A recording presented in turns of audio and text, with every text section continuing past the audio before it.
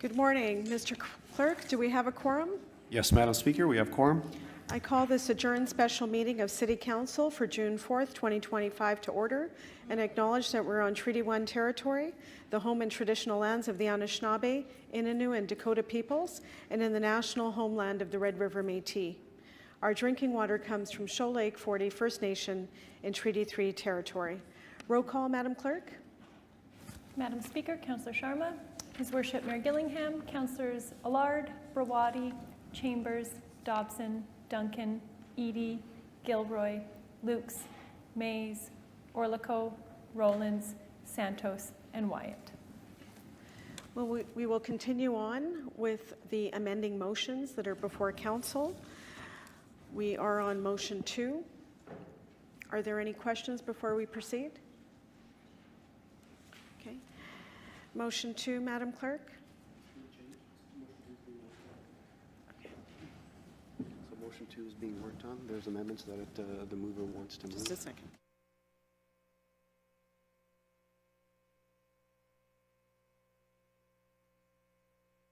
Before that, Mr. Clerk, go ahead and introduce the item once again.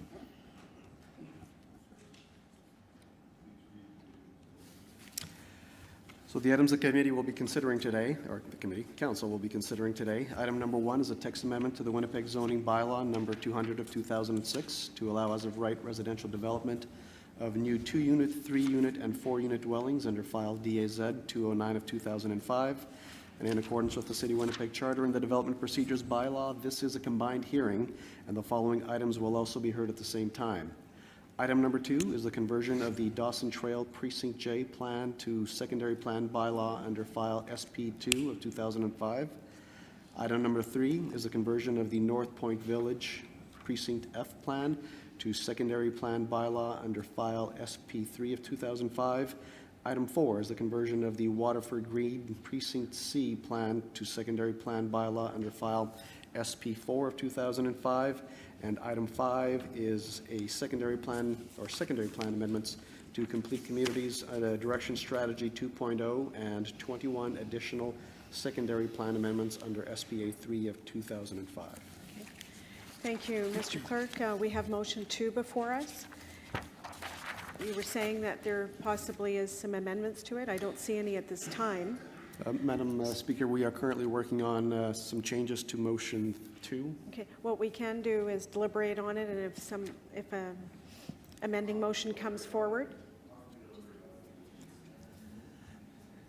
So if the councillor also has the option to withdraw it and then introduce a new motion. So motion 2 is moved by Councillor Duncan. Madam Clerk, will you read the resolve into the record? Therefore, be it resolved that the following new recommendation be added and the remaining recommendation be renumbered accordingly. That the Development Procedures Bylaw number 104 of 2020 be amended to require the following. A, that the relevant community committee be designated as the hearing body for any variance application for a development permit made under the new Schedule AC, development requirements for low-density infill of the Winnipeg zoning bylaw and any associated conditional use if applicable, with the exception of any variance in respect of any lot to which the downtown zoning bylaw applies. Okay, that's motion 2 before us. Councillor Eadie. Now the mover, is this standing or are we withdrawing it? Madam Speaker, I believe that there's a friendly amendment being proposed that's not quite before us at this point in time. Would we be able to move on to the next item? No, it's there. We had spoken yesterday about amendments will be in writing. Yeah. Okay, we can go on to the next item. Councillor Orlico. This one, it has some bearing on some future amendments in there, so I would prefer that we wait. How much time do we need for the? We'll take a 10-minute recess. Sounds good. It has relevance to some other amending motions, so.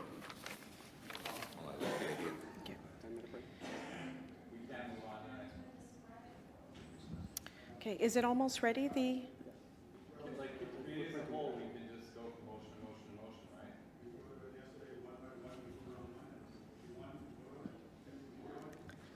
Okay, we're going to take a quick 10-minute recess. Thank you.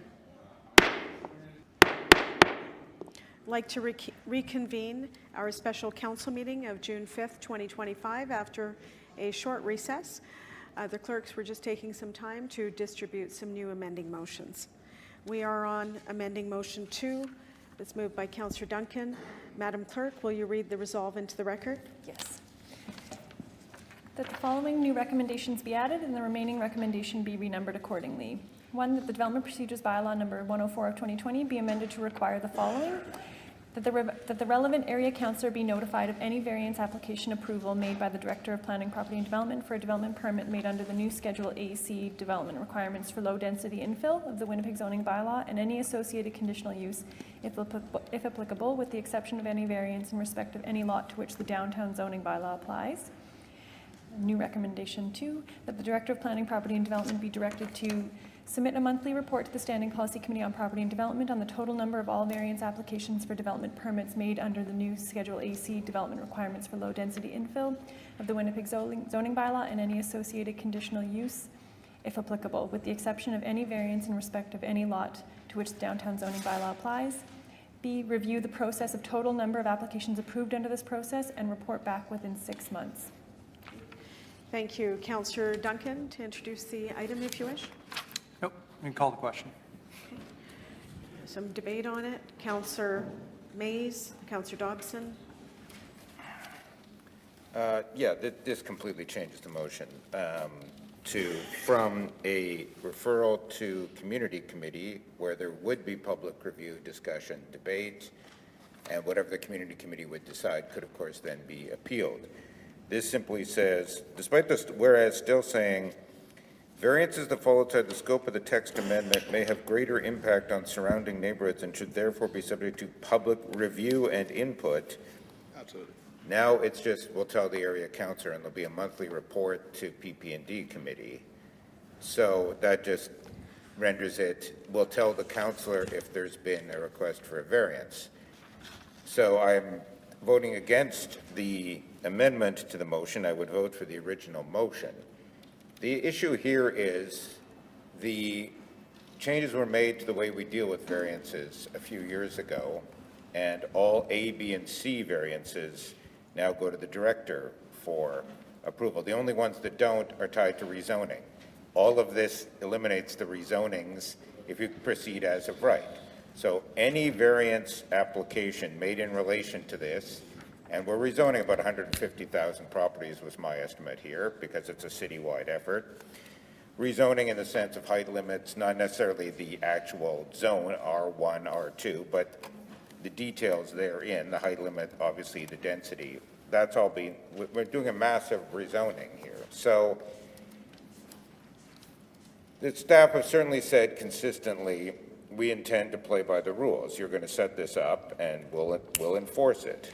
The difficulty becomes there's no way to enforce that. So if variances start getting granted, after all this work, after 18 months of effort, after all of this detail, if the first person comes and says, I want to build on a 59-foot wide property and look at my glass and cedar design here, isn't it great? And the staff say, yeah, this seems reasonable.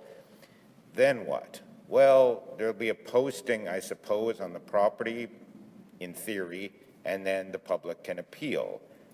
Public can appeal, but it doesn't go to community committee, it would go to appeals committee. As long as 2 councillors deny the appeal, suddenly we've got a variance approved in one part of the city.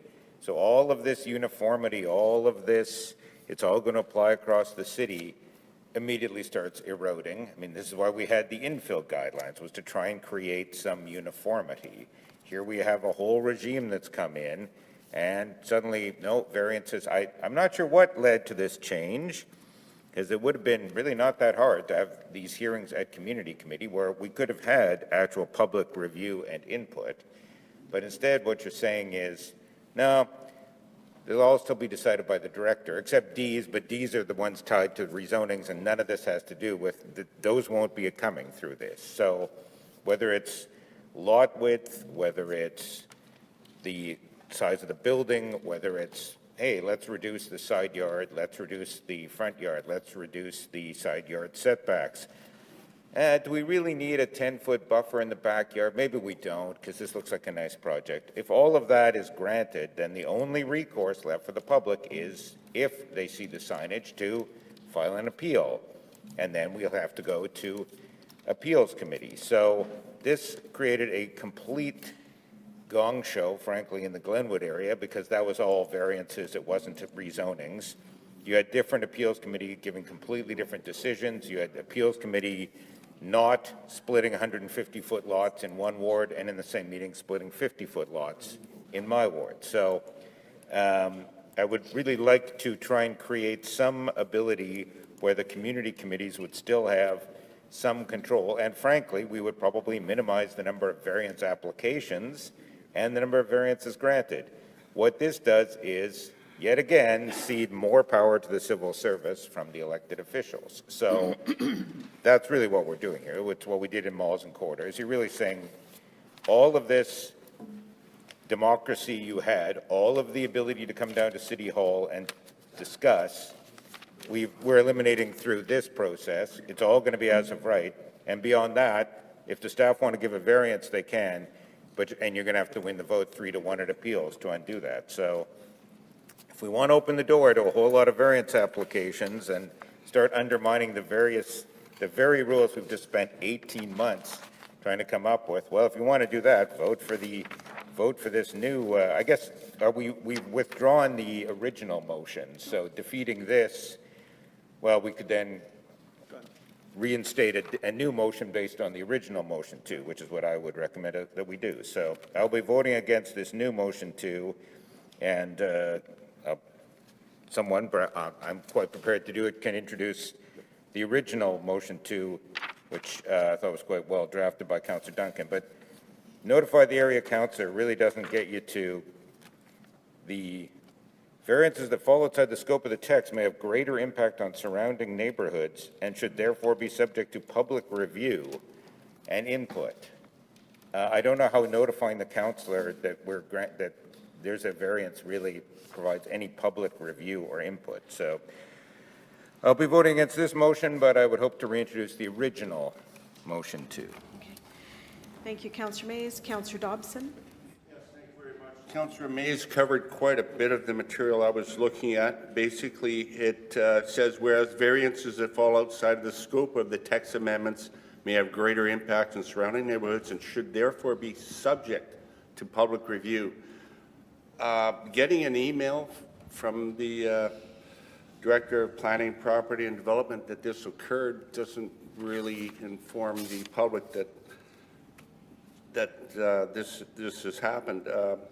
The relevant community committee being designated as a hearing body would actually give the public a chance to review it versus just being approved and myself getting an email. So I will not support the new motion. The original motion is fine. Thank you. Thank you, Councillor Orlico, followed by the Mayor, Councillor Eady. Yeah, so I just want to rise and actually thank Councillor Duncan for the wonderful idea from his original motion, which I've now retabled. It'll be item number 23, because that is, you're welcome. So yes, I won't be voting for this one. I think I've been quite clear, and it's still a huge struggling problem I have in my soul about the fact that we're wiping out the public input on these applications. It's just, we work for the people. Don't work for developers. I don't work for ideologies. I don't work for the mayor. I don't work for any individual councillor around this table. I work for the people of River Heights, Fort Garry. And development is a really major thing. And you've heard me say repeatedly, people aren't red tape. They are a valuable input driver into our system. I know there's a flow, and we'll say examples of different cities that do this and how great it is so we can speed up development. And again, so maybe not a public hearing, how can we speed that process up? But from going from this part to way over here where it's just pretty well limiting, maybe if we had more input, maybe as Councillor Wyatt's motion does indicate, I can't remember what number it is, sorry, Councillor Wyatt, that, you know, let's face it, this is such a major thing that's happening in our city of Winnipeg. I know there's a few councillors that really tried to get people engaged by ourselves with our limited budgets. There were some, but they're pretty locked and loaded before they came in here. But again, so you have to work on your principles. What my principle is that I never liked public hearings. I don't think anybody really did. They're kind of a little messy. But when you start excluding people from what's happening in their neighborhood with their biggest assets and their biggest lifestyle changes by just saying, we know what's better for you. We have books on it, and Halifax has done this, and whoever else has done this. That's fine, but that's not where I am. So you'll see a theme going through here, and I tried last time with the infill, is I don't like as of right. I think it's disingenuous to the people that we serve. Sure, I'm always willing to compromise, and I've tried to compromise all the way through.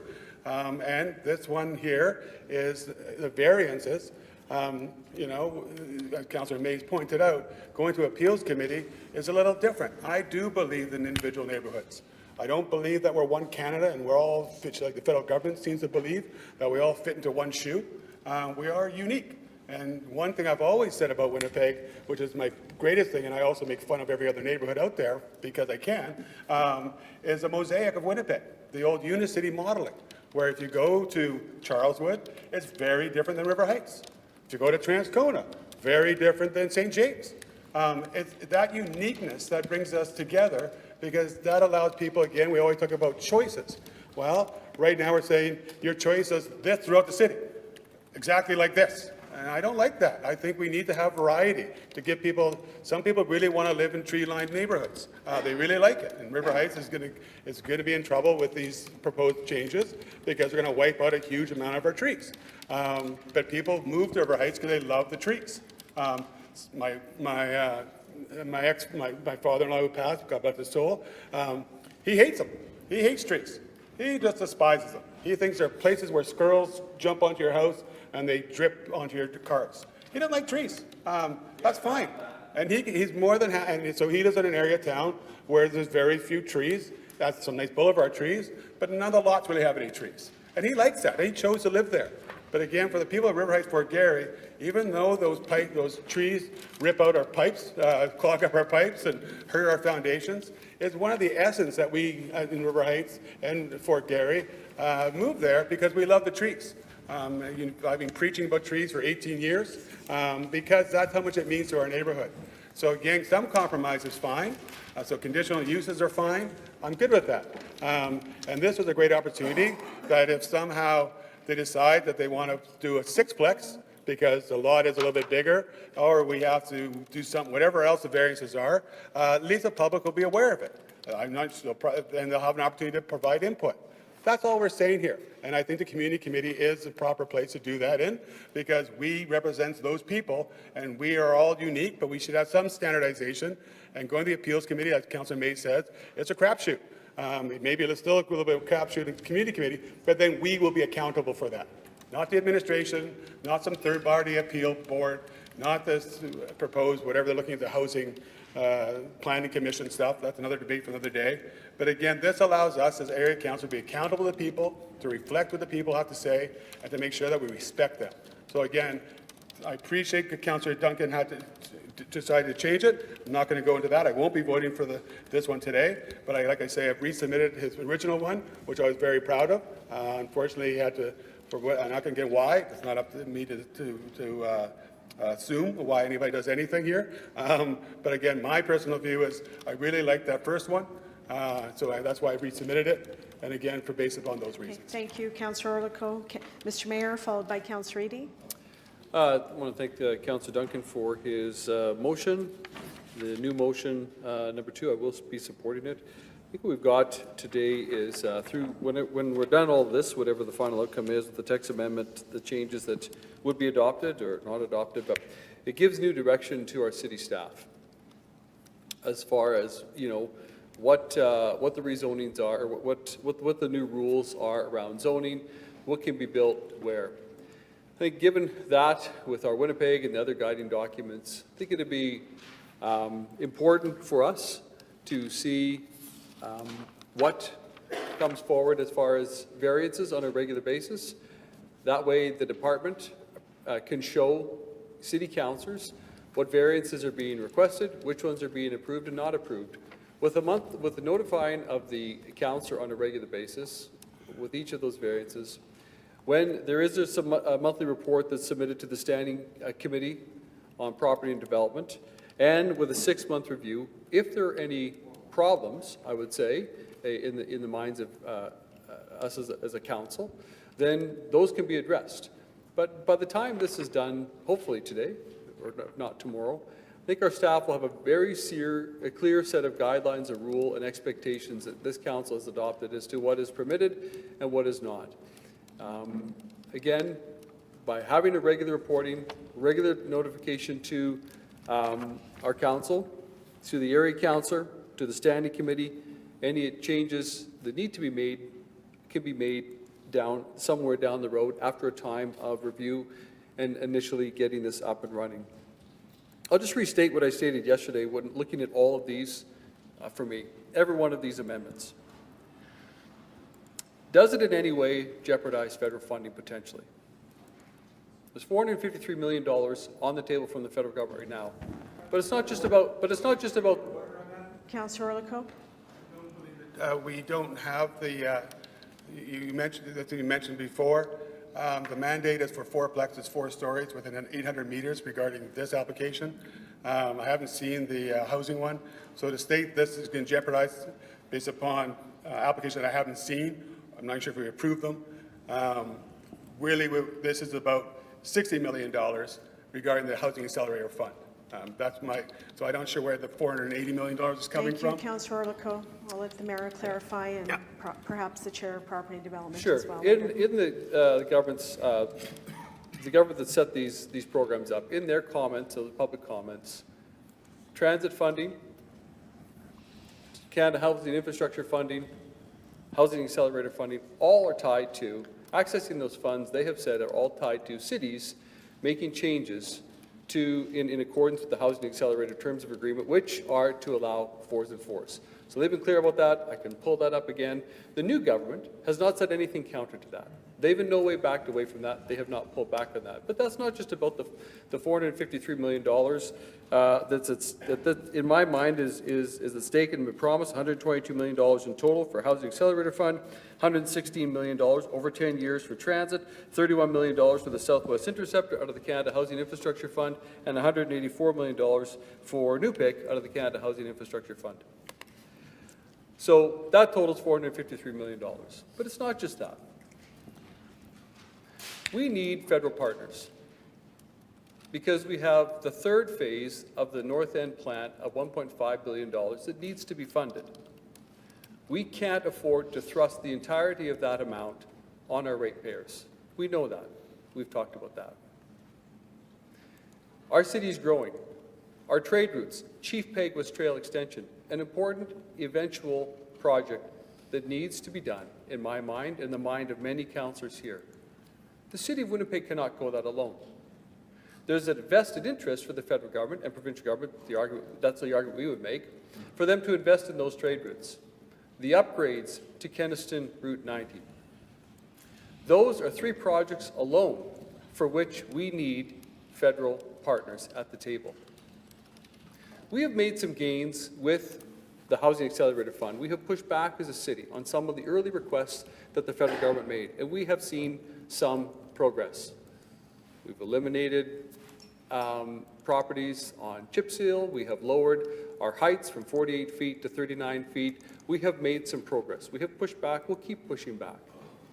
But I'm viewing all of these motions, these amended motions, the degree to which they may potentially jeopardize any of the funding that we have now, they've committed to us now as the federal government, or we want to work with them on for future funding in coming years on major projects that are important to us.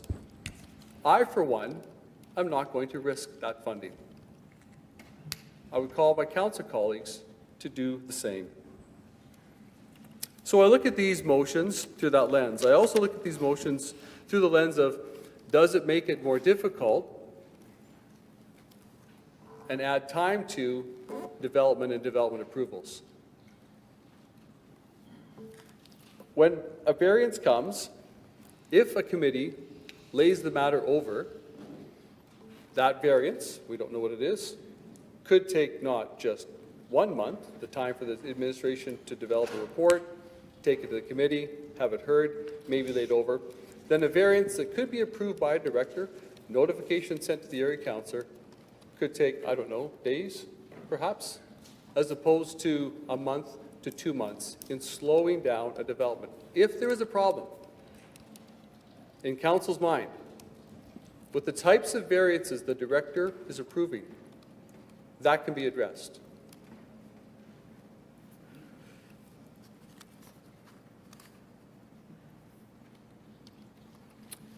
And so the final thing is looking at these, all these motions through, does it jeopardize, potentially jeopardize federal funding? What we have now, what they've committed now, and what we need in the future. Does it make it more difficult for development to happen, for housing units to get on track and get built? And does the motion potentially reduce the number of units that could be developed in our city in a time when the vacancy rate within, as of 6 months ago, was still below 2%, in a city that needs more homes to buy and homes to rent? And so I'll be supporting Councillor Duncan's new motion submitted today and thank him for it. Thank you, Mr. Mayor. Next is Councillor Eady, followed by Councillor Lard. Thank you, Madam Speaker.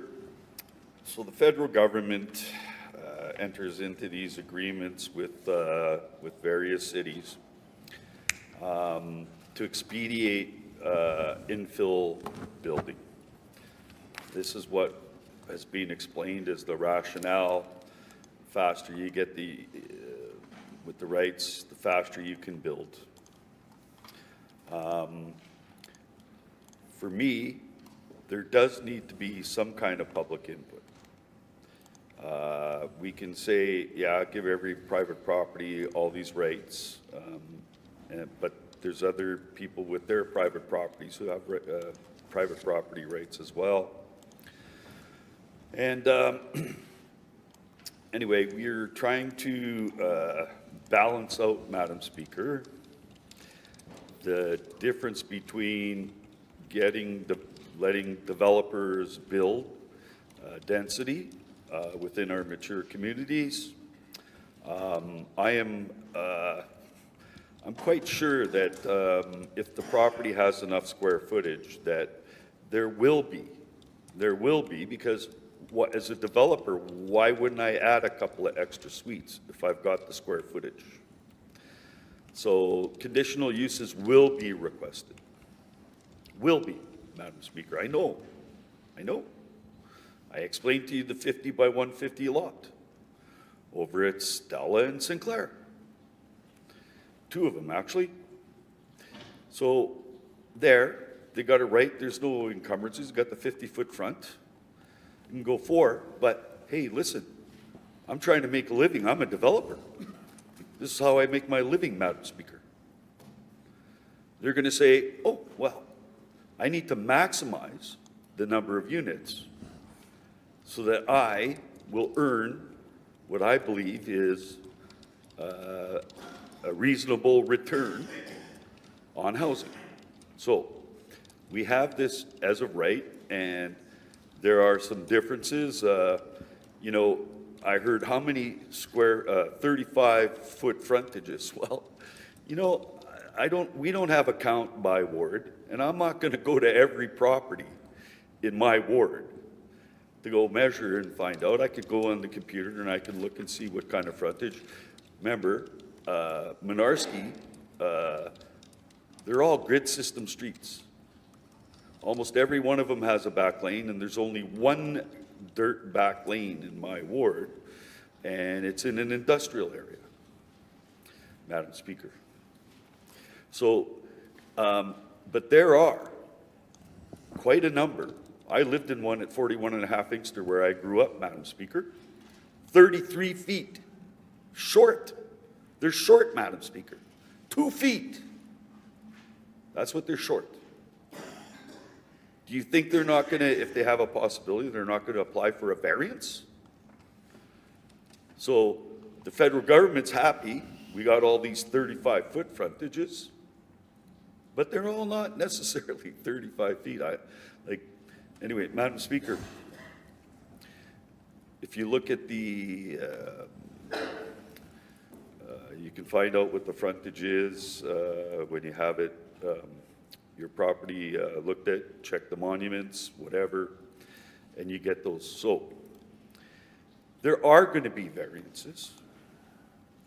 And the thing is, the purpose is to expedite more density in our mature communities.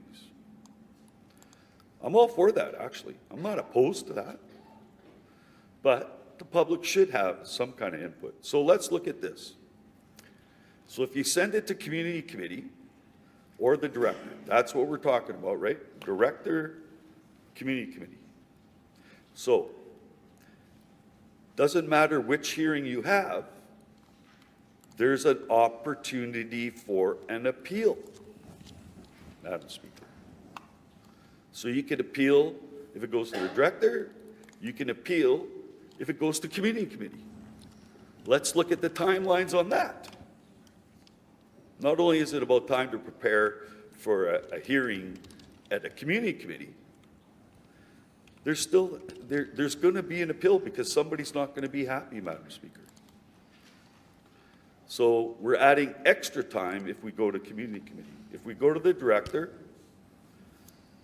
it gets posted up, and it'll be in a more efficient manner, I'm sure, and looked at that way. So I don't see, we're going to talk about the jeopardization of federal funding.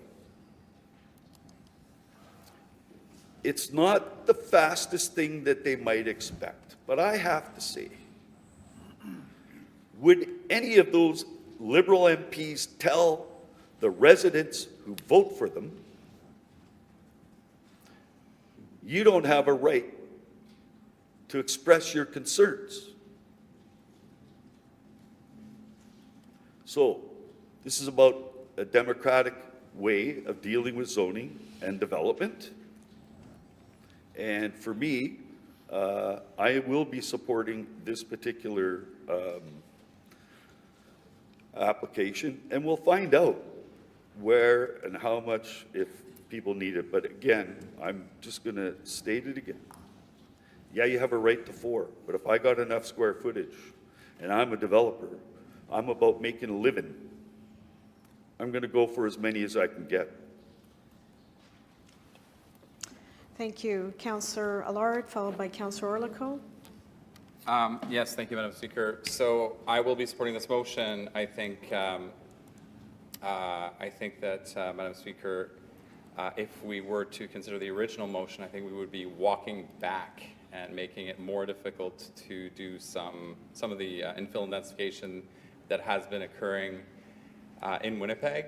I think this motion is a middle ground for the edification of my colleagues that may not have been here back in the day, where every variance went to the Board of Adjustment and was not delegated authority to the director. We, during COVID-19, allowed for delegated authority to the director, which then streamlined the process where for properties that had the zoning rights, that they could move forward with authorization of the director on variances. And so the only properties that were held up were the ones where there was an appeal. And I do not have numbers on this. However, what my sense is that in St. Boniface Ward, at least, led to a much faster process for permits, because there was not that requirement for the public hearing. There was also not the requirement to go to the Board of Adjustment. And so going to community committee on variances would be, I think, 2 steps back, where we had moved 1 step forward on infill intensification. I think that landowners, developers, residents want clarity.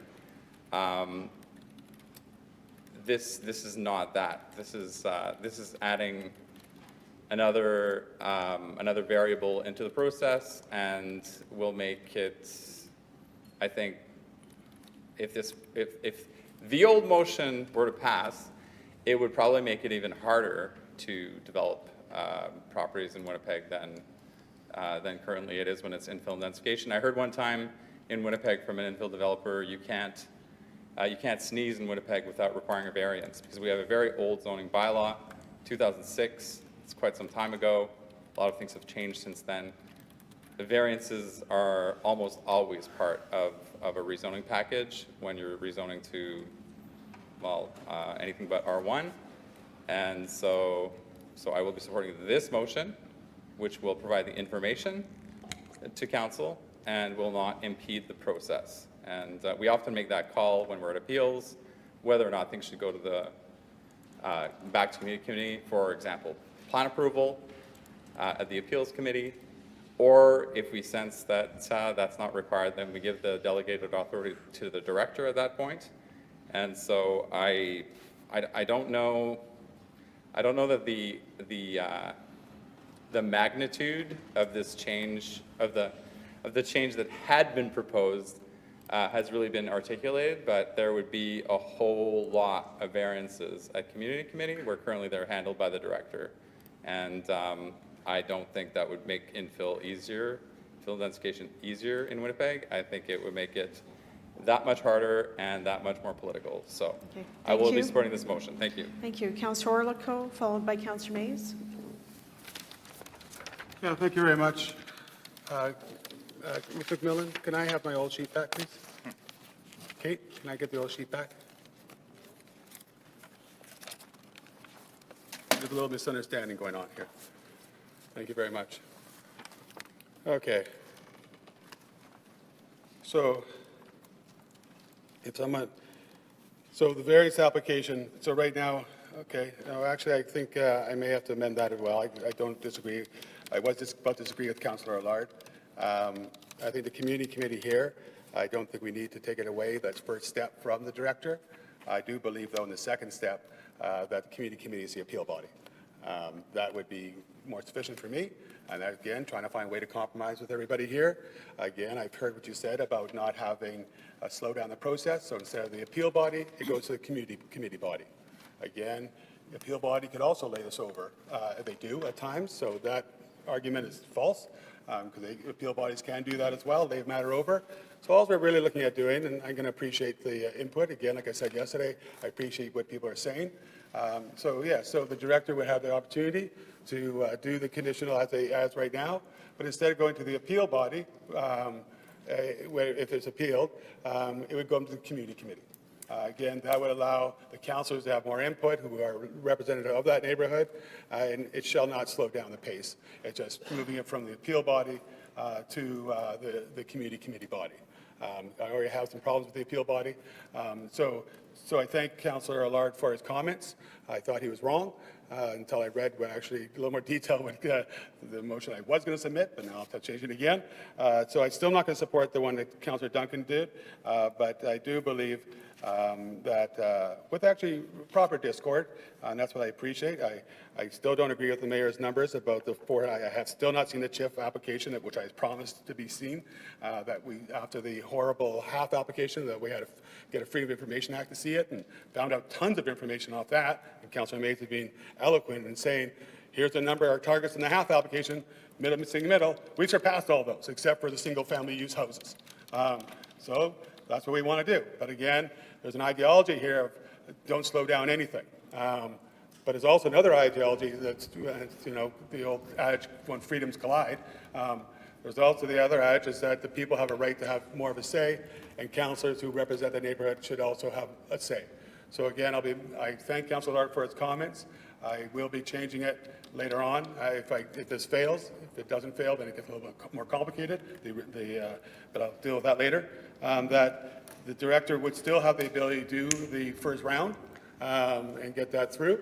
And then the appeal body become the community committee rather than and we'll have the debate later on maybe. And so I'm okay with that. So thank you, Councillor Art, for those comments.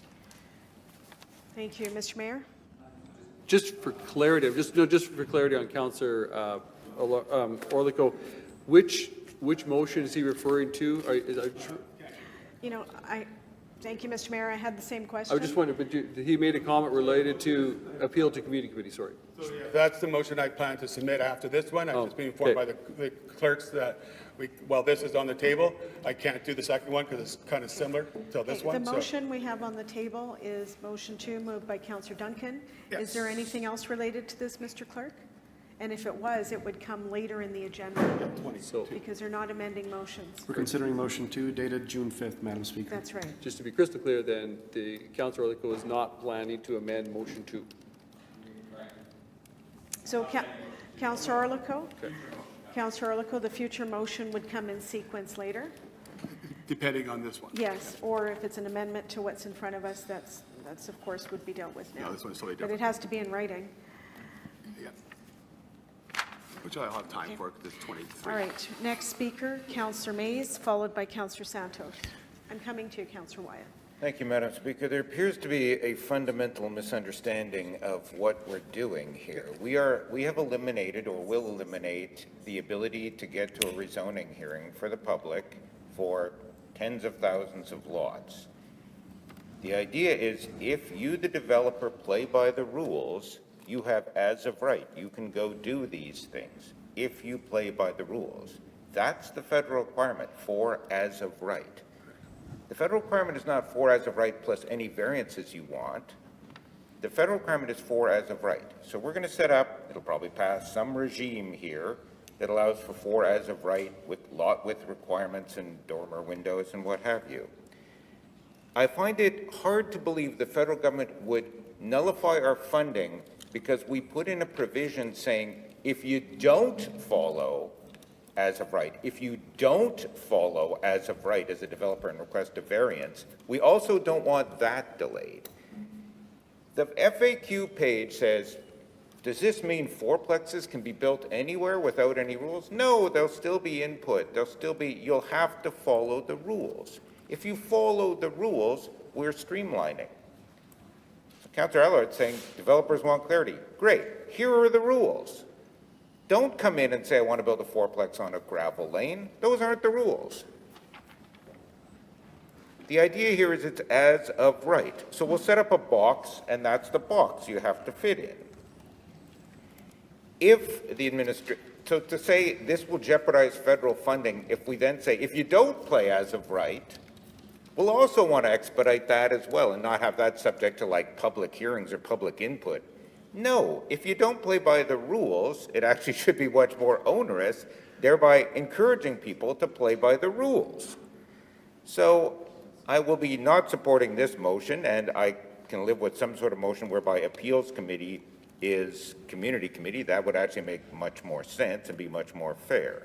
So I find it a little hard to believe we're jeopardizing federal funding because we're saying if you don't follow the rules, you might actually have to go through a process. You should have to go through a process. We're taking away the rights to public hearings on tens of thousands of properties because we're going to make it streamlined if you follow the rules. So this is about variances. So this is, people say, well, developers want clarity. Here are the rules. If you follow the rules, it's nice and quick. There's no public ability to slow you down. But if you don't follow the rules, well, also we want to speed that up and make that quicker. We also want to do that. It would be unfair of me to, the civil service, in my personal experience, has actually been very good at keeping to the infill guidelines, which were only guidelines. But my experience dealing with the public service was they implemented them. They said, no, you can't build this triplex here on this gravel lane or whatever. So if this motion does pass, I would hope the civil service is listening to what the mayor says, which is we're giving you clear direction. We're giving you clear direction after an 18-month grind to get here to have uniformity. We need a standard set of rules so developers can go. Also, we need developers to be able to evade those rules and do whatever they want, and go is not the second part of this. It's as of right for a reason. If you don't play by the rules, don't expect a speedy process by which you can get around public input. That's not what the FAQ page said. The FAQ page said there'll be a set of rules. So let's play by the rules. It's not slowing down development, it's speeding it up. But if you don't follow the rules, yeah, you're going to have to come and talk to the public. I mean, this just seems to be a complete misunderstanding of what as of right is. And we were saying, no, you can't build anything. Well, actually, you could if the rules don't matter, and there's no way of getting in front of your local councillor. So a second question would be to the clerk, if Mr. Camaro can tune in momentarily to my comments. So councillors, if this passes, councillors are to be notified. So councillors have the right to be the appellant on any matter, is my experience. Councillor Jabassi was the appellant on a matter in which I was on the hearing body. I voted to support the local councillor. Others did not. So presume there's no geographical limitation. I don't have to be within 100 meters of a house to file an appeal. I don't have to be within 200 meters. Anyone can file an appeal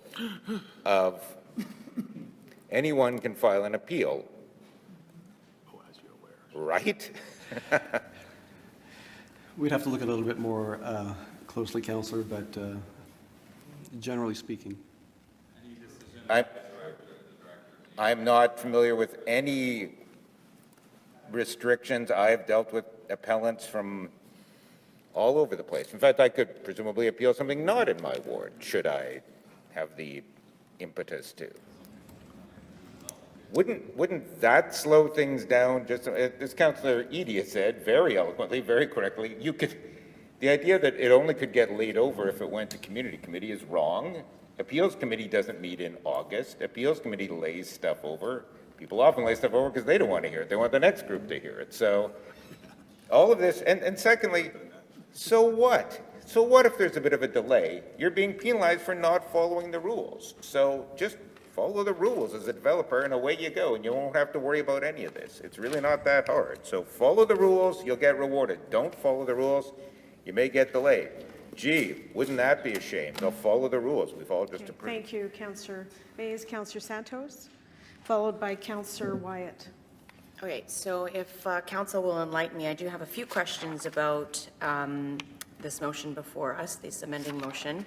First off, maybe someone of the public administration could help me understand about what is being reported right now to the standing policy on standing policy on PPND with respect to HAF and housing, I think it's called HIZ, the other accelerator fund that we had received. I think there's a monthly report that's being handed to PPND. Could somebody please clarify that? It's like EPC, it's at EPC every month. Thank you. The response, Lizzie? Yeah, Madam Speaker, to Councillor Santos, there's a report on the Housing Accelerator Fund and other housing statistics related to permits that's presented monthly to Executive Policy Committee, not to SPC P&D.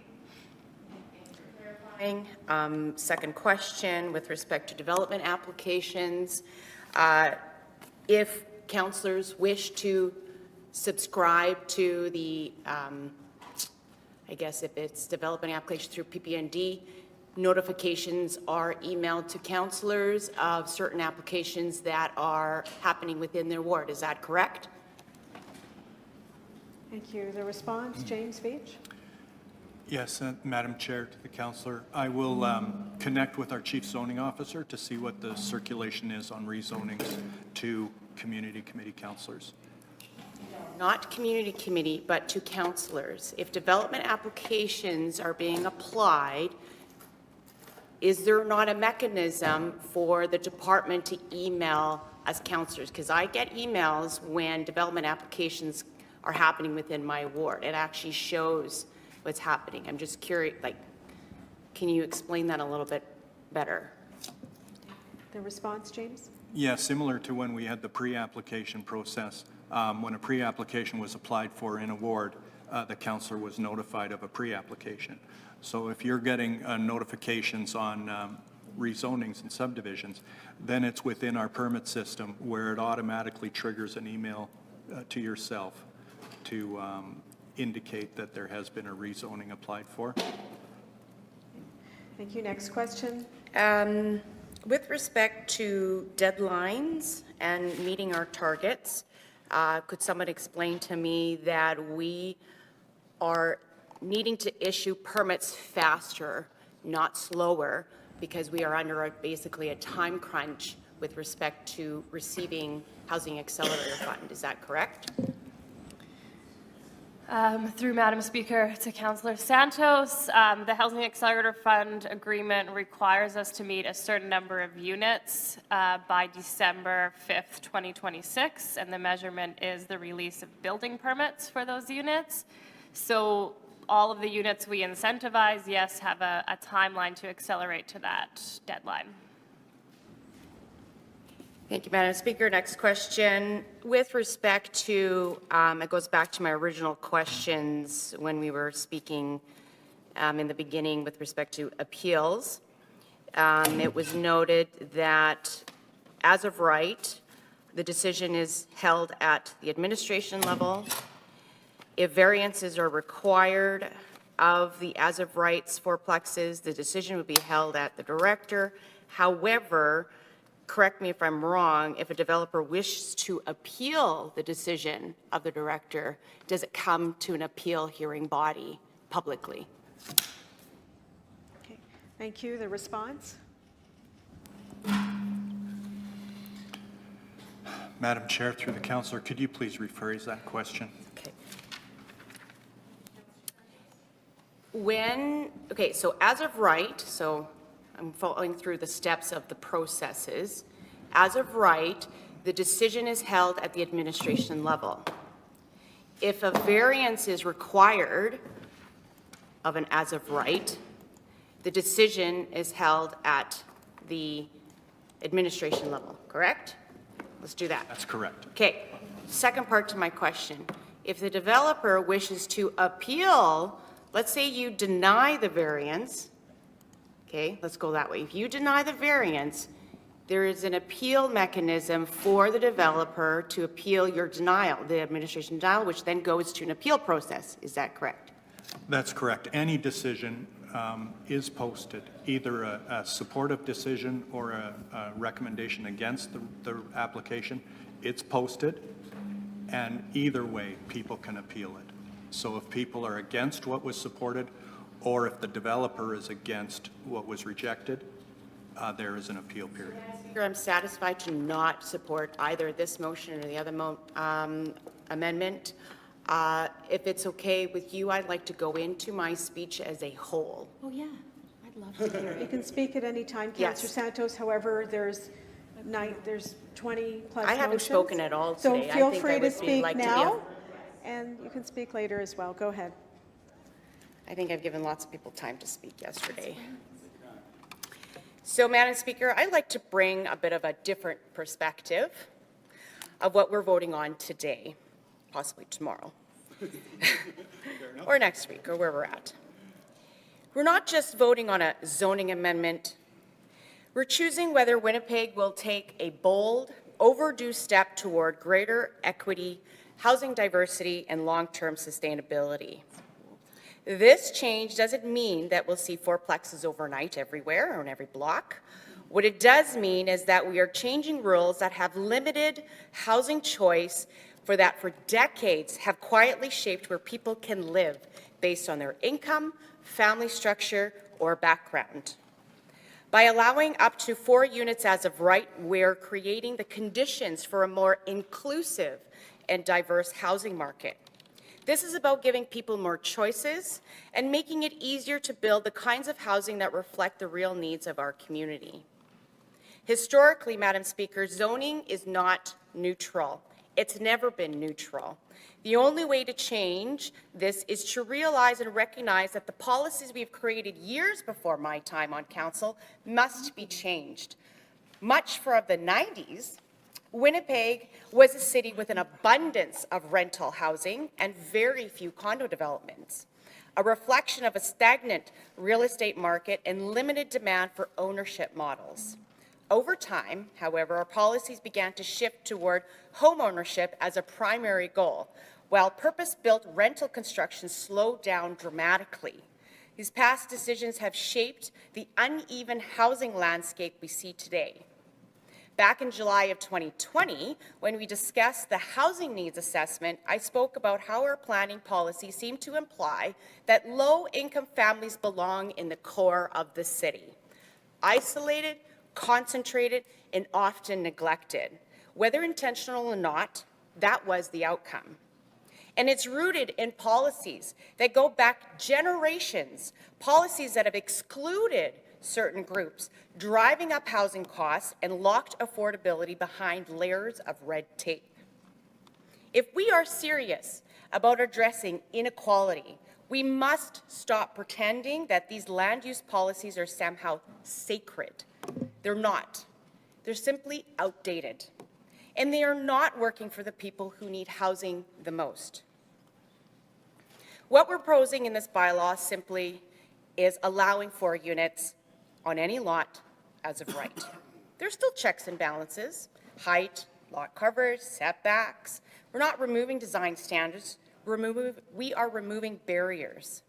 These new units mean more families, multi-generational households like my own family, newcomers, seniors aging in place. We are seeing an increased amount of baby boomers that are going to be aging and want to stay within their community. They want to stay within their neighborhoods that they grew up in, that they work in, and wanting to raise their kids. We are expanding the housing menu. This change supports affordability through gentle density by spreading the fixed cost of land across more units. It allows infill growth in mature neighborhoods, which already have infrastructure in place, sidewalks, transit, schools, and parks. It's fiscally smart, environmentally sound, and socially just. So as I reviewed the many amendments coming forward to the zoning bylaw, I'm starting to feel that we may be leaning too far into government overreach. What began as a bold step toward creating more housing options is now becoming increasingly prescriptive. The volume and detail of some of these changes suggest that we are starting to legislate personal taste rather than focusing on core planning principles. We need to ensure that our efforts bring consistency, don't end up limiting flexibility and innovation. Adding too many layers of control could risk slowing down the very progress we're trying to make. Therefore, it's the reason why I'm not supporting most of the amendments coming forward. Madam Speaker, I didn't get an opportunity to speak yesterday of why I did not vote in favor of motion number 1, and I'm going to do that today for the public record. It was said yesterday, and I quote, "Any changes that have meaningful material weakening of the proposal that they approved in February, which was shared with the public through open houses and council at March at the earliest, would be problematic to go further." And they were specific with lot widths. We pushed them for weeks on 60 feet. We pushed them very hard on scientific backing, and go back to council's direction from November motion that we are moving from infill guidelines. Anything further pushes those boundaries. So that's why I could not support the amendment to increase the minimum lot width from 60 to 65 feet, because it represents a material weakening of the proposal we committed to under the Housing Accelerator Fund. 60-foot minimum wasn't chosen arbitrarily. It was the result of weeks of negotiation. Councillor Santos, I appreciate you speaking about that, but it opens up everybody to speak to previous motions, right? There's time for every council member to speak to any item, but let's stick to what's before us, okay, because we have a lot to get through.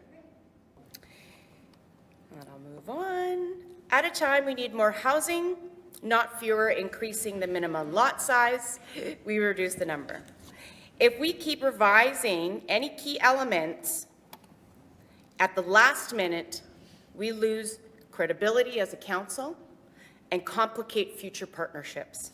We need to demonstrate that when we make decisions, especially one tied to federal funding, we stick to it. I'm going to return to a distinction that I've raised before. Housing affordability is not the same as affordable housing. Allowing for units per lot can help restore affordability in the middle of the market. These are homes for nurses, teachers, contractors, grocery clerks, everyday people. But I want to be crystal clear. This does not replace the need for deeply affordable, government-subsidized housing. It only complements it. We still need rent-geared to income units. We still need housing-first models. We still need wraparound supports for those coming out of homelessness, trauma, or violence. And we still need senior levels of government to help us protect and maintain the social housing stock we already have today. 4 units as of right won't solve every problem, but it will help. It will give us more tools. Right now, we can't afford to say no to tools. Some may ask, what about the cost of servicing to all these new homes? We will need more fire halls, more pipes, more schools. And yes, we need to think about infrastructure. But when we densify existing neighborhoods, we use the infrastructure we've already paid for. That is more efficient than sprawling outward. It's more climate resilient, and over time, it generates a healthier tax base. Let's also remember that growth is not a burden. It's a sign of success. It's people choosing Winnipeg as their home, and we should welcome that. Now, some people ask, what about the character of the neighborhood? Well, I like to say this, a new character in Winnipeg must be inclusive. We cannot treat character as a shield for exclusion, because when we deny new homes, we deny new neighbors. We deny kids access to same schools, families access to jobs and transit, seniors access to walkable communities. A zoning change is a tool to open up more neighborhoods to more people. And that is how we should be building a fairer city. My final thoughts, bear with me. I know you guys are sleeping. In closing, zoning amendment is not just about 4 units on a lot. It's about who gets to live where. It's about recognizing that our city is growing, changing, and becoming more diverse. It's our policies that need to catch up. The change doesn't guarantee affordability, but it removes barriers to it. It doesn't build supportive housing, but it clears the way for others to do so. It won't solve poverty, but it chips away at the system that perpetuates it.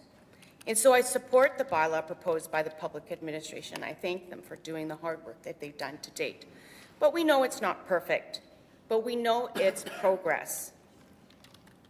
Because in Winnipeg, I believe, is one where every family, no matter their income, their background, or household size, you can find a home in a neighborhood that welcomes them.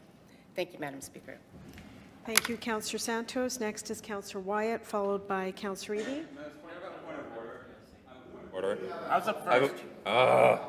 Okay. I'm taller. Okay, Councillor Berwadi. Point of order, Madam Speaker.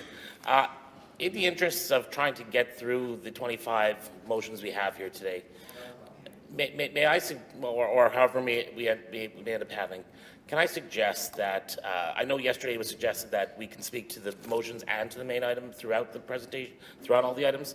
Can I suggest that we restrict our comments to the motion before us, and at the end, everybody be afforded an opportunity to speak to whatever the final recommendation is when we're done? Yeah. You know what, Councillor Wyatt, I've got the floor. Thank you. It's a good thought, Councillor Berwadi, but sometimes difficult because conversation's interconnected with a lot of the motions before us.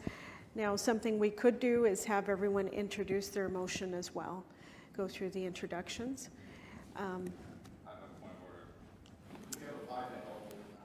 In a moment, Councillor Allard. Okay, my point of order perhaps requires clarification from the clerk. I'm not sure that discussing the development procedures bylaw is in order, since the posting that was done was related to our land planning policy bylaw. This is a completely different bylaw that we're opening up here, and it's not clear to me whether or not we would have to repost and restart this entire process. I don't know what the posting requirements are. Perhaps Mr. Clerk could clarify. Do we have to? And why are you suggesting that? Because there are posting requirements there are posting requirements for things like rezonings, like other things. This may be one of those situations. The clerk is saying no? No. Okay. So on that note, we'll take that health break of 10 minutes. 10-minute health break. Thank you.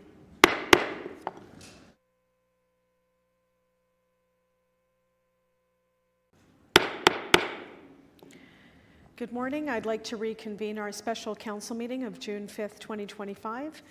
We are debating amending motion 2 that was moved by Councillor Duncan. Councillor Wyatt, you're the next speaker. Yeah, thanks, Madam Speaker. And I just want to alert council that there is a amendment to The amended of the amendment. motion 2. It'll be motion 26, also by Councillor Duncan. So that's being circulated. It's another amendment. Yes. Madam, We're going to let Councillor Wyatt speak, and then I'm going to call on Councillor Duncan, who can Thank you. speak to the amending motion. Madam Speaker, I really appreciate today hearing the comments. I want to thank Councillor Santos for her words. I think she spoke very honestly about the challenges we're facing today in the city, and I like to hear her again speak on it. I want to say, Madam Speaker, that, you know, for 150 years, our country, as municipalities, have had what psychologists would call a wonderful case of permanent codependency, that we've been codependent on the other levels of government, and it's created a bit of a cycle, and I guess condition of basically almost every level, every municipal official in the country, where when we get a call from the Premier or the Prime Minister, we kind of, you know, go hand in hand. You know, we're excited, we're thrilled, and we think it's wonderful that all of a sudden they're calling us, and they might listen. What really makes me say this, Madam Speaker, is that when you think about it, though, and I'm talking about affordable housing now, and that we're on the front lines, and we're seeing exactly what's happening in our streets. Just to go walk to your car, and you can see the graffiti now on the side of the concert hall, or the human feces up against it that was there this morning. You know, we're the ones on the front line. Now, could you imagine in this country, Madam Speaker, if all of a sudden, let's say, all the garbage workers in every city decided to withdraw their work? What do you think would happen? I think Canadians would probably be calling their councillors and their mayors overnight.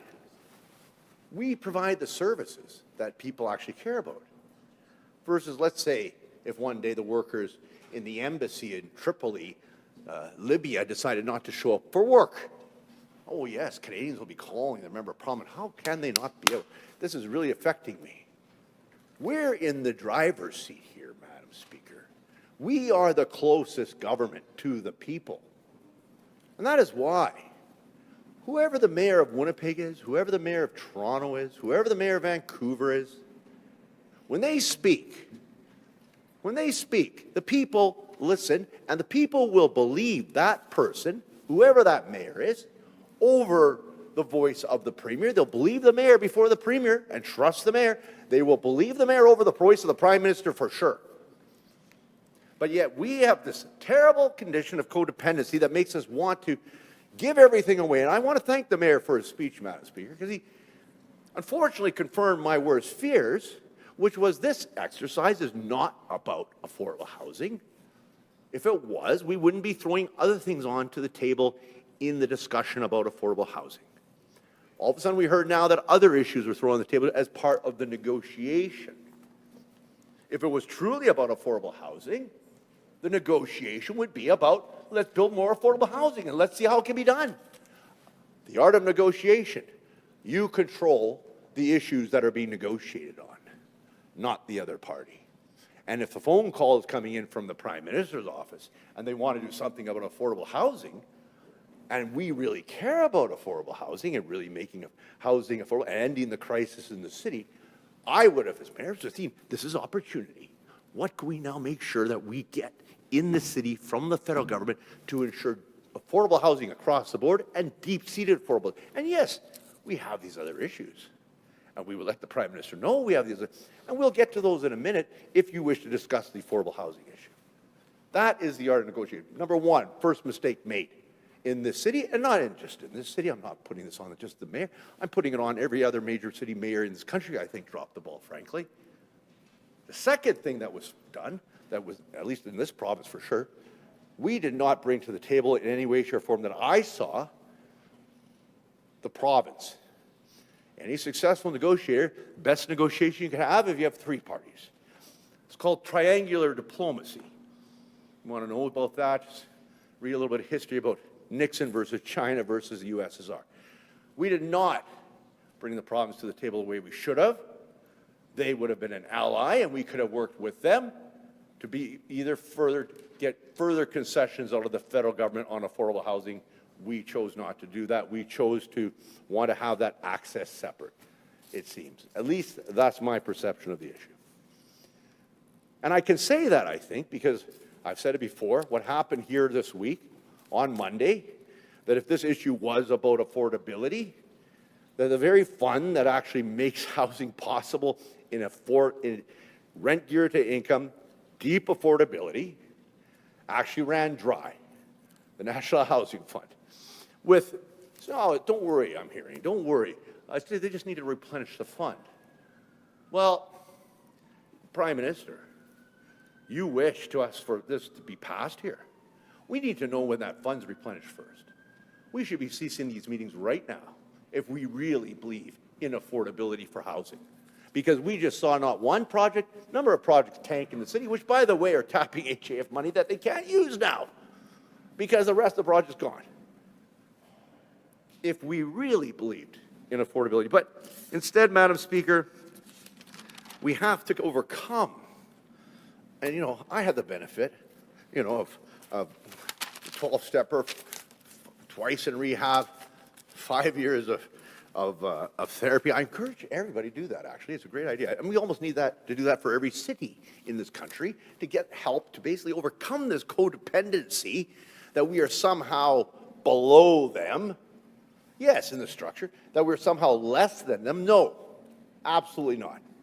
The services that we provide are the services that people care about, that they actually mean something in their life. Save the province in healthcare and education, which I would say is up there as well. But the condition of their streets, the quality of their neighborhood, the safety of their neighborhood, their parks, their playgrounds, their rec facilities. These are the things that the citizens of this country care about more than anything else. They don't care about, well, what is the federal government's foreign policy when it comes to the Middle East on this latest crisis with Libya versus so and so. You know, no, absolutely not. They care about the things that are affecting them, and rightfully so. And I can tell you in the last general election, I don't know about you folks, but I heard, especially from seniors actually, they care about what's happening in their streets. Seniors are really worried. They're worried because I think they see their kids struggling or grandchildren. They're worried about the mental health addiction crisis. They're worried about the homelessness crisis. They're worried about their own safety. And we're around addressing, no, I'm not finished, Madam Speaker. Back to the motion, though. I'm speaking to the motion. I'm speaking to what, no, hold on. You can't rule me out of order. This is exactly what Councilor Santos spoke to. I'm not ruling you out of order. I'm actually trying to keep the meeting moving along. That's all. Okay. So, Councilor Santos spoke to the overall issues, and I'm doing as well. And you ruled that was okay. Now you're saying you're ruling against me that I can't do that, but I'm not she ruling can. against you. I'm asking you to keep the meeting moving along as well. I can, Madam Speaker, I don't see a clock. Is there a clock? No, but I'm here. I'd like to keep the meeting moving well, the more we can talk like this, the longer it's Go going to take. ahead. The more we talk like this, the longer it's going to take. Council Supreme. Yeah, absolutely, Councilor Supreme. But except when it comes to the mayor. Councilor Supreme, except when it comes to the mayor. I'm not. Councillor Lard. Are you challenging the... I am trying to keep the meeting moving along. Councillor Wyatt, continue. Okay, but let's be succinct because there's lots of other opportunities to speak. We have a national program that just collapsed for all intents and purposes on money affordable housing. I would like to know what's going on with it.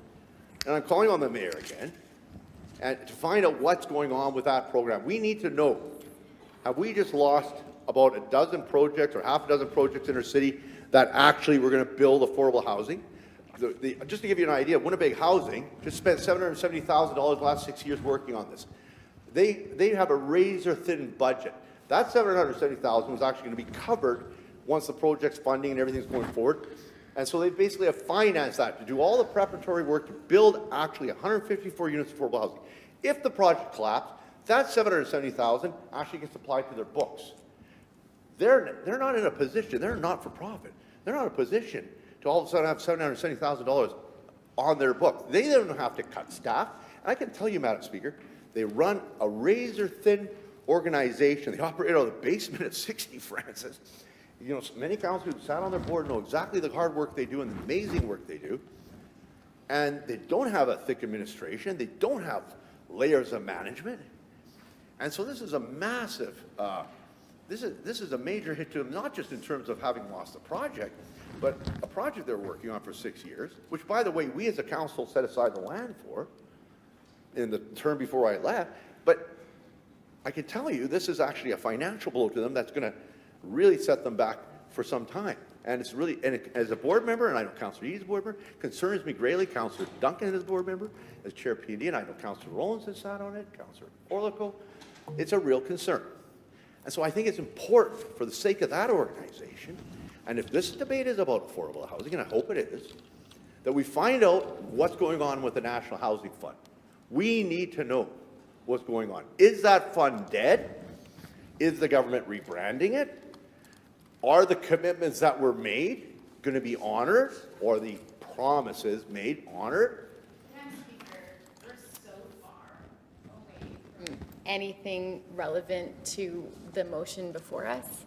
Madam Speaker, with the grace of Mr. Councillor Wyatt, who will be able to have the opportunity to continue speaking, the mayor really does need to get, he is a part of the process, the Arts Council Awards. 1:30. If the mayor has to leave, I don't want to face the, We wrath have of the a- artists. we have I a- want- Thank you. We have a predetermined break today, as you know, in 5 minutes. I'll take no more than 5 minutes. I will say this, that the challenges we face are huge. And if we think that by us doing what we're doing to here today, by creating fourplexes, that the people who are living in the streets today are not going to be living in the streets, oh, I'm going to go rent a $1,700 unit in a fourplex. Oh, that's great. Forget it. That's not how it's going to work. We have to address the mental health addiction crisis if we want to talk about housing. We got to talk about supportive housing. But an organization right now, for example, that provides supportive housing, the exact thing we're talking about, second stage and third stage supportive housing for people coming out of rehabilitation facilities, their funding is literally, they haven't heard anything about their funding from the province. It's all held back because of bureaucrats in the province based on a contract they signed.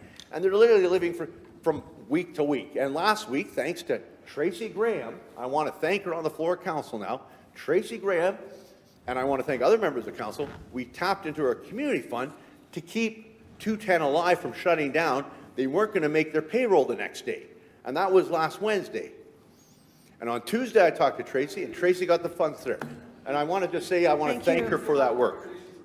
I don't think it's relevant specifically to whether or not the councillor, as an area councillor, wants to be notified of variances. Yes. Thank you, Mr. Mayor.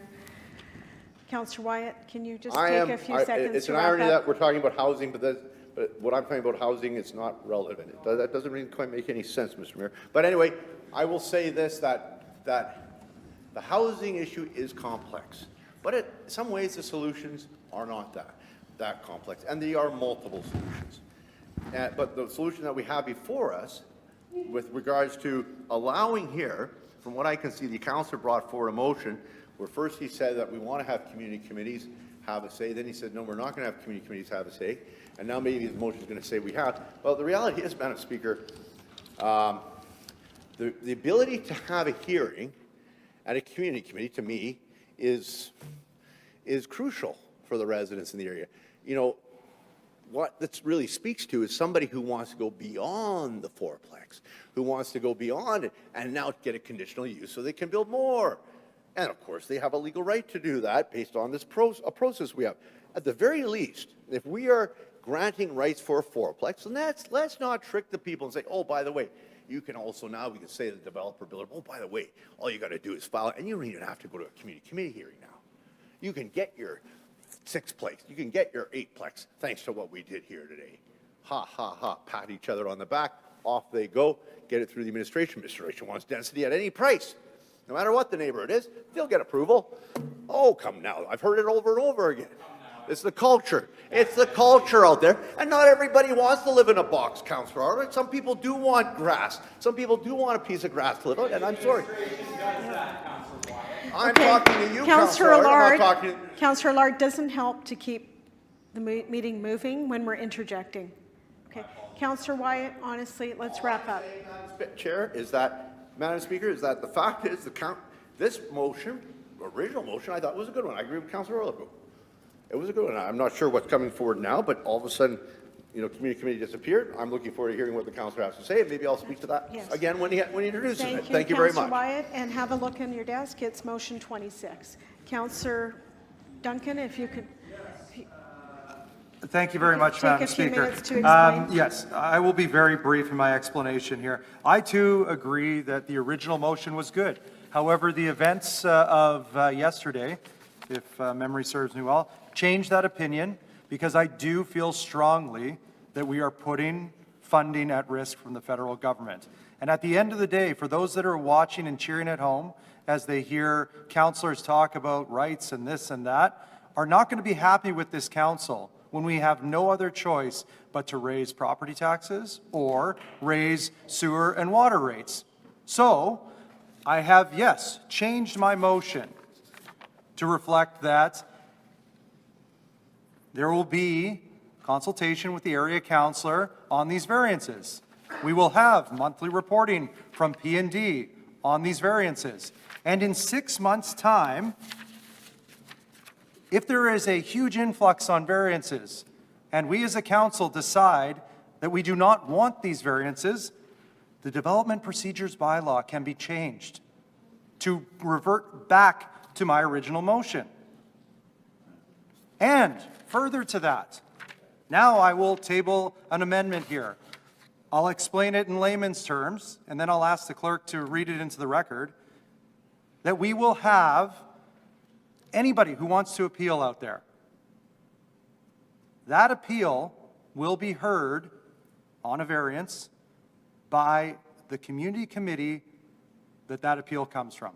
So out in Tuxedo, if somebody doesn't like it, they appeal the variance. The variance appeal comes before myself, Councillor Dobson, and Councillor Lukes, and we will make a decision. That does not disrupt the process. That does not slow things down.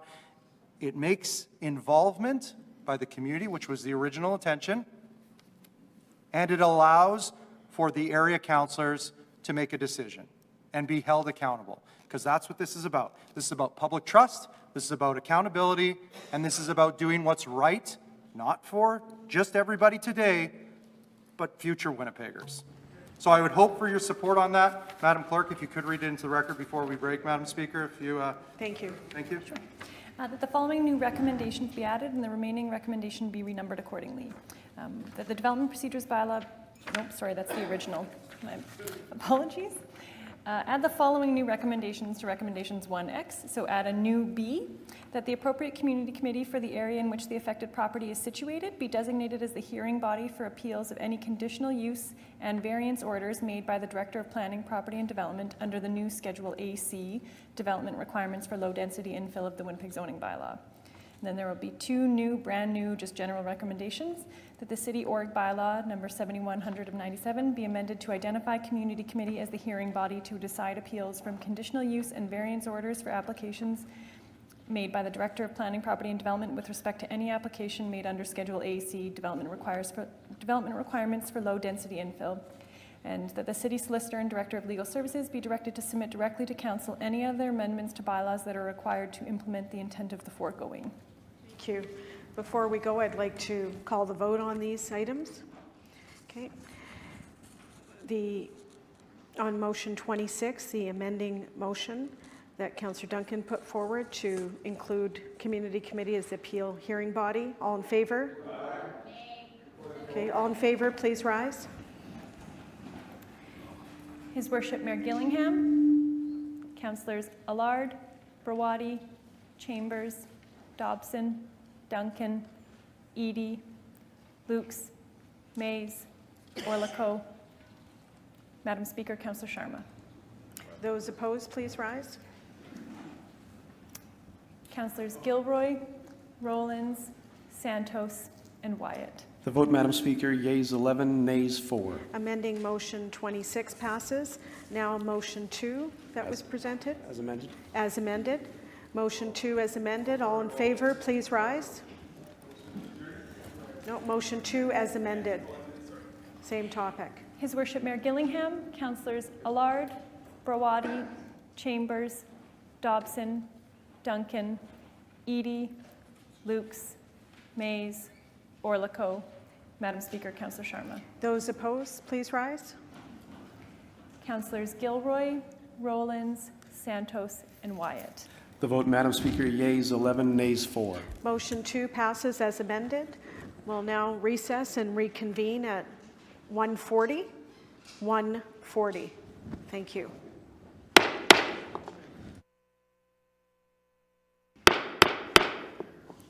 Good afternoon. I'd like to reconvene our special council meeting of June 5th, 2025.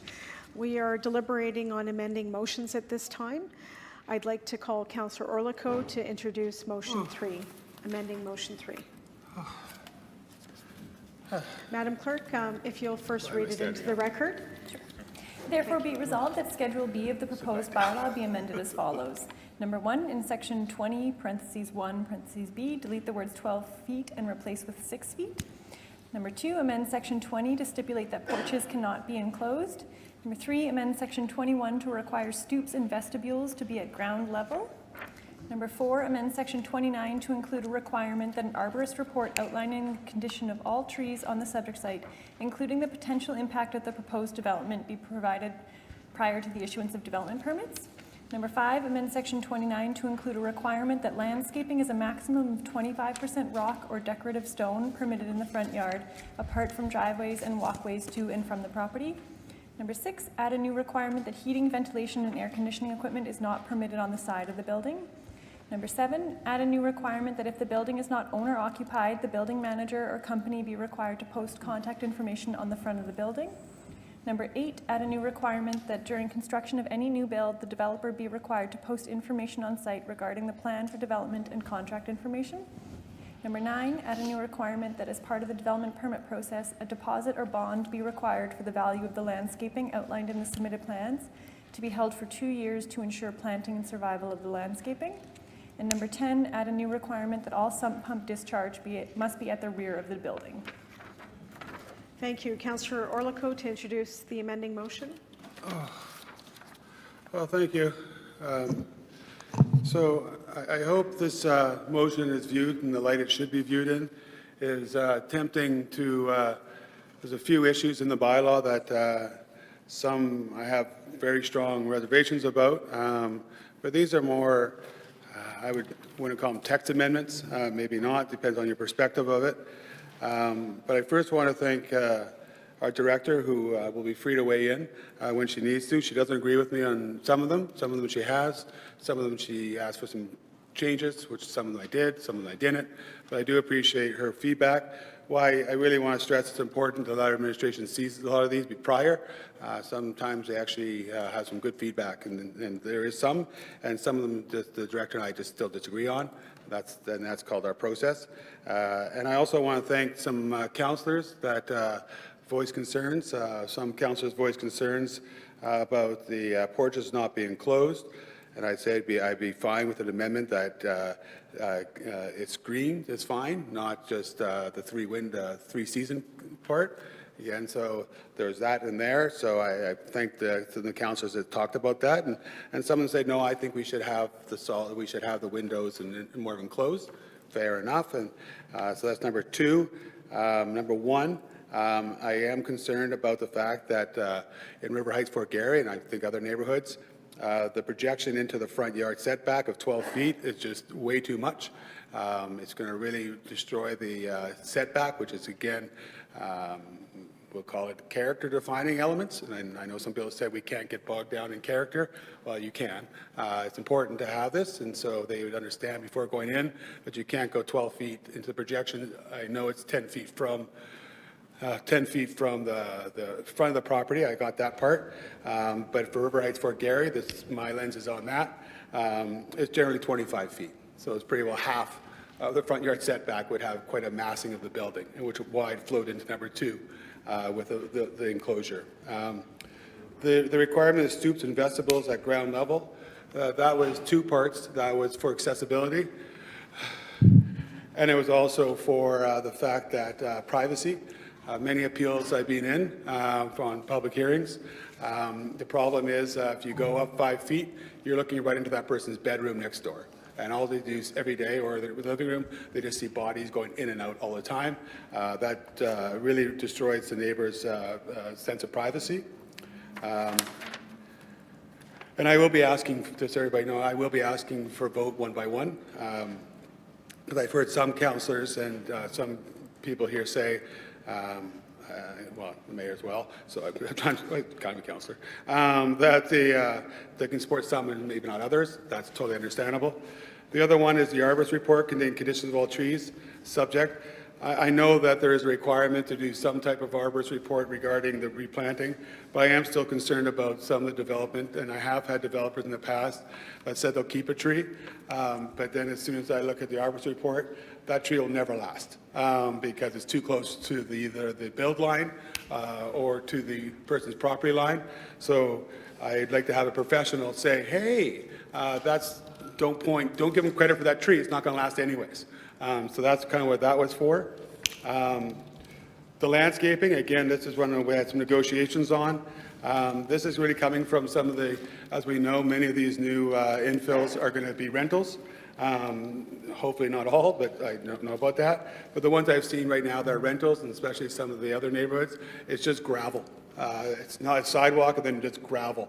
Again, it's just not pretty, bottom line. It's not in keeping with the neighborhood. So, but again, I was told, what about, there are some beautiful rocks and some pathways they have in rock. So I negotiated back there the 25%, and that doesn't include the driveways or walkways.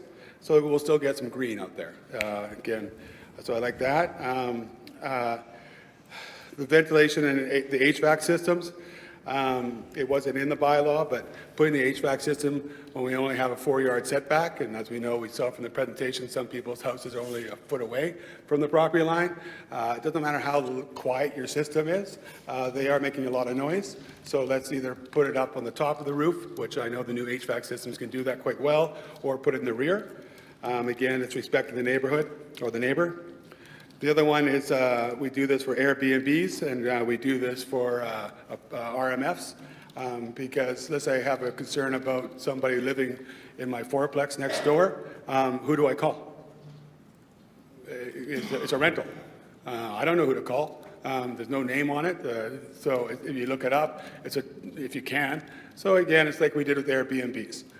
Let's put a little label on the front requiring them to do that, to have a contact person, so they can make sure that if they have an unruly tenant or owner even, well, a condo would be different, but let's just put something on the front. Again, that's what I would put for that one. Not owner occupied, yeah, so condos wouldn't count, it'd just be rentals. The new one is, this is one we talked about a little bit before. This is going off to the malls and corridors. Again, it's not telling them that they can can stop the plan, but again, I go back to the fact that people aren't red tape. They sometimes have some good ideas that we just haven't thought about it yet, or nor the developer has thought about. They just didn't know. So this is an opportunity that posted. So again, I just got a call recently about an as-of-right lot split. They were completely unaware until the cranes came to demolish a house. And they were quite upset that they didn't know anything more. Again, there was suggestion, well, don't worry about it, it's on the permanent online system. They don't know about that either. So again, let's try to alleviate that problem by letting them go to a place to get some more information. So then they could, I don't like it, fine, that's too bad, it's as of right. But again, maybe they have some suggestions and they're just not shocked by it. So people really don't like being shocked by things. It's just a very bad way to have community collegiality. The requirement of the development permit process deposit bond, I think we talked about that enough. This is just to make sure, as we've seen some developers, not all of them, there's very good developers, I know many good developers, where they actually don't get the landscaping in. It just doesn't happen. And there's a further email down the line, a motion down the line about trying to get more bylaw inspectors because we just don't have the staffing to go out there to do that. So this is just a way that we make sure that they actually will do the landscaping, especially with our new requirements for trees and shrubs, to make sure they do it. And we did go back and forth of when that process would be. So we We moved it to the development permit process. That was based upon the legal, I think, or administration thoughts on that. And then the last one, and this one is maybe a little controversial. Right now, we know that there are some pumps that are discharging the side of houses. We have limited down so far the side yards. You're just going to have a big pool of water, especially if you're on a creek bed. Those sump pumps go constantly. I don't like, and again, I understand some people may not mind, I do, the idea of discharging your sump pump to the front of the house. We're trying to build a walkable community. Those sump pumps, if you're in a really bad spot, will spill onto the sidewalk. And then especially in the fall, they will create ice. I have one just down the street from me. So that's why I say the discharge must be in the rear of the building. So those are them. I'd like to ask that we vote on these one by one when we get there. And again, I'm open to amendments. I've had to circulate this early enough, I hope, that you all seen it and have the opportunity to ask questions. Some did. And now if we have this dialogue and you want to do some more amendments, I'm open. But this is what I'm going to lay in front of you today. Thank you, Councillor Allard, then Councillor Wyatt. Yes, very simple request. I think if I heard the councillor correctly, there are items on this list that are supported by the public service. I would simply like to know which clauses would be supported, which would not be supported, and nothing else. Thank you. I'll ask, this is a question of the public service. Hazel Boris to respond. Thank you, Madam Chair. Through you to Councillor Allard. The public service supports as written from Councillor Orliko's motions, the sub-motions 2, 5, and 9. We would support with some amendments his sub-motions 1 and 6.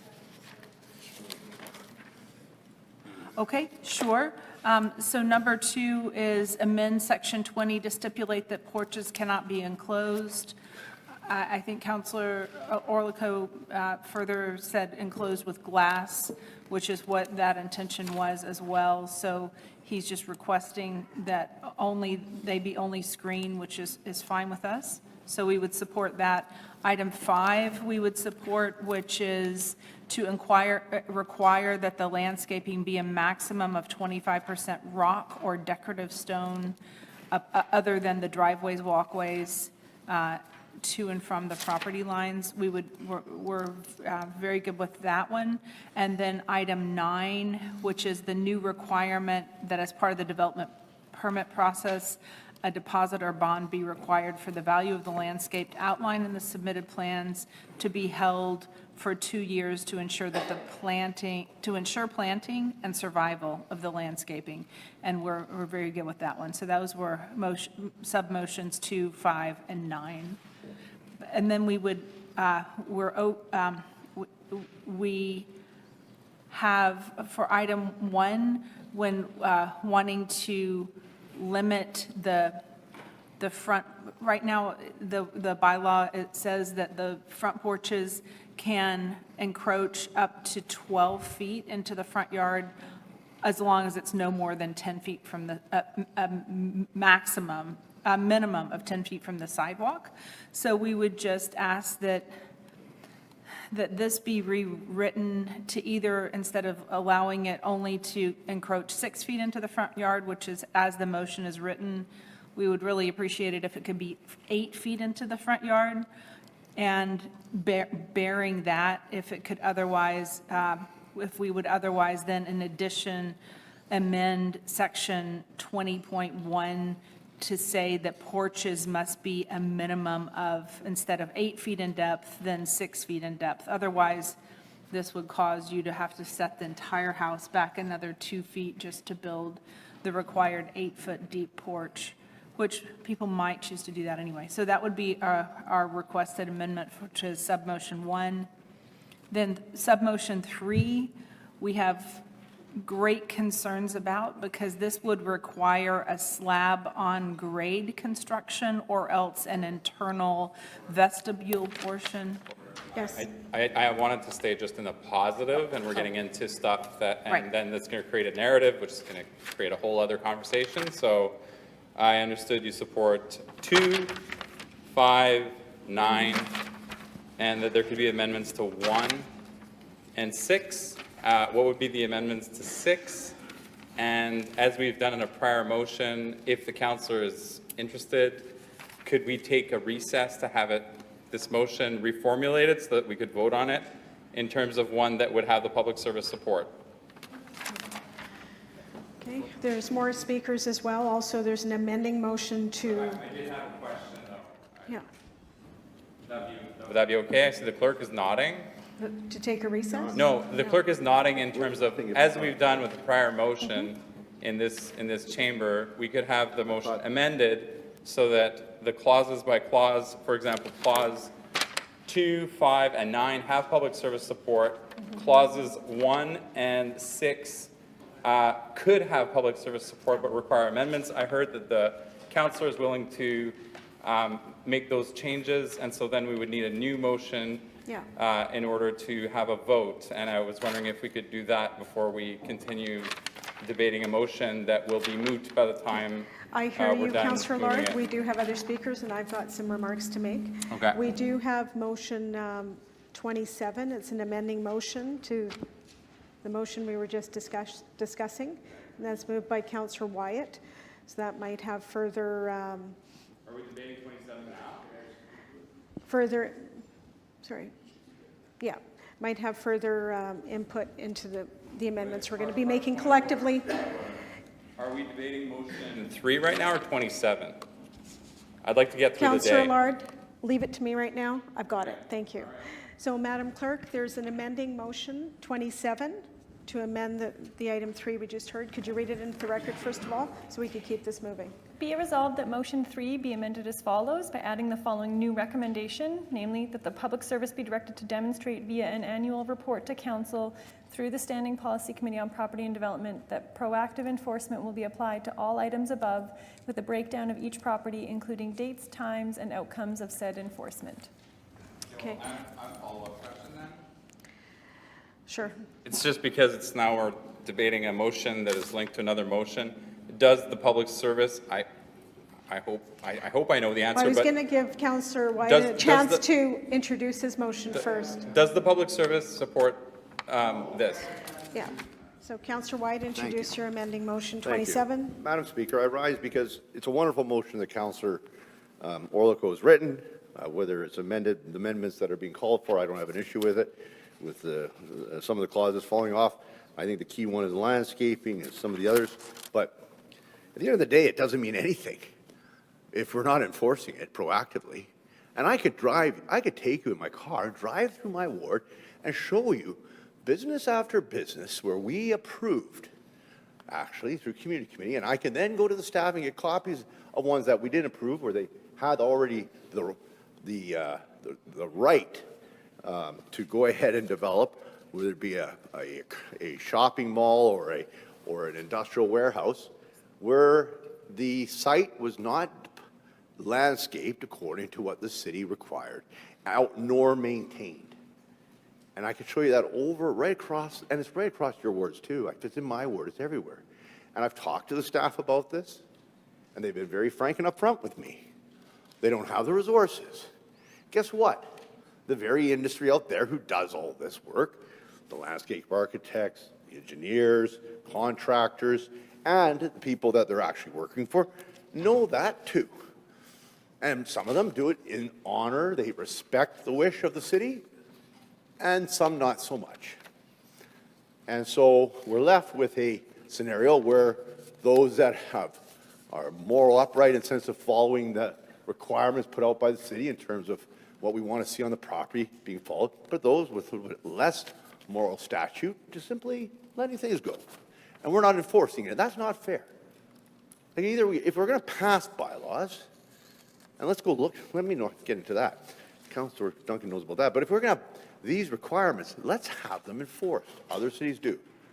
Because I can tell you right now, we right now bare minimum on a lot of this stuff, residential, commercial, industrial, big commercial shopping centers, as far as I'm concerned, I've traveled municipalities across this country.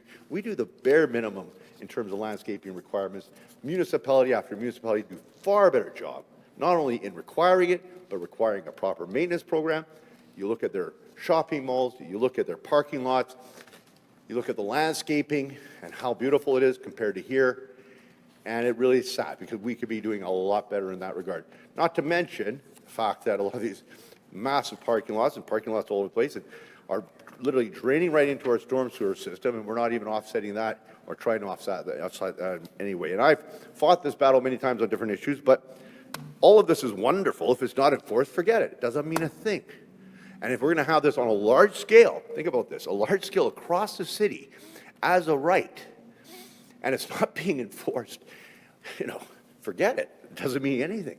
Basically, they'll do what they want. And the word will get out. Oh, don't worry about it. The city doesn't enforce it. Guarantee you. Guarantee you. So if we're going to vote on this, if people are saying, yes, we're for this, we got to start setting up the enforcement mechanisms to ensure that it's actually followed. Thank you, Madam Speaker. Councillor Orlikow, is it your intention to work on amendments? Because I do have others on the speakers list. Absolutely. Yeah, absolutely. And it's also my intention to have the administration respond to all of them. When we Okay, get there. thanks. In the meantime, I'd like to call on a few of the other speakers. Mr. Mayor? I just wonder if we get clarity. Maybe I missed it, but through you to our staff. I think item 6, they said they could live with an amendment as well. I don't know if we heard the amendment that they proposed to 6. Did I hear that? Not yet. I think they need time to work on it. Okay. No?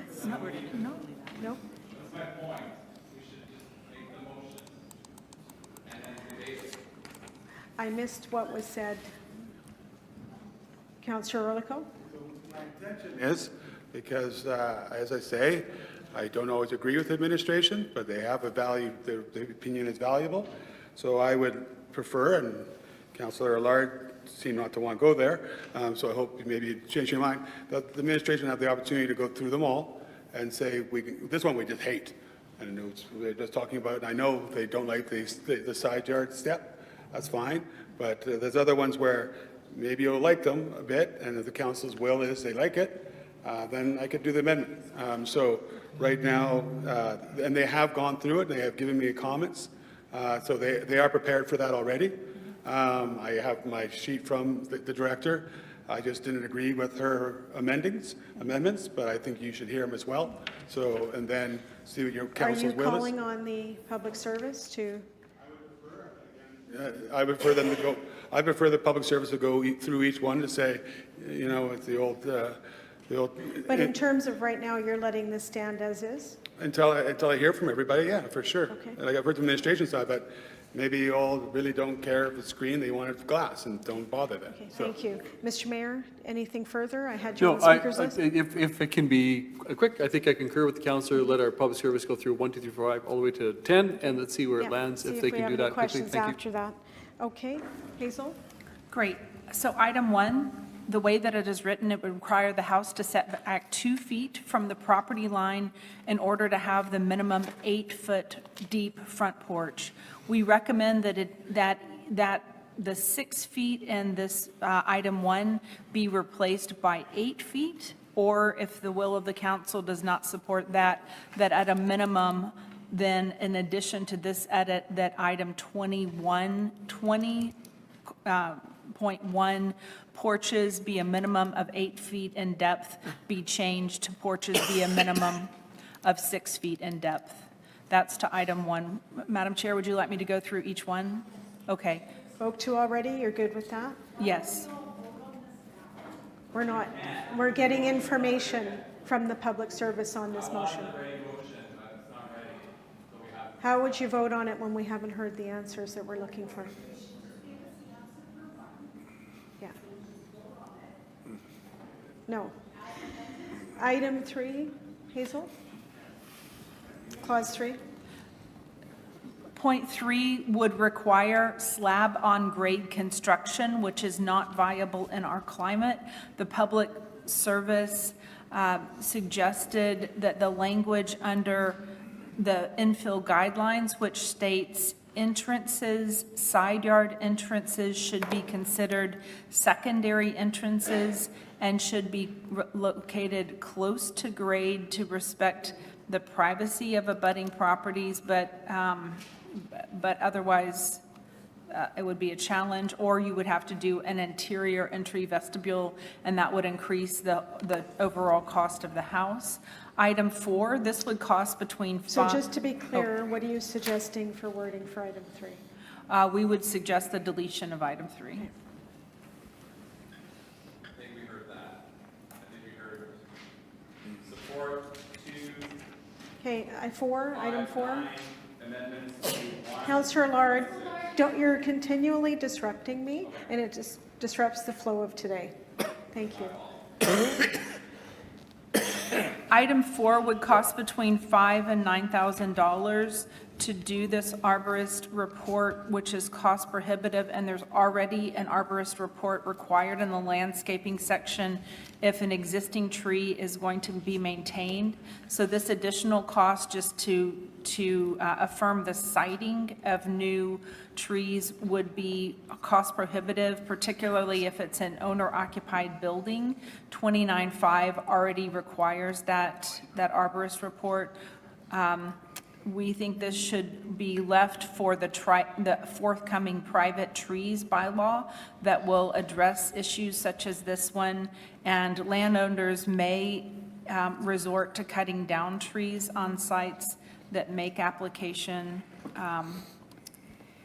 if we make it too onerous. So we would suggest deleting item 4. Thank you. Next. Item 5, we're okay with as written. Item 6, we're okay. 5, do you want me to save that, or do you want me to? Item 5, they're okay with that. You have a question? Yes, I would say save it. happy to save it either way. Sure, we'll save it. Item 6. Thank you. Item 6, the public service is okay with air conditioning units not being permitted in a required side yard, but as it's currently, which is currently the case in the zoning bylaw, it's dealt with in the neighborhood livability bylaw. So we would really be more comfortable with item 6 being deleted, but if the will of the council is to maintain it, we would prefer it say that it's not permitted in the side yard, which means just the required setback between the building and the lot line, but that it still be allowed on the side of the building. So for instance, if a building is set back 15 feet from its neighboring property, then there would be no problem having an air conditioning unit there. When the issues, like we heard on the video from the delegate, are when buildings are very close together and there ends up being more of an echo chamber for the units.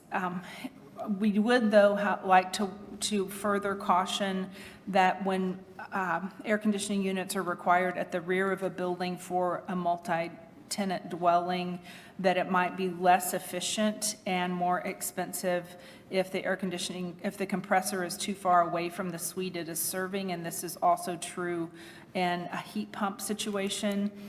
And so if we could use broad language that no heating and ventilation equipment may be located in a required side yard, then we would be okay with item 6, realizing that it could still be on the side of the building and not be in the side yard. Have these changes, suggested changes, been provided to Councillor Orlico? Yeah, okay. Thank you. Next, 7. Item 7, we would suggest deletion because it is very difficult to enforce and we don't regulate tenure. So while this could be a requirement, we would not know how or when we would make this determination since we're not allowed to regulate tenure. So we would suggest the deletion of this item. And then also the same is true for item 8. We suggest deletion on that one because people can go to permits online or call their area planner, since the planner's map is online to show who the planner is in each area. And otherwise, this is as of right zoning. So it would be a challenge. The next one, 9, you're good with? Yes. And 10. 10, regarding sump pumps, this is already handled in the city's lot grading bylaw, bylaw 4555/87, which is under sump pump discharge pipe, item 10. All sump pump discharge pipes discharging weeping tile water shall be located such that effective positive drainage away from the structures be achieved. These sump pump discharge pipes shall be fitted with a suitable elbow and shall discharge into a splash pad as detailed in Schedule C by an equivalent method approved by the designated city administrator, and shall not be located nor directed so as to cause discharge water to drain directly onto adjacent property and streets.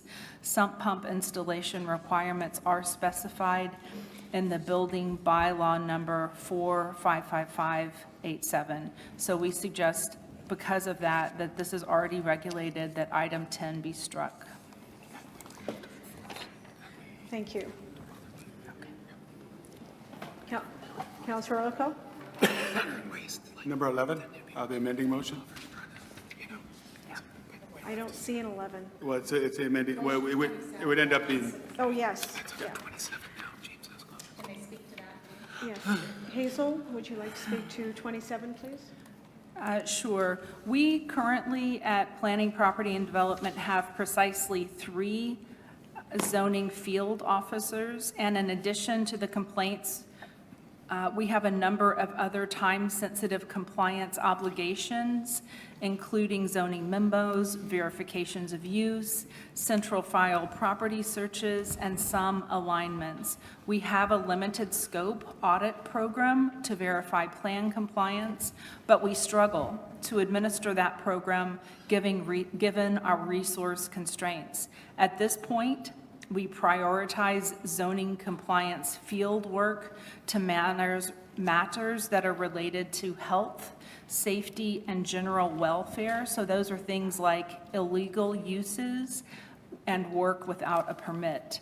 So although the councilors' recommended modifications are very important, landscape-related complaints are a lower priority given resource constraints and other time-sensitive zoning compliance obligations where we must prioritize health, safety, and general welfare.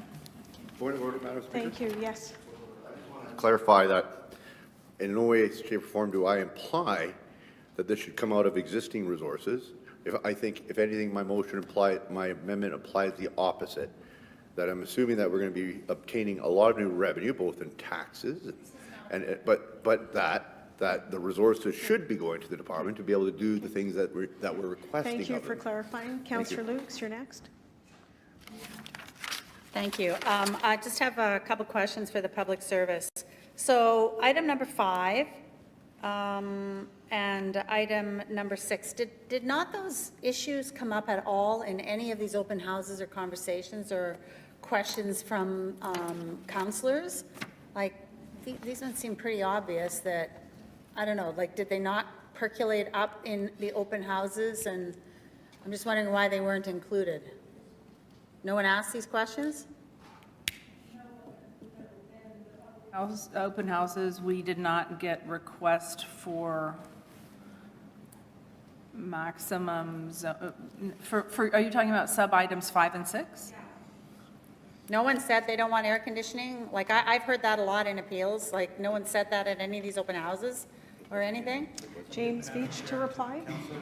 We didn't have any mentions of air conditioning, as far as I know, that were written in any statements. We did have a complaint about landscaping where a builder next door covered the entire property in 2 layers of very thick plastic and then crushed limestone. So all the water, anything that landed on that property would shed into the neighbor's property. So that's why within the landscaping plans and within the definition, we said it had to be permeable fabric. And we're saying in terms of gravel, it should be decorative stone, not crushed limestone, which compacts into almost like a concrete. And so, As a result of that, we also added the definition for soft landscaping and put the requirement for that as well. But we didn't hear specifically these particular edits, but those are other edits similar.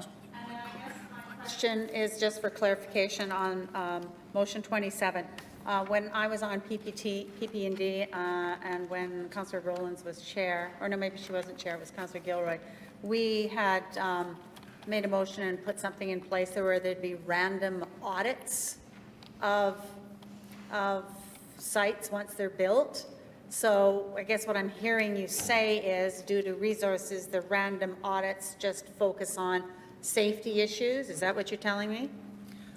Madam Chair? Thank you. The response? Yes, so we certainly focus more on health, safety, and welfare, and of course, we're heavily complaint-based, so when people go on the website and fill out the complaint form that something is not per the zoning bylaw, we also prioritize that. We certainly do some degree of random audits whenever during the less busy season there is some time available for that, but it's. So really, I mean, this really is a budget motion. I see it as a budget motion that, you know, if we want more enforcement, that's a budget motion. It's not really. Okay, thank you. Councillor Mays, followed by Councillor Edie.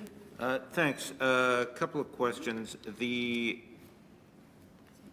You're indicating support for item number 5 here, the maximum of 25% rock or decorative stone.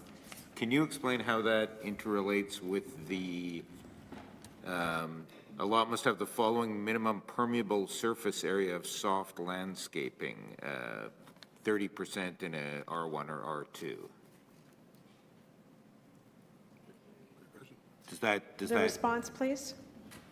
To the councillor, the 30% permeable is across the entire site. They can't have hard surface. So this landscaping provision, soft landscaping, this decorative stone would be included in the soft landscaping that happens. So that if you're doing soft landscaping beds, only 25% of those beds can be the decorative stone or rock. But that would count as permeable, the stone? Yes, it would be part of the soft landscaping. Okay. There was some talk of, well, the public didn't raise this, but these details weren't in the slides or the handouts, right? There was stuff about dormer windows and roof alignment, but it didn't get into this detail. I mean, it's not surprising people not knowing what the rules were didn't then question the rules. Thank Well- you. The response? Yeah, thank you, Madam Chair. Councillor, we just got these comments here, so we're reacting to these amendments.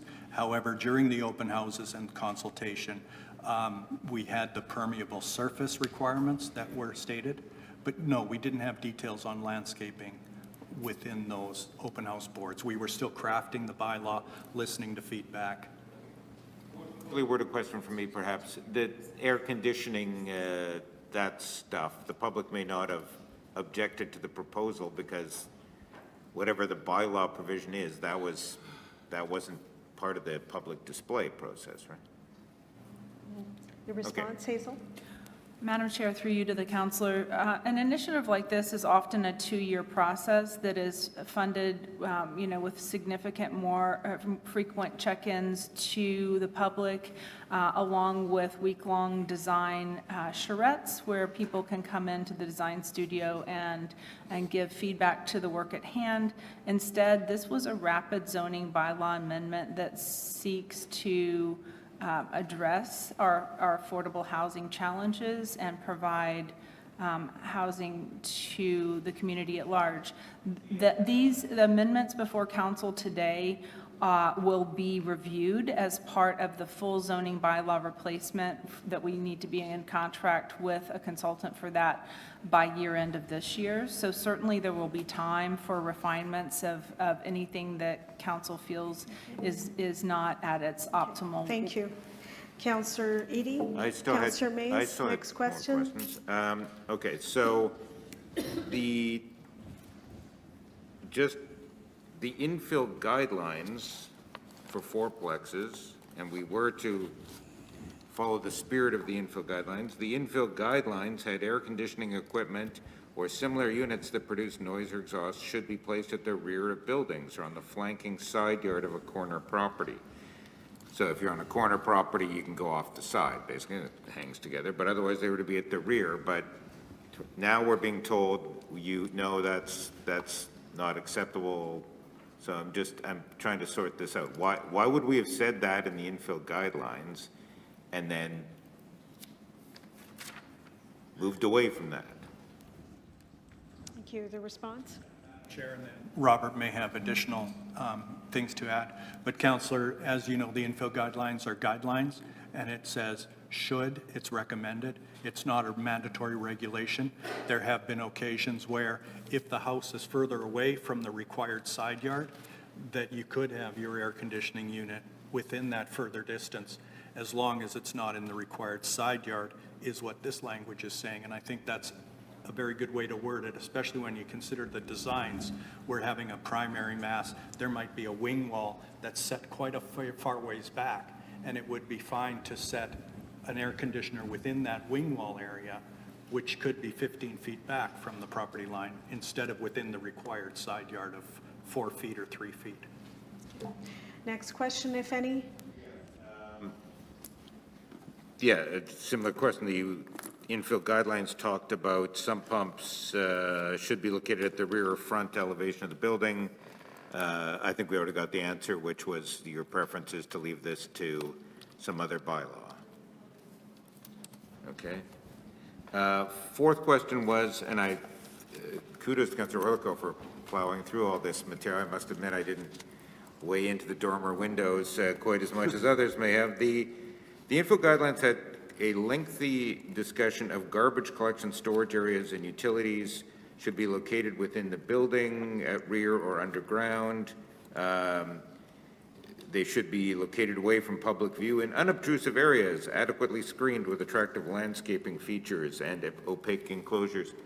Could you fill me in on what, if anything, are we saying? I mean, if you're going to have a fourplex now on a property that had a single-family home, you're going to have 8 carts and by 2030, presumably 12 carts, garbage, recycled compost. They got to go somewhere. What are we saying about that? Thank you. The response? Well, first of all, there's not two carts per unit, because in a 2, 3, or 4 dwelling unit, water and waste provides slightly larger carts, significantly larger carts, so there are less per unit, and they generally are just in their own rear setback or side setback. If we would, we can invite the councillor to look at existing 2, 3, 4, 5, and 6 dwelling units that are built and occupied now across the city, and they don't have enclosed garbage structures because they're not materially different than because there's really not that many units. And so having the extra enclosed garbage area makes sense for something like an apartment building, but not for this lower density infill development. So this does not speak to garbage enclosures. Thank you. Councillor Mays, anything further? I never actually used the word enclosed in my question, so I'm going to repeat the question. And in the infill guidelines, and we're to be following the spirit of the infill guidelines. And by the way, I am not aware of any development in Glenwood where the people were given some sort of consolidated garbage group collectivity cart. Everybody's got the carts. There's 2 units in each building. This is a frequent source of complaint. I would invite the staff to come and talk to my assistant about this if we're issuing invitations. So my question is, in the infill guidelines, we said that garbage collection storage areas we should ensure that they are located away from public view in unobtrusive areas and adequately screened with attractive landscaping features or opaque enclosures. So I'm not importing something from a 200-unit apartment building. Thank you, Hazel. The response?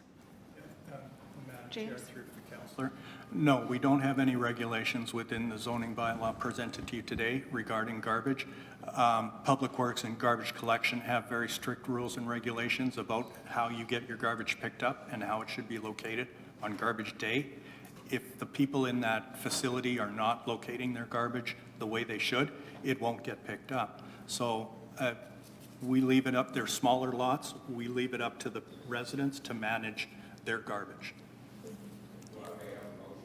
As we're to follow the spirit of the infill guidelines, which required fourplexes to have areas located away from public view and unobtrusive, et cetera, et cetera, et cetera. But I will work on that. Thank you to the Good, administration. you've got the details you need. Thank Yep. you. Councillor Edie, followed by Councillor Wyatt. Thank you, Madam Speaker. Just refresh my memory first. Where are we at? Are we debating or just asking questions? Questions or speak to the motions that were introduced? I want to speak to the motion, Madam Speaker. There's some amendments. I don't know. It's getting all too complicated for me. I want to speak, but first I'm going to just clarify. It's not clear to me, but air conditioning is already covered in a bylaw to deal with, you're not putting them on the side to irritate the neighbors. Is that correct? James. Councillor, air conditioning is in one way covered in the neighborhood livability bylaw, which talks about there's certain maximum decibel levels that you can generate from your property. So if there was an air conditioner that was generating something above that maximum, that would be enforced. It was sump pumps that are also addressed in a separate bylaw, is what we mentioned. I know it's the sump pump, I can't release the water into the back lane or to the front street, so that's in the law, right? So. Correct.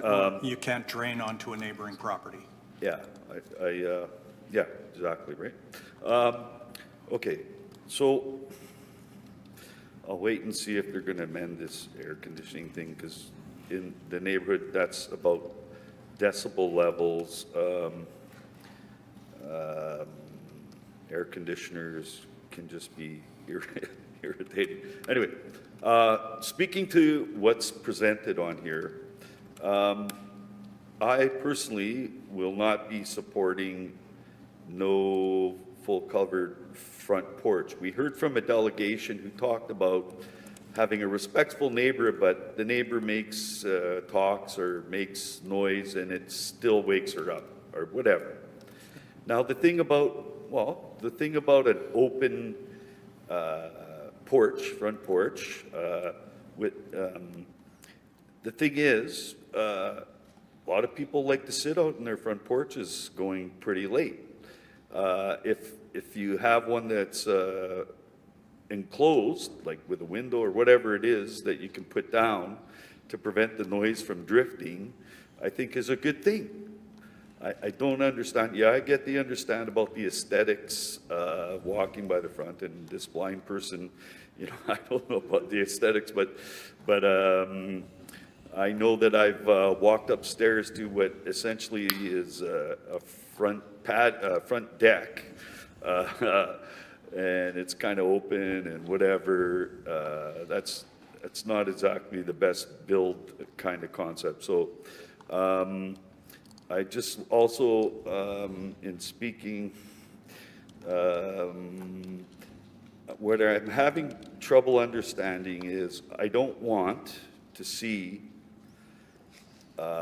anybody planting bushes too close to a front sidewalk or where pedestrians are walking, because if you look all over our old neighborhoods right now, it's a big pain in the spring, but it's even worse in the winter because you got branches sticking out and your face is cold and you get stuck with a branch that's across the sidewalk. The neighborhood livability bylaw says that that's not supposed to happen, but there's no way that the city could enforce and go to every property where the bushes fall over the sidewalk, not to mention somebody planting a tree and then it starts growing out over the sidewalk. For me,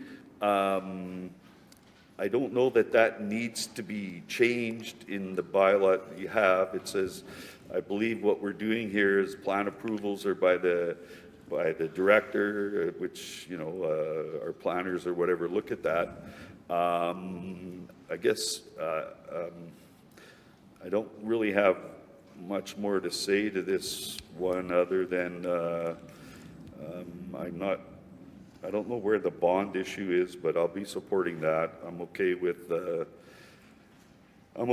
what's taking out the one that the public service doesn't support, amending these things, but maybe this front yard setback or whatever, all this kind of thing, after I'm about to conclude speaking to this, if the amendments are coming, I guess I'll have to restudy it or whatever, but if you could just explain how, if we leave existing front yards, setbacks and so on, does that mean that bushes that will be growing quite sizably over time won't violate the neighborhood livability bylaw and having branches and other stuff sticking people in the face?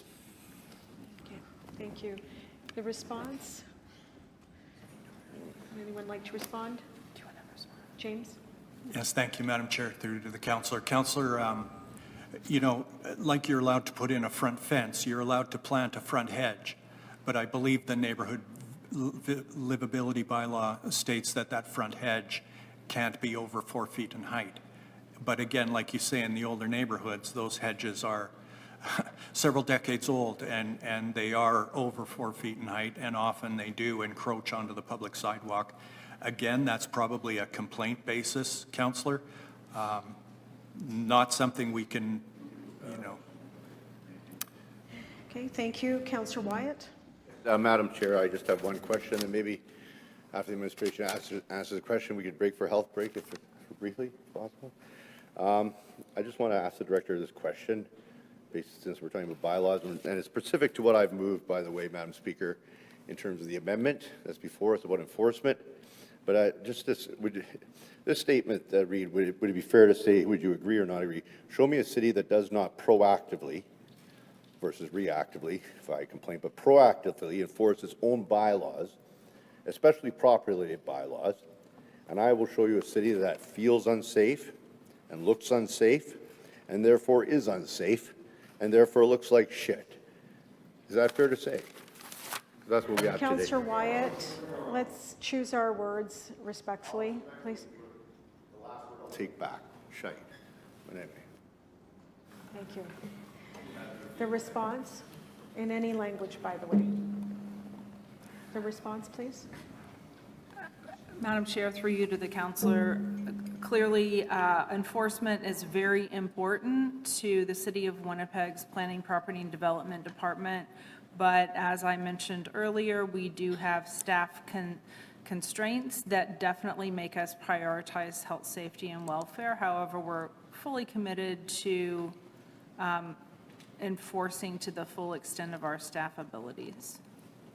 I want to say for the record that I don't hold the administration at fault for not being able to do enforcement. I hold council who dedicates the resources or does not, and we're still waiting for a consolidated bylaw enforcement unit, which were promised was coming. Thank you. Okay. Thank you. I now would like to go to the vote, but Councillor Orlikow, I'm looking to you. Is there a new motion you're circulating, or the one here stands? One more recommendation from my neighbor that I'm just waiting to see, but the administration already has the ones that I'm prepared to amend. So just give me a minute to see. Do it separately. Do it separately? Okay, so we'll get, blah, blah, blah. Are you going to have a cleaned up motion? I have sent it to the clerks, Okay. and they will now, I'll say, please print that out, and we'll put a new motion out. We're going to as take that amended. health break that was requested then, and if folks can come back at 10 after 3?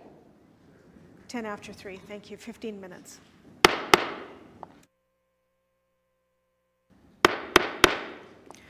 Good afternoon. I'd like to reconvene our special council meeting of June 5th, 2025.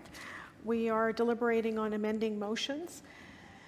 Councillor Orlikow to introduce motion 28, that is amending motion 3. Sure. So And that was my body. Yeah, just to clarify what I've done, again, the director and I still have some disagreements, but I'm glad we had the opportunity to have the feedback. So I have amended in what you see before you, number 1 to 8 feet as requested. That one's in there. And as requested, and to stipulate that porches cannot be enclosed with glass, however, screens are permitted. And number 3, nope, I kept 3, that one I did keep in, so no, I didn't amend 3. And 6, that a new requirement for heating, ventilation, air conditioning requirement is not permitted in a required side yard to the building. So those are the 3 that I amended as per the conversation, and the rest I'd like to vote one by one and be moving on. Thank you. And just to again restate, all 3 of those were supported by the public service. Councillor Mays, motion 29, which is amending motion 3. Yeah.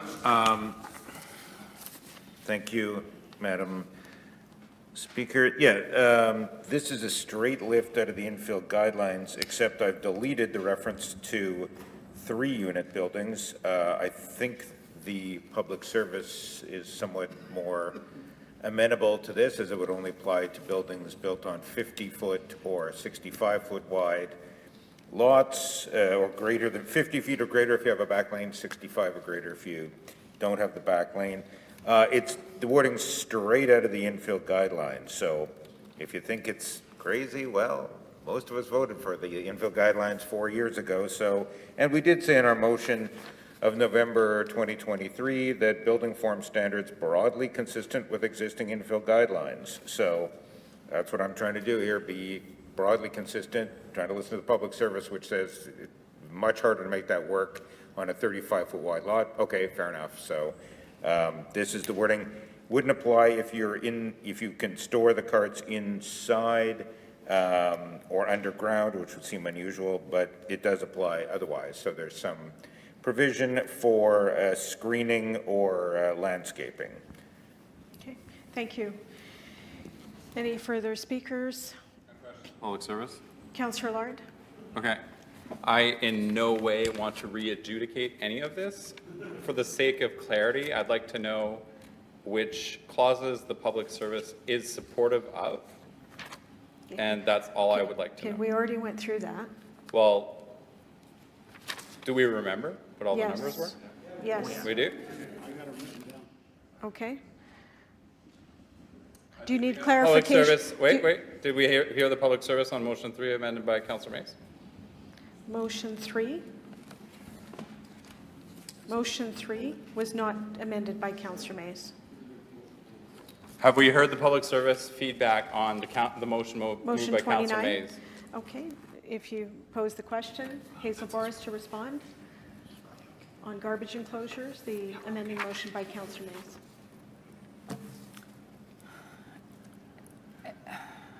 Go ahead, because I'm not saying. Madam James? Chair, through you. You know, we had that information in the infill guidelines, and it was a should, not a shall. Putting it into the regulations, it's going to have to be regulated. If they're unable to do it, it's going to require a variance or enforcement. However, going to the 4 units only with the 50-foot wide lot and in 60-foot with front loaded does allow for a bit more room to provide for this garbage enclosure or garbage collection.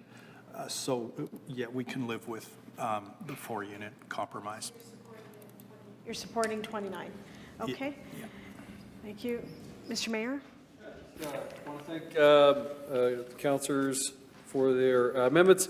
I'll be supporting 28, 29, and clause number 9 of, sorry, Line item was requested? yeah, we'll vote by line. The mayor's just item? speaking Yeah. to the motions, yeah. No, yep. I support clause 28, 29. I appreciate my colleagues' efforts out there and on clause number 9 as well. I won't go through all of them, but just one I will highlight. One of the reasons I'm not supporting, for example, number 7, adding a requirement that if building not owner occupied, the building manager company be required to post. We don't do that for single-family homes that are rented out. So I don't know why we would do it. It feels discriminatory to do it for 2s, 3s, and 4s. That's just one reason. But anyways, 28, 29, I'll support those motions and Clause 9. Thank you. Thank you. Councillor Lukes? I just want to confirm one thing on motion number 3, number 8. So this was my hang-up on the malls and corridors, and I'm kind of having a hang-up on this one too. So what number 8 is doing is it's just asking for a $50 sign to be put up that says, go to whatever website that was. I can't even remember the website. What's the website? Permitting website. It's just asking for a $50 sign to be put up to go to the permitting website. Otherwise, every single one of us is going to get all kinds of calls, what's going on, what's going down. I guess we could send that out, but honestly, I think for $50, it's not going to break a developer. I don't think the feds will be upset about that. It's not going to slow down development, but I'd like to hear from the public service, just sort of, again, why they don't want to support that. Okay, thank you. Hazel? So item 8, right now, people can go, like the Councillor Luke said, people can go on to permits online or check in with their area planner, which that information is on the website along with the map on where that area planner works. And so, so since this is as of right development, like when we are doing a single-family detached home, we don't make that homeowner put a sign on their property saying what the plans are for that property. So because this is lower density development of just 2, 3s, and 4s, especially if for the ones that are, you know, an owner operator, people who are just densifying their own home, contact information for all of their neighbors to potentially phone them about their development when the neighbors don't really necessarily, it's as of right development. So it just seems a little bit heavy to put that on someone. Thank you. I just wanted to, Councillor Orlikow, if you could take the chair for a moment. Oh, good. Yeah, just speak to exactly what Councillor Luke says. We're assuming that those in the neighborhood are calling about something negative and being punitive, but maybe it's a positive conversation that they want to have with the developer, perhaps. So just wanted to put that on the record. Back to you, Madam Chair. Yes, thank you. Thank you. That was good. Councillor Wyatt? I just have a quick question of the administration. Administration mentioned something about the tree bylaw coming out, and I'm just curious that if and I also heard the administration say about enforcement, where it's low enforcement with regards to anything landscaping, and I see a lot of landscaping in this motion. I'm just wondering, how can we do the enforcement of this motion if it's not proactive? The tree bylaw was mentioned. I don't know how we're going to enforce that if we can't really do it, and any of this stuff being enforced, because we're really voting on creating a bylaw or creating a requirement that we can't enforce, is what I'm hearing. I could be wrong. Maybe I'm wrong. Just like clarity on that. Thank you. Okay, no further speakers? No, I had a question. That was a question. Hazel, and then on to Councillor Santos. I'm happy to answer that question. So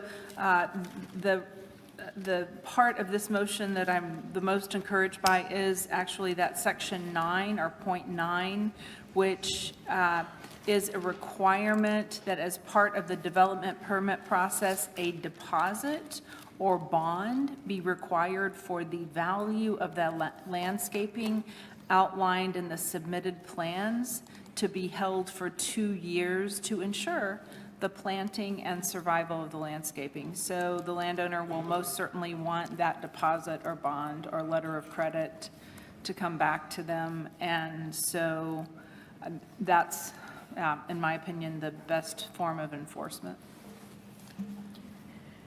Thank you. Councillor Santos? Yeah, so I'm just going to be a little bit of devil's advocate here. I think I've said earlier in my speech that we start adding more and more layers. We start to kind of lose a little bit of what the purpose here of the zoning bylaw. Would it not be fair to say that if we were to do, say, 90% of this stuff, it adds more pressure to the build of the units, driving up the costs of the build, putting more pressure onto the developer, but at the end of the day, what will happen is when the developer has to spend more money to do all of this stuff, that means it will affect eventually the ratepayers, the renters, the condo owners, the homeowners. Is that a correct statement to assume at this point in time? Thank you. The response? Yes. Thank you. Councillor Wyatt? I was trying to say, on that comment, as of right, developers will be saving anywhere between $15,000 to $20,000 plus to $60,000 in permit fees. So yes, there may be a little cost of $10,000 here and there. There may be some other items that are higher, but we don't know that. So if you're saying that we should just not do any bylaws and just let them build as of right of anything, well, this is just tweaking some of the ones that we've already put down. So again, to say that we should just always make sure that the developer doesn't have to pay any more, I'd actually be okay with that if I knew the developer then would pass those charges, those savings back to the sale of property. But as I said before in the infill guidelines, they're not. It's about $20,000 for a smaller one. LDR is gone, permit fees are gone. And yes, we want to make it happen, but to say that somehow this is some astronomical pain for them, we've given the developers, we've given them speed, and we've given them assurance, and we've already saved them some money. So I don't think there's a lot to ask in cost-wise to ask them to conform to the neighborhood that they're joining. Thank you. Councillor Edie? Oh, sorry. I'm just going to quickly speak to the amendments. I'll be supporting amendment motion 28. Although when we get to the specific clause, I'm still not voting. I think you need to be able to enclose a porch to prevent the flow of noise after 11 p.m., which is in the neighborhood livability bylaw, I think it is, or certain decibels. But Madam Speaker, number 29. So I lived in a fourplex. There was no space in the yard for the garbage carts. These are plastic garbage carts with wheels. So I can kind of understand that, well, the only place that we could put these was on the back of the building, in the back lane where it's very exposed to theft and whatever, which is not appropriate. But so when I look at underground for the carts, dig a hole to roll it down in, like, doesn't matter how big it is, Madam Speaker, in-ground garbage bins, big ones, are looked at and are being done in many places, like the 72-unit building that's being built at Lansdowne and Maine. 72 units, so it's above the 8 units that the garbage bylaw talks about, where you use the carts. Or I'm not sure if you're available to use a 3 cubic meter bin, but the point I'm trying to make here is the way it's worded. I'm good with providing some kind of cover that you bring your bins into the yard so they're not exposed, Madam Speaker, to theft or being damaged or what have you, which is what we do at my house. We bring it into the yard behind the fence, and you know, people can't get at it or dump it or dig through it or whatever unless they come in the yard. So, like, I think the motion is pretty drastic for a fourplex. Like, really? I think it should be really toned down. I mean, it says you can have any of the 3. You're not going to keep your bins indoors because, you know, while they have a cover on them, Madam Speaker, they do let out a bit of a smell still, you know, over time, unless, well, I guess people will clean their inside of their bins more often. I don't know. But, like, the reality of that, I don't know why they just don't say some sort of cover on the lot itself for the garbage bins. Anyway, I don't know. I don't think I'm going to support it, although I do get the reasoning behind it. So on 27, proactive enforcement. I appreciate the concept because, again, when I was talking about the bushes, there's probably 100,000 properties in this city with bushes that grow over the sidewalk and that are over 4 feet tall. And people who can be injured quite easily by them. What address was that I got stabbed in the face? You know, that kind of thing. So I like the idea of proactive, but I don't think that that's going to happen. It's probably more of a budget request to increase bylaw enforcement officers to go out and actually do it. And I heard, you know, what is the priority for enforcement? Madam Speaker, one's higher priority is another's low priority. When we think about that and we try to evaluate, you know, what's really important, what's really not important, I think we have to remember that any violation of a bylaw, we establish things in the bylaw to ensure that, you know, no harm or that appropriate things be in place, that you don't make too much noise, whatever it is that we find. I think they're all important. So, but I'm not going to be voting for 27. And we'll see how it goes clause by clause after those. Call Councillor Mays first. Very briefly, I mean, I bit my tongue when we had talk about these things are motivated by personal preference, not policy. I didn't respond to that, but I'm going to respond to what we're doing here. What we're not doing here is abolishing all regulations pertaining to housing. We have every right to. Here's what we're doing. Here's what we're doing from the motion in November of 2023. And we can implement reasonable standards for construction, servicing, and design consistent with standards adopted or projected in other cities, including building form standards broadly consistent with existing infill guidelines. So it's a provision literally lifted out of the infill guidelines. So if people feel it's hopelessly bureaucratic or somehow over the top, I think most of you voted for that when we voted for the infill guidelines. So the exercise here is not to simply deregulate everything.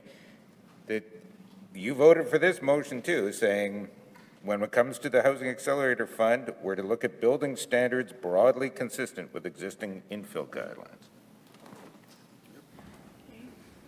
Thank you. Now we'll go to the vote. Okay. We'll vote on motion 27. That's amending motion 3 first. It was the one moved by Councillor Wyatt regarding enforcement, productive enforcement. All in favor, please rise. Councillor Wyatt. Those opposed, please rise. His Worship Mayor Gillingham, Councillors Allard, Rawadi, Chambers, Dobson, Duncan, Eadie, Gilroy, Lukes, Mays, Orlico, Rollins, Santos. Madam Speaker, Councillor Sharma. The vote, Madam Speaker, yeas 1, nays 14. Amending motion 27 is defeated. On to amending motion 28, that is amending motion 3, is moved by Councillor Orlico. 28 first, 28, where you were amending recommendation 1, 2, and 6. Okay, and recorded vote, Mr. Mayor? What they're doing is this is voting on 3 of the clauses, basically. That's right, All just right, 3 of the as clauses, amended. then we'll go on to the main. Thank you. And these are the ones Public Service had agreed with. All in favor? Yeah. Clarification, so just a clarification then. So if we'll see a lot. Councillor Eadie? Yeah. I want to be clear here. So I'm not going to support the amendment to 2.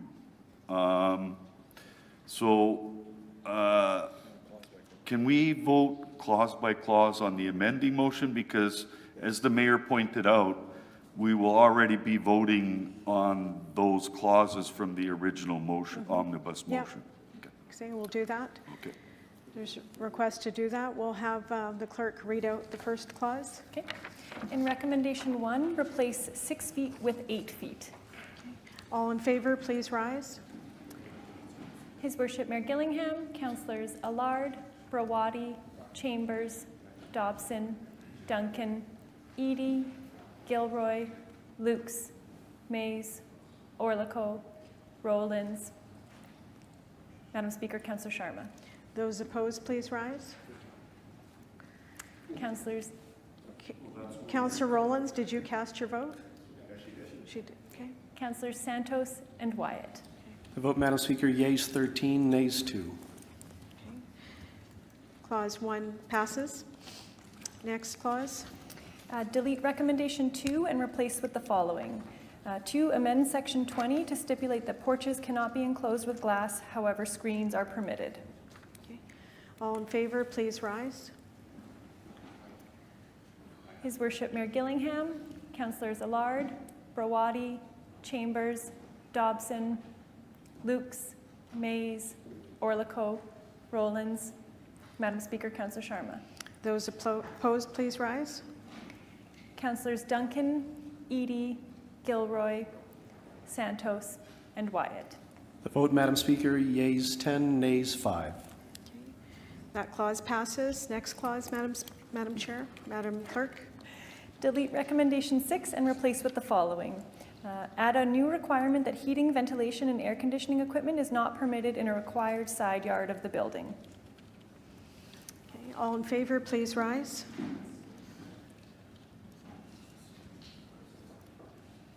Councillors Allard, Dobson, Edie, Gilroy, Mays, Orlico. Madam Speaker, Councillor Sharma. Those opposed, please rise. His Worship Mayor Gillingham, Councillors Brawadi, Chambers, Duncan, Lukes, Rollins, Santos, and Wyatt. The vote, Madam Speaker, yeas 7, nays 8. Clause 6 is lost. Okay, on to motion 29, that is amending motion 3. No. This was moved by Councillor Mays. This is Councillor Mays' motion on garbage collection. Madam Clerk, please read it. Be it resolved that motion 3 be amended as follows by adding the following new clause. For all 4-unit dwellings, all garbage collection and/or storage areas should be located within the building, at the rear of the property, or underground. In circumstances where these elements are not located within the building or underground, ensure they are located away from public view in unobtrusive areas and adequately screened with attractive landscaping features and/or opaque features, or enclosures, sorry. Okay, all in favor, please rise. His Worship Mayor Gillingham, Councillors Allard, Brawadi, Chambers, Dobson, Duncan, Lukes, Mays, Orlico, Rollins, and Madam Speaker, Councillor Sharma. Those opposed, please rise. Councillors Edie, Gilroy, Santos, and Wyatt. The vote, Madam Speaker, yeas 11, nays 4. Motion 29 passes. And now the main motion 3. Motion read now based on the changes and everything? Probably you. going to go clause by clause here. Well, just if we could have it all read at once so we can understand what we're voting on. Okay. So we'll read it out clause by clause. It'll make sense. Yeah. Okay. Well, we're only voting on certain numbers, which is, Mr. Clerk. Just a second. Just a second. We're not voting on 1, and we're not voting on 2, we already did, and we're not voting on 6. Okay, Madam Clerk, if you can call, it's item 3, 4, 5, 7 through 10. Certain ones we already voted on. Yes, Madam Clerk? Item 3. Recommendation 3, amend section 21 to require stoops and vestibules to be at ground level. Okay. All in favor? Please rise. Yeah. Councillors Edie, Orlico, Those opposed, please rise. His Worship Mayor Gillingham, Councillors Allard, Brawadi, Chambers, Dobson, Duncan, Gilroy, Lukes, Mays, Orlico, Rollins, Santos, Wyatt, and Madam Speaker, Councillor Sharma. Okay, Oh, I'm clause, so sorry. Not Orlico. Sorry. Okay. you've got it. The vote, Madam Speaker, yeas 2, nays 13. Item 3 is lost. Clause 3 is lost. On to the next one, Madam Clerk, 4. Recommendation 4, amend section 29 to include a requirement that an arborist report outlining the condition of all trees on the subject site, including the potential impact of the proposed development, be provided prior to the issuance of development permits. Okay. All in favor, please rise. Councillors Mays, or Okay, those opposed, please rise. His Worship Mayor Gillingham, Councillors Allard, Brawadi, Chambers, Dobson, Duncan, Edie, Gilroy, Lukes, Rollins, Santos, Wyatt, Madam Speaker, Councillor Sharma. The vote, Madam Speaker, yeas 2, nays 13. Clause 4 is lost. Clause 7. Clause 5. 5 first, yeah. Clause 5, amend section 29 to include a requirement that landscaping is a maximum of 25% rock or decorative stone permitted in the front yard, apart from driveways and walkways to and from the property. Okay. All in favor, please rise. Councillors Allard, Dobson, Duncan, Edie, Mays, Orlico, Madam Speaker, Councillor Sharma. Okay, those opposed, please rise. His Worship Mayor Gillingham, Councillors Brawadi, Chambers, Gilroy, Lukes, Rollins, Santos, and Wyatt. Vote, Madam Speaker, yeas 7, nays 8. 7, 8. Yeah. So yeas 7, yes. Item 5 is lost. Nays 8. Okay.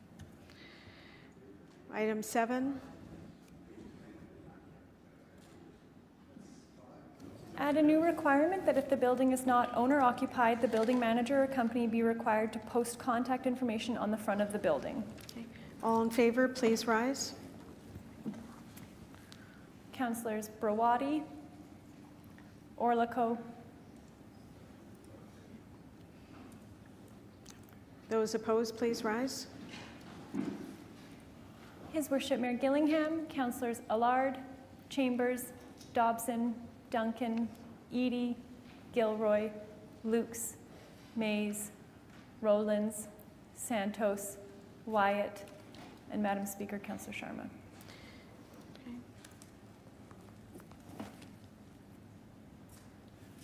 Apologies. Yeas 2, nays 13. Item 6 is lost. That was item 7, sorry. Item 7 was lost. Item 8.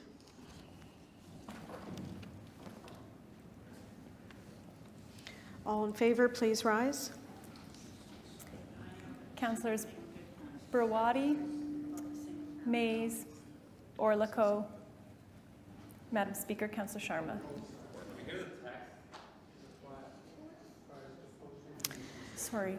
Item 8, if you could read it into the record, we'll do Yeah. the vote. Add a new requirement Again. that during construction of any new build, the developer be required to post information on site regarding the plan for development and contact information.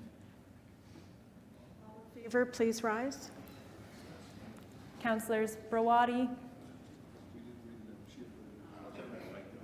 Mays, Orlico, Wyatt, and Madam Speaker, Councillor Sharma. Those opposed, please rise.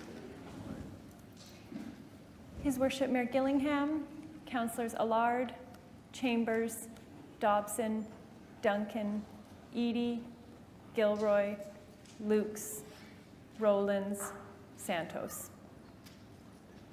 The vote, Madam Speaker, yeas 5, nays 10. Item 8 is lost. Item 10. We already voted on that. Did we not? Okay, no, I'm seeing double here, so 9 now. 9, Madam Clerk? Thank you. Okay.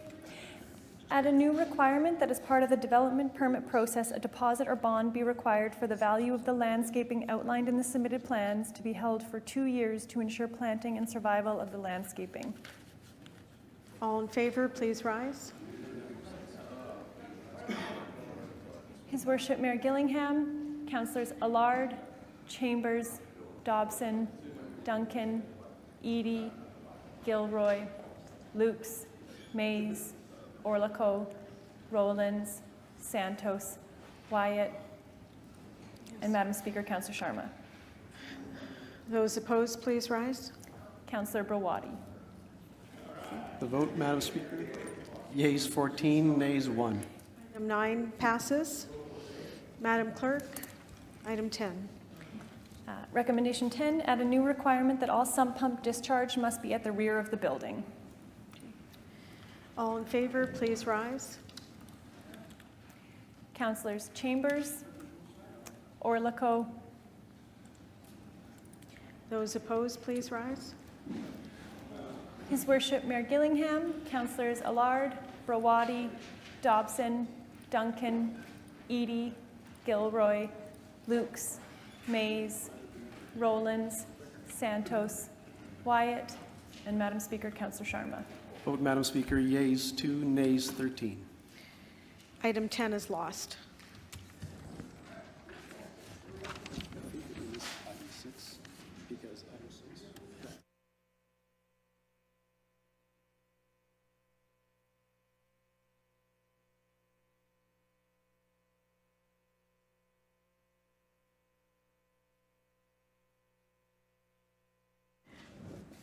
We're going to vote on item 6, go back, because it was lost during the amending motion 28 vote. Madam Clerk, item 6. If you could read it out, please. Same one that we were just doing. Motion 3, item 6.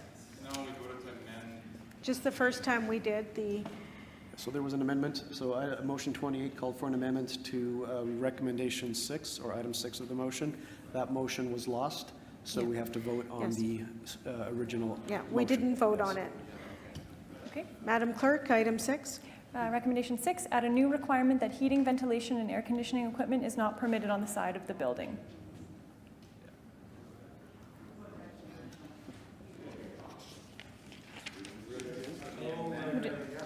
Would you like me to read it again? Yeah. The amendment was a little bit different. Okay. So this is the original. Read it once again, please, and then we'll have the vote. Add a new requirement that heating, ventilation, and air conditioning equipment is not permitted on the side of the building. Okay. All in favor, please rise. Councillors Dobson, Edie, Mays, Orlico. Those opposed, please rise. His Worship Mayor Gillingham, Councillors Allard, Brawadi, Chambers, Duncan, Gilroy, Lukes, Rollins, Santos, Wyatt, and Madam Speaker, Councillor Sharma. The vote, Madam Speaker, yeas 4, nays 11. Okay. Item 6 is lost. Okay. Thank you. Now we're on to amending motion 4 that's moved by Councillor Mays. Your opportunity to speak. Councillor Mays? Who else wants to speak to motion 4? No? Councillor Mays? This is the one that the staff. Yep, that's fair. Yes. Madam Clerk? Therefore be it resolved that the proposed bylaw be amended to allow for the following. That section 10, parentheses 1 in Schedule B be amended to include parking aisles and parking stalls immediately after driveways. Thank you. Councillor Mays?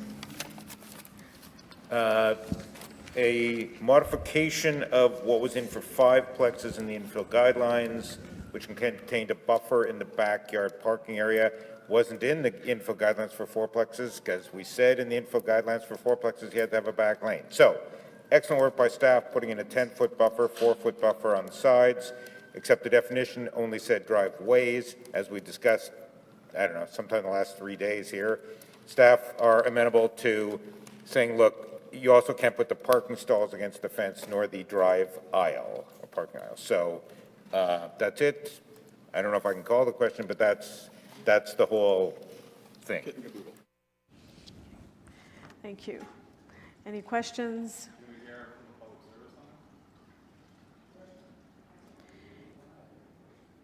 Yeah. Councillor Lard?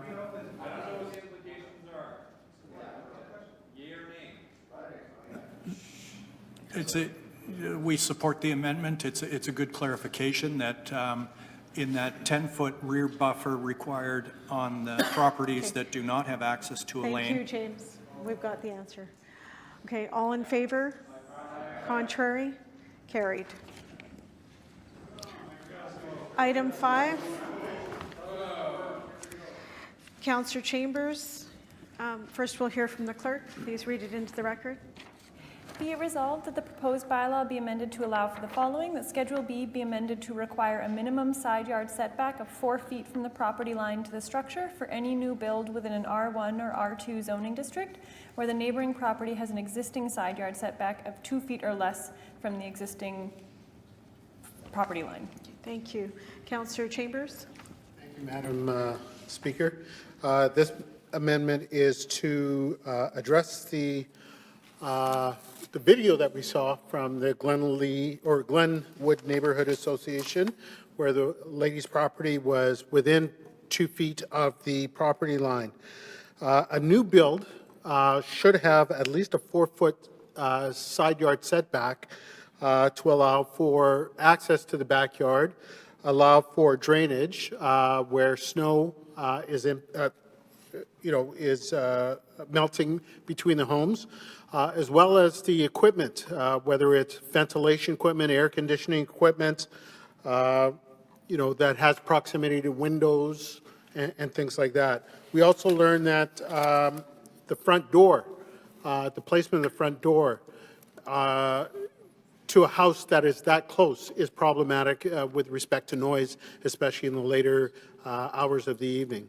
So again, this is to ensure that 2 wrongs don't make a right, in the sense of allowing a new build to have a side yard less than 2 feet that would bring that home closer to the existing property. Madam Speaker. Thank you. Councillor Lukes, followed by Councillor Gilroy. Thank you. I would just like to clarify with the public service what the setbacks are proposed and what their comments are on this. Hazel to respond.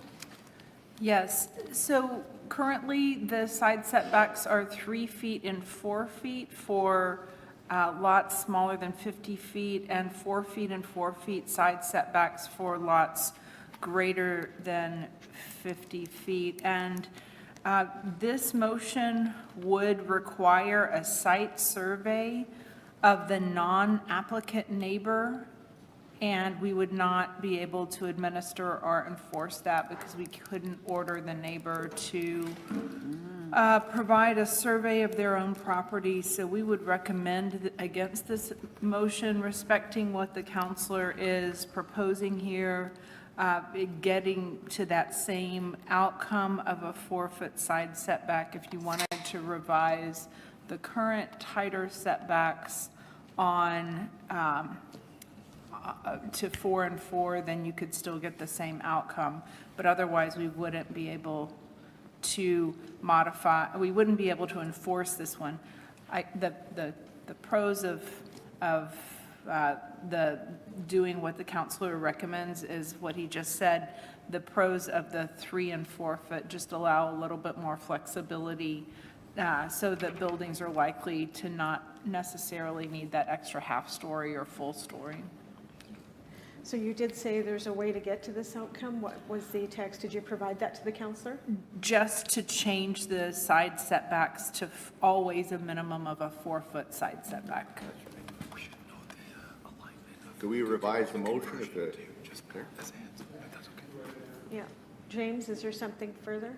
Or Robert, pardon me? Robert was just wanting to point out that in order, because we're also attempting to encourage the adaptive reuse of our existing structures. So if someone is just retrofitting their home to add an extra dwelling unit to it, they are considered conforming. So whatever their existing side, front, and rear setbacks are would be acceptable. Next is Counselor Gilroy. You know what, I was just asking the same question, so I'm fine. Counselor Santos.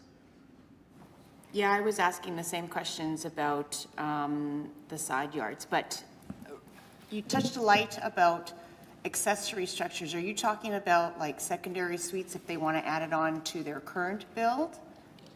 Something that you said last, just the last comment that you touched The light on. adaptive use. The of adaptive use. current- Can you explain that? Can you expand on that, please? Give me an example.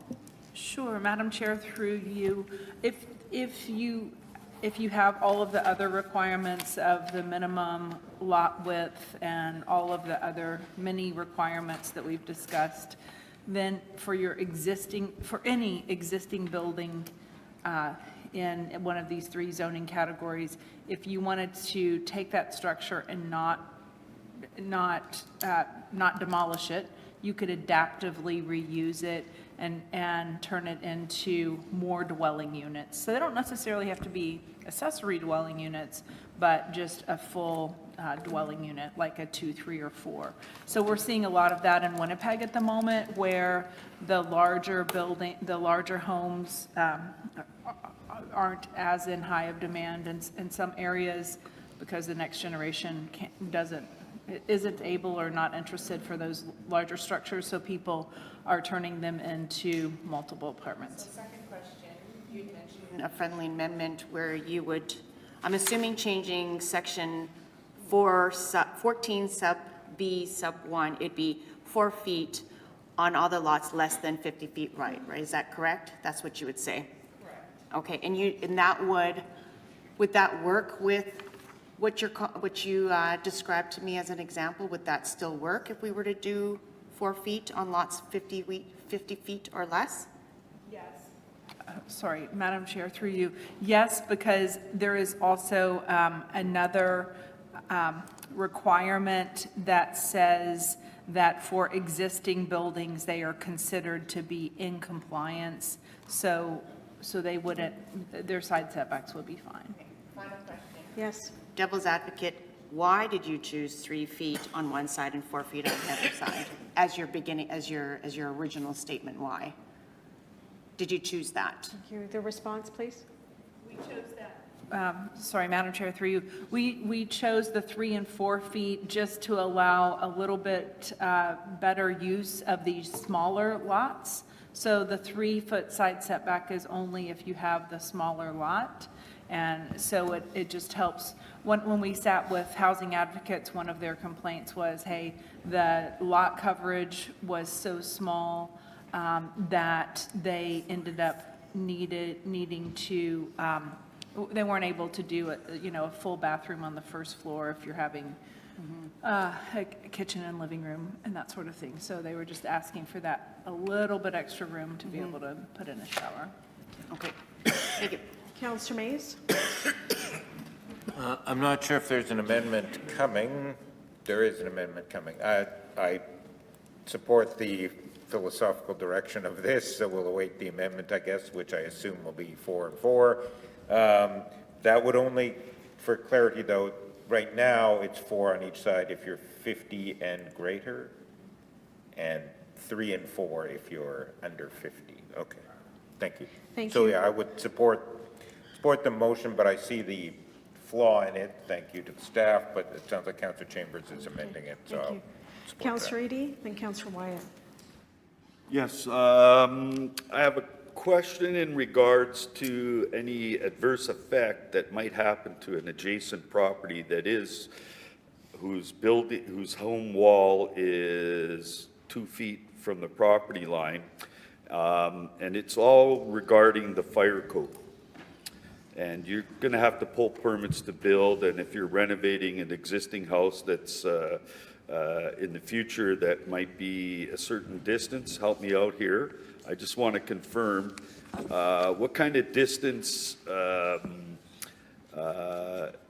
is required between two different properties' homes before somebody has to create a wall that meets today's fire code.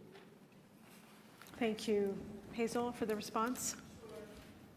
Madam Chair, through you, with only a 3 or a 4-foot side setback, the Manitoba Building Code does not allow any standard windows due to fire safety. At a 5-foot setback, the Manitoba Building Code allows approximately 7 to 9% of the wall area to be standard unprotected windows without requiring fire-rated glass or glass blocks or sprinklers. This makes it feasible to include windows on the side. So, you know, people, if they have the space, will most likely choose that 5-foot setback, but allowing the 4-foot setback also helps with things like trying to preserve existing mature trees, as well as just being able to develop the land. Of course, if you were to consider 4-foot and 4-foot side yard setbacks on both sides, it would hurt the viability of 25-foot wide lots. Thank you. Councillor Wyatt? Next question, Councillor Eady? Oh, yeah, go ahead, Ross. Got to follow up. So if I'm in the home that has only 2 feet, and there's one that's 3 feet away from me. If I'm pulling a permit to renovate my house, an inspector's going to come in, if I recall correctly, and will identify any other problems that might be related to, say, a renovation. So what would be the harmful effect on my house that's only 2 feet from a property that another building was built? Like, are you going to enforce me having to spend the extra money required to have a fire-rated wall on that house? Thank you. The response? Through the chair, and just for clarification, Councillor Eading, you mean the existing house in the example that has a 2-foot side yard, that would need upgrades? Is that what you're asking me? I'm going to renovate that, so I got to pull a permit, right? So they're going to come in there, and you know, you're getting building permits, so you're going to be asked if it's, I think, if it's a fire-rated wall, if it's a certain distance from the next door home. Thank you. Any further response? Well, I want to renovate. So somebody's getting the right to build 4 units, and it's going to be 3 feet away, so there's 5 feet between the 2 buildings. And I understand the whole thing about, you know, getting, figuring out what that is. But are you going to enforce the firewall, fire code on the house that's only 2 feet away? Like, what is the fire code? What is the adverse effect? Okay. Thank you. Robert? Through the speaker, the home with the existing 2-foot side yard wouldn't be part of a subject application, so there would be no enforcement, is my understanding, on that property because it's not part of the new build. The new build is on a separate property. Okay, so. Councillor Wyatt? Madam Chair, I'm requesting a health break. I do have a question. What do you want to do? Now a question? Well, or- there's other requests for the I know, health break as well. We've okay. got a few questions, and then maybe we'll come back and we'll have the new motion ready, Mr. Clerk, perhaps? Okay, 15 minutes, if we can reconvene at 4. Just before, well, it actually has to do with the new motion, because I know you're getting. Okay, I know the Councillor chair- Wyatt? Okay, I just, Yes. I guess it's, I've run into this many times in the past, and it seems to be it's always has to do with trying to get access to the property next door to do the survey. And is what I've heard, right? And so the property owner does not necessarily have to grant access to the property to be able to determine exactly if, you know, are they 2 feet away or less? Is that the issue that I heard the director say? That's basically the issue, that the third-party property not being developed, that's got the 2 foot or less side yard, that it's hard to get that survey, you require that? Okay. Now, just in terms of that, I mean, that is something that is resolvable, you know? We're doing all of this, it could easily be done through a request of provincial legislation to allow us to be able to do that. Because the issue, I hear the director, and what the director is saying, the administration is saying, Madam Chair, my understanding, maybe the director could clarify, that the challenge is 25-foot lots.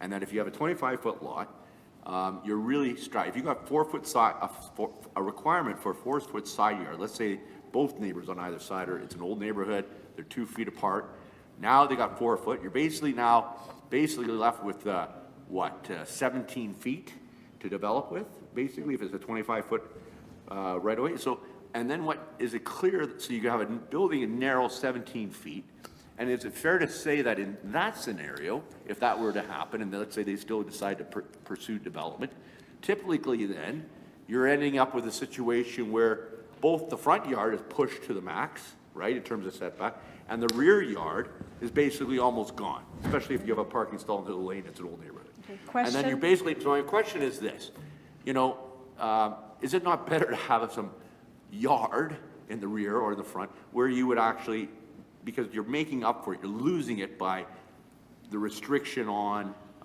the ability to have a smaller side yard? Do you follow me? Thank you. The response?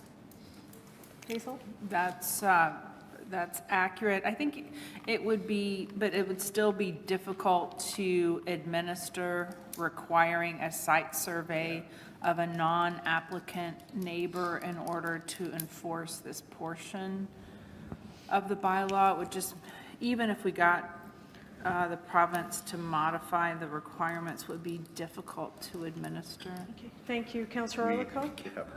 Councillor Orlikow? Yeah, so just again to the administration, do I have the amending motion? No, we're just waiting to Okay, have so- that circulated. So the regarding, so this is dealing with the larger lot. I believe I heard, I don't have the amending motion with me. We're looking at a lot split, which I'm not a big fan of course, but I hope the duplexes will take hold. If the 4 foot is on the outside, generally every time I've seen it, and the 3 foot's on the inside. So where the lots are split, the existing home, the new on the 25-footer, facing the existing property of the neighbors, that's generally 4 feet. That's why I tried to figure out this 4 foot, 3 foot thing what you're doing. And then on the inside, where it's a newer building, you're guaranteed to have 3 and 3. Is that correct? Thank you. The response? Yes, Councillor, that's typically what we see on lot split applications. They will put the smaller side yard on the interior with the 2 new homes. Yeah, and Councillor Wyatt is correct in requiring 25-foot lots to have 2 4-foot side yards could really impact the building design. It won't necessarily stretch it further front and back because we have the coverage requirements, we have the yard setback requirements. However, that's why we have recommended, and that's consistent with the infill guidelines and existing policy, a 3-foot and a 4-foot side yard for 25-foot lots. Thank you. Councillor Dobson's been waiting. We have other Okay, questions. thank you very much. I'm not very clear on this. So we have an existing house is 1 or 2 feet from the property line and it's grandfathered and we're going to say it's okay. My concern is the fire code. So how close can they be before that house, which is 1 or 2 feet away from the property line? Like that owner, what if they want to do a renovation? Are they now going to be have to go through other steps because the other building was built so close?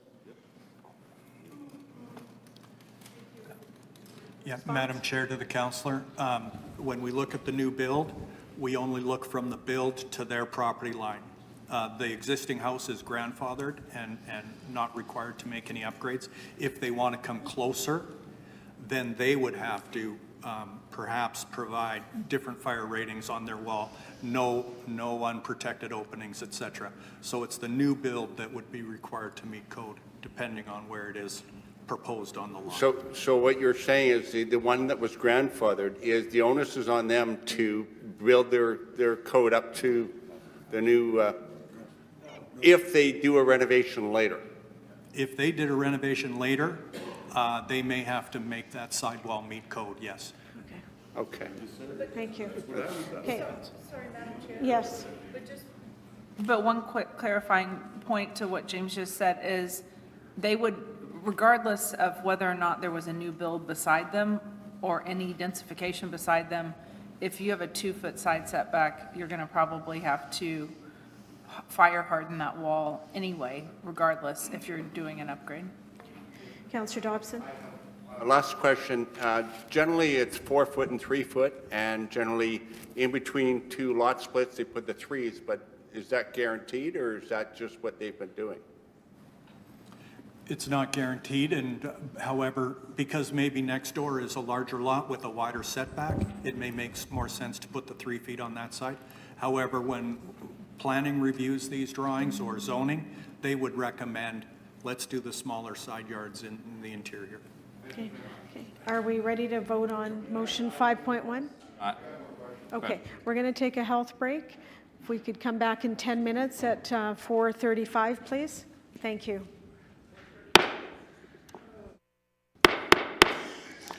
Good afternoon. I'd like to reconvene our special council meeting of June 5th, 2025. We are deliberating on amending motions. We're on motion 5.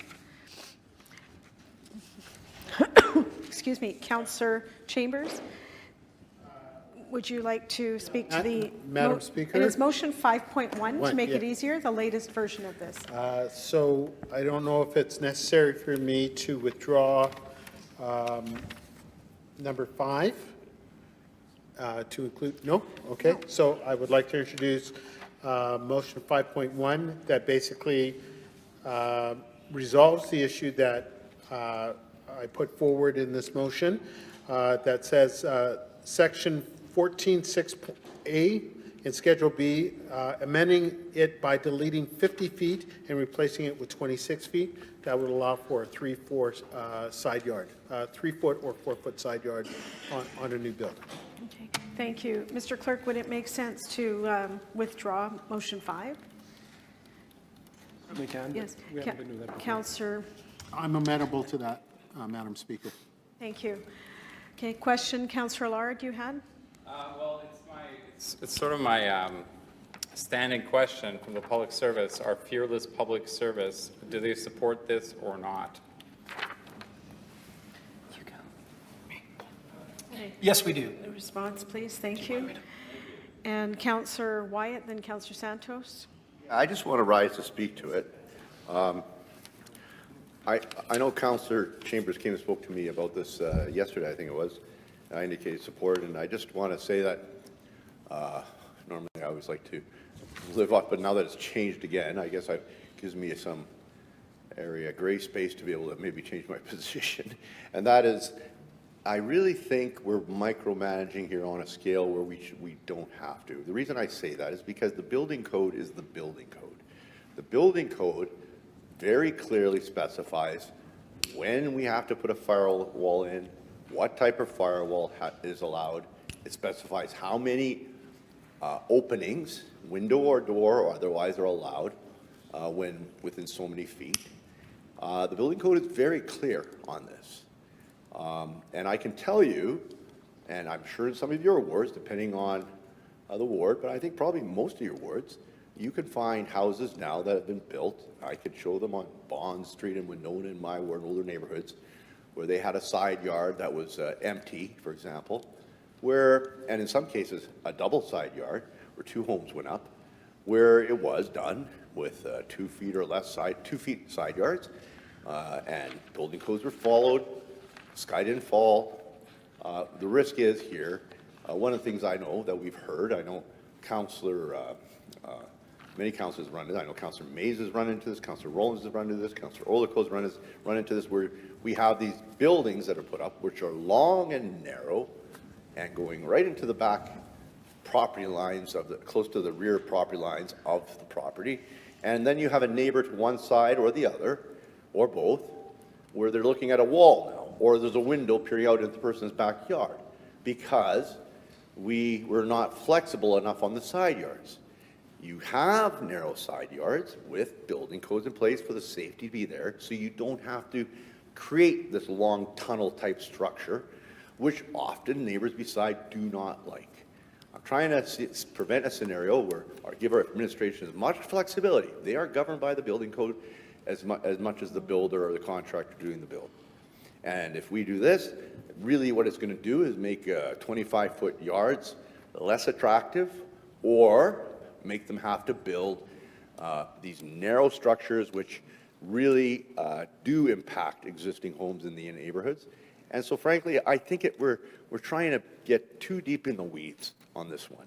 And I appreciate what Councillor Chambers is trying to do. I know where he's coming from, but I will defer to the public service and the fact that these things are followed very carefully. I can tell you extremely. I was telling everybody outside, when I was a consultant, had a situation where land titles let through a property they shouldn't have let through. It should have gone through a public service. House went up, or house was sold, and then it was a real complication because our public service is strict to the rules. They follow it very clearly. And so, I want to say that I want to thank Councillor Chambers, but I can't support it based on that. I hope we don't restrict, because otherwise it will make some builds be quite less attractive, let's just say, for existing neighbors. Thank you. Okay. Thank you. Councillor Santos? I appreciate what Councillor Chambers has done here by deleting 50 feet and replacing with 26 feet. And I'm just looking at the chart here, the proposed mature communities where it mentions 25, 40, and 35 feet. Minimum lot widths would have 3 and 4.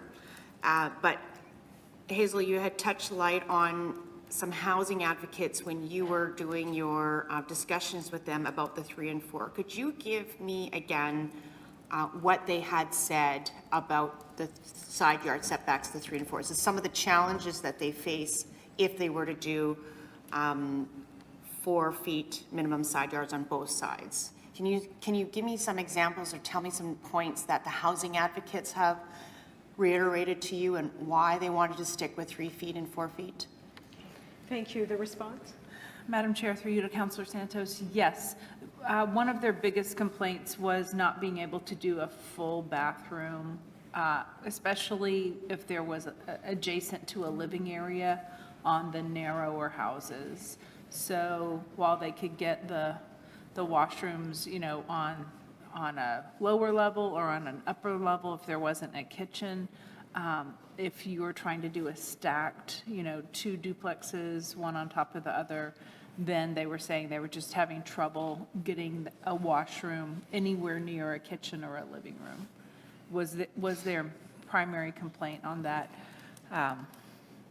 Yes, so that's why we're in more support of Councillor Chambers' amendment to this, in which he is now suggesting that the 3 and 4 foot side setbacks would be fine on anything 26 feet, any lots that are less than 26 feet wide, so that would be capturing all the 25-footers. And then the only just tweak that we were just talking about is if this one moved forward, we would also need to tweak 14.6B to say 4 feet on lots 26 feet or more in width, because 4.6A would say lots less than 26 feet, and then B would say 26 feet or more. So then just my follow-up question. Then it's safe to assume that the 35 feet and the 40 feet that you proposed in this table, you would be okay, housing advocates are okay with those larger lots, 35 feet and 40 feet, they can accommodate those examples you had mentioned about the washroom and et cetera. I mean, of course, the advocates are always going to want the smaller side setbacks, but yes, that those lots, if you remember all the way back to Monday, which is starting to get fuzzy now, but in those boards that we showed in our presentation on Monday and in the public information sessions and in the council seminars, those illustrations of those lots, those were all 3 and 4 foot side setbacks for the smaller lots that we were illustrating. Okay, thank you. I'll now call the vote. First, motion 5 has been withdrawn as per Councillor Chambers. Call the vote on 5.1, moved by Councillor Chambers. All in favor? Contrary, that's carried. Okay, 3 recorded in opposition. Okay, thank you. That's noted. Councillor Santos, Rollins, and Councillor Duncan. So 4. 4 in opposition. Okay, is there 4? Throw me in there. Okay, we're going to do a recorded vote. All in favor, please rise. Councillor Rawadi, Chambers, Dobson, Edie, Mays, Orlaco. Madam Speaker, Councillor Sharma. Those opposed, please rise. His Worship Mayor Gillingham, Councillors Allard, Duncan, Gilroy, Lukes, Rollins, Santos, Wyatt. The vote, Madam Speaker, yeas 7, nays 8. Okay. Motion 5.1 is lost.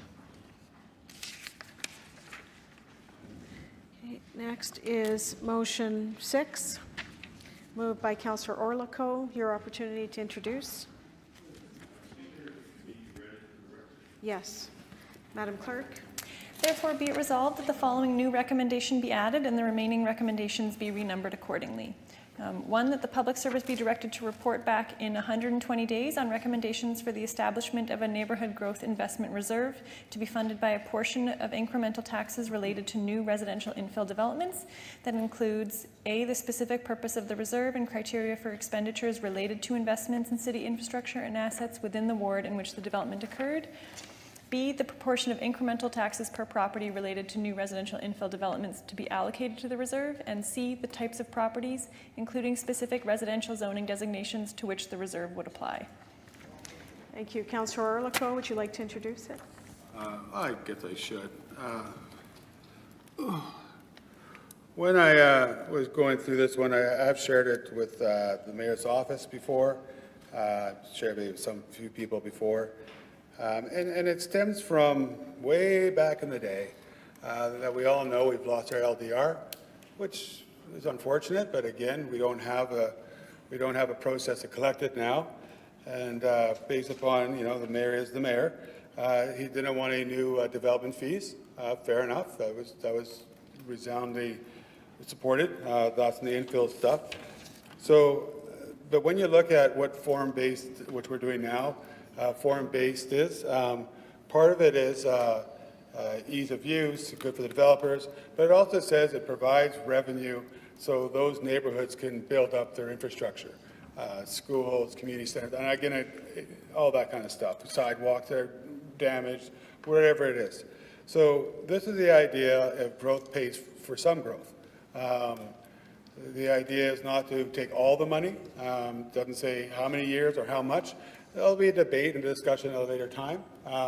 It's just an idea at this point is that areas that are experiencing a high level of growth in those areas, they're going to have to invest in certain things. It could be trees on the boulevard that are getting damaged, sidewalks are getting damaged. It could be a number of things. Again, I didn't go into that because I think that's a debate for council to have more once the administration has an opportunity. So first of all, this really is, and I hope people understand, it's just a report back. It's an idea of how we can secure some revenue without increasing taxation, and not saying we're going to take all the new revenue from these developments. It may include apartments, it may not. Again, it's just an idea that I looked around to say, how can I accommodate the needs I heard, which no development fees, no new fees, no LDR. all those things in a way that would allow those neighborhoods, and we don't want to use the word impact fee, but that's kind of what we're talking, but not this, because it's not a new fee. It's just how can we pay for some of that pressure on these neighborhoods, new or old, wherever the development is going, that it's going to arise, and it will. So we will be able to have some investment money to try to sort of, you got all this investment going on, development in your neighborhood. Shouldn't we have a little bit of money held back in that neighborhood so we can do some little more investment? So that's kind of what it is. Again, I think it's going to be a longer debate going forward, and I'm okay with that. And that's why it's just having the report come back, pushing it forward today. It's not prescriptive. I wish it was. I did call the assessment branch. For example, they actually were quite surprised when I told them, well, a $350,000 house in River Heights that gets lot split is now worth $1.5 million if you take both side by side. And I go, that's what happens. So, and duplexes will be kind of similar. Triplexes gets a little even more, and fourplexes even more, apartments even more. So again, how do we justify what percentage? I don't know. At the time when I was talking to the assessment branch, they're kind of going through a little stuff with some education tax credits. So he said, please don't do this right now for me. Leave it open-ended, and then we can have the administration get together and talk about it when I have time to breathe. And that's what it is. So I put it 180 days just to get the ball rolling. And so when people, I even did it in the budget time. I know it's a little parochial, but when people say to you, hey, okay, you're putting all this stuff in my neighborhood, what's in it for me? Well, we can talk about housing supply. We can talk about offering different choices for people who live in place, all the other verbiage, which is true about the ideas. But it'd also be very, I think, good to say, well, some of the money that'll be generated here will stay here to fix up your park over there. Because right now we don't have any of that. You're going to put a whole bunch of new people. Some neighborhoods are going to be a lot more than others.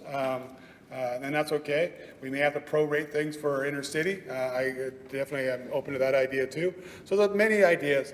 So again, and I think we've talked about enough stuff today, that there is, and I'm very proud of everybody, that there is the option here to work together to try to find a path forward on this one. It may fail in the end, but that's, I'm just asking for a report back and having that discussion with you all as we go forward. Thank you. Councillor Eady, followed by Councillor Gilroy. Yes, thanks, Madam Speaker. I'll try to be short. So you may recall yesterday I spoke about how the mill rate's calculated, and supposedly we have all this new money, but really what happens is it gets folded in, and this is the budget requirement. It says, we're going to be getting this much revenue. It's folded into the mill rate. And really what it's doing is covering off a lot of the inflationary factors, the new assessment that comes in. What this motion is proposing to do is say, well, it is new money, and there are many things in these old neighborhoods that need to be fixed.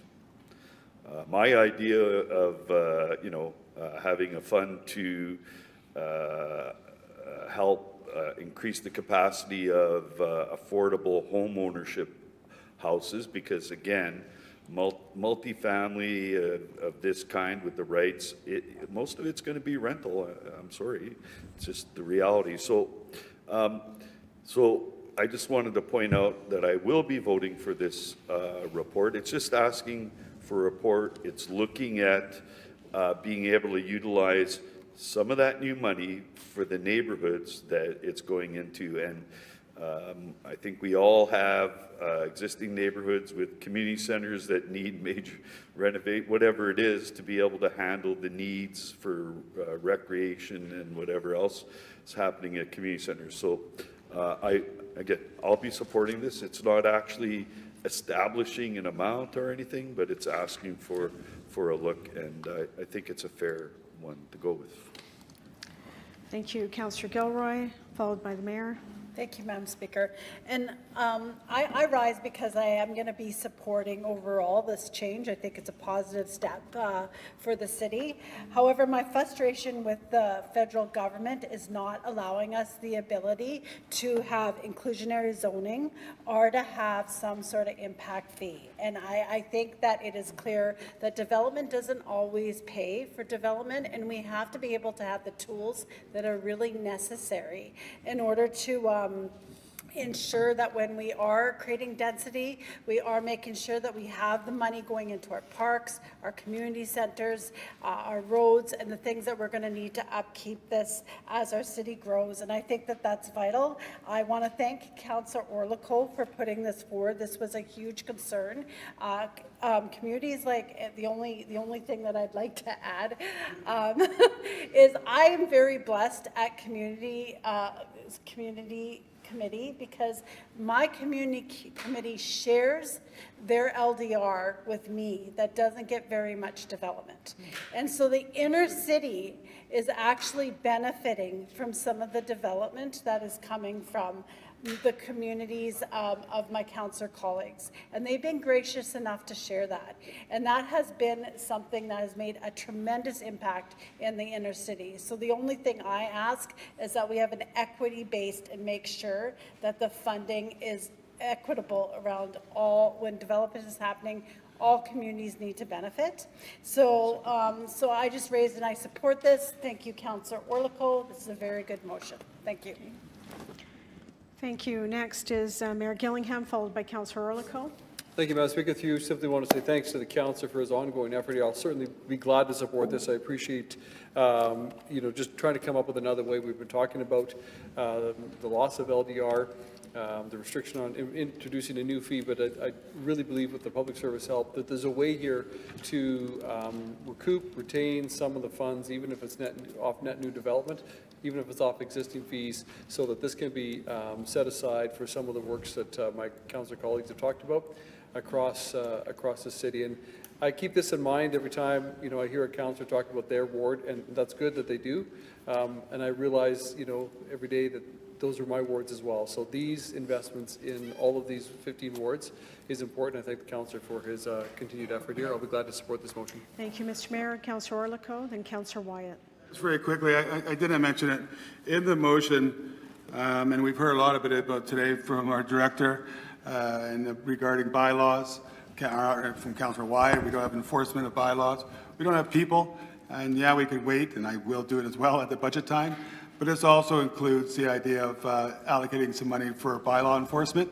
If we have all this new development, Councillor Mays will talk very clearly and eloquently about the horror that he's had in Glen Elm. They know the problem's there, they just can't get there because they don't have the people. So this idea as well includes the idea of having sort of a growth bylaw officers that will make sure that the new developments are keeping up to what we need, that we've asked them to do. Because right now, they can develop stuff like Councillor White has said, well, we don't have any staff for it. So this will allow some staffing, if we choose to do it that way, to go make sure that they're building the way that we've asked them to. Thank you, Councillor Wyatt.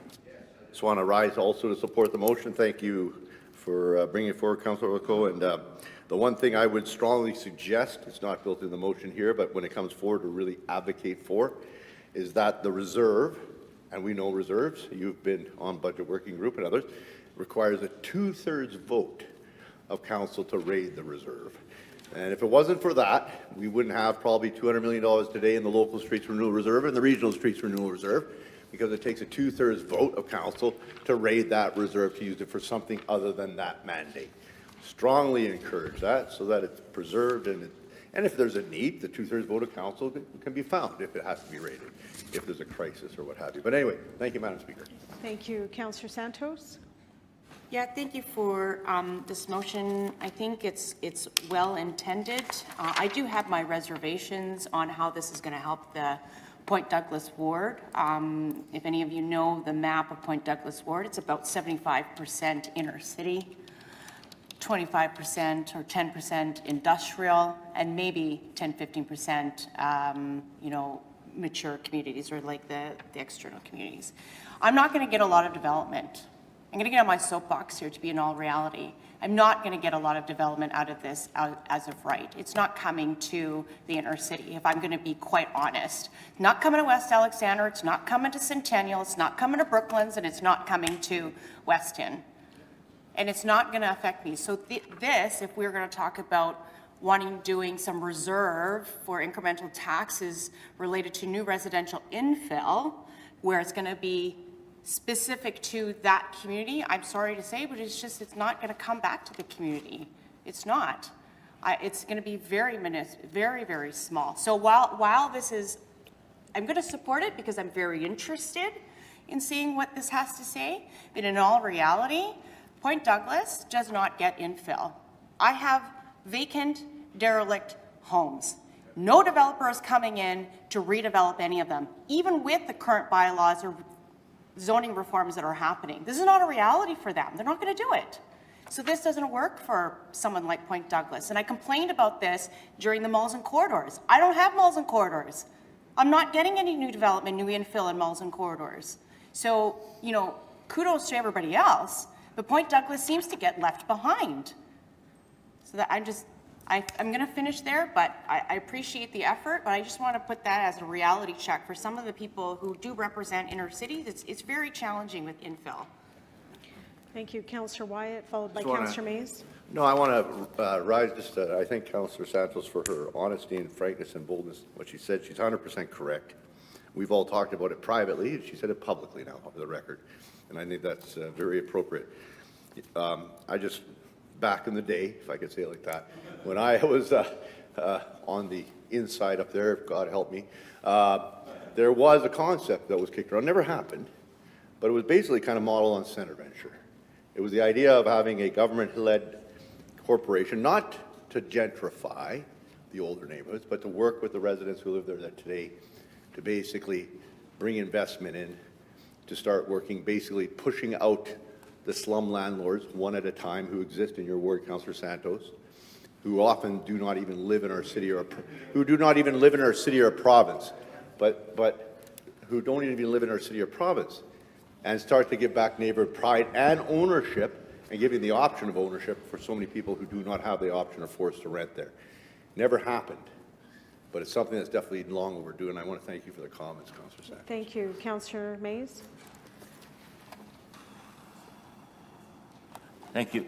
Just trying to find something on Demas and can't quite find it. But in any event, I hope this passes, and if it does, I would hope the public service would take note of a very good study done basically on this very issue by Mr. Mahe, probably in 2021. It came to council.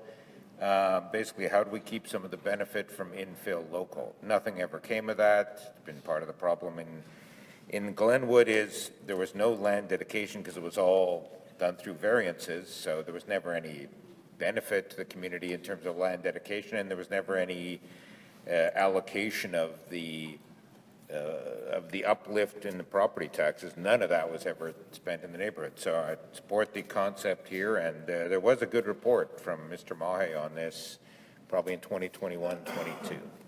Thank you. With that, I'll call the question on motion 6. All in favor? Aye. Contrary? It's carried. Request. In the interest of brevity, as the speaker requested, I wish to inform the clerks and you, through you, Madam Speaker, that I wish to poll now, after having a good conversation with Councillor Orlico when he joined us, when some of us were having a cigarette outside. Amazing what you can get accomplished. Poll motion 17 and 20. Okay. 17 and 20. Okay. Thank you. With that, I thought I'd give you some good news. thank you, Councillor Wyatt. Appreciate your cooperation. Feel free to pull others while you sit there and look through your paperwork. Madam Director just said I've missed a few. I said 17 and 20. No. Okay. Well, but I'll come back to you for more if you like. Okay. Yes. 17 through to 20. Okay. Thank you. Thank you. Councillor Wyatt is Councillor Wyatt is very cooperative, and I just finished saying that before we went on the live stream, so crystal ball. Motion 7. This is Councillor Eady has moved it. You have the floor, Councillor Eady, on the accessibility plan.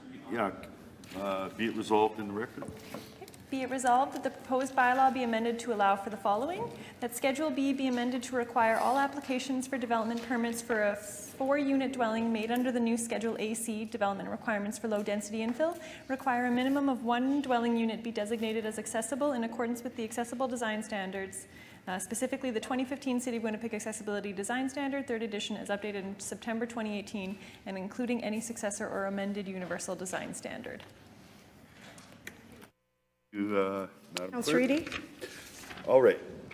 So, well, where to start? So nobody builds at grade. I think we all need to realize there's some whereases in there that talk about, you know, the critical need for a more fully accessible housing. And the federal government has asked us to give the right for 4 suites. Now, what you, and apparently nobody builds at grade. So, although you could, there's nothing stopping you from building a 4-plex at grade. There's nothing. You could still have a basement in it and still have a 2-story.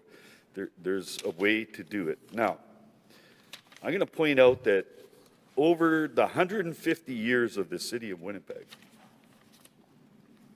unless there's been a special effort to create, say, 1010 Sinclair, Madam Speaker, or Bill Arnott Housing, which is also in your ward, Madam Speaker, or Tranquility Place also. Now, it took special money to design and provide a suite that's accessible for people, especially using wheelchairs, but there are other types of disabilities that their lives can be improved. Things change. But so for 150 years, we built housing in this city. Like the old housing that we're hoping gets, like we got old housing stock in William all around the inner city, but we also have old housing stock in River Heights or wherever it might be. It was all built with no recognition of persons with disabilities. Now, I'll give it that when Waverly West was envisioned back in 2003, there was a hard lobby by persons with disabilities saying, like, I got nowhere to live. And if I got to modify the old housing stock that's there, it's costing a fortune that I can't afford because you're creating homes that are not, or you're having to adapt housing. It costs more to adapt it to make it accessible. It doesn't really cost all that much more money to make a home accessible, 1 unit accessible to our, say, our universal design standards that, by the way, the city of Winnipeg was the first city in this country to pass universal design standards for builders and developers to follow. Now, there's not necessarily a section in there on housing as far as I remember, but it talks about what's an accessible width of a doorway, outside versus inside.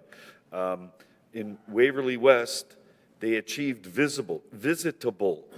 So, yeah, oh, it's nice. I guess I can visit the home that I live in, but I can't live in it because, you know, the bedroom isn't accessible. I can't get in there or do that kind of thing. Or, you know, I can't get in, you know, a visitable, yeah, the front door is accessible. Yeah, there you go. You can get in. But you need accessible washrooms and so on, Madam Speaker, especially if you're going to live there. So there's a huge shortage of accessible housing in this city. And so the purpose of this motion, how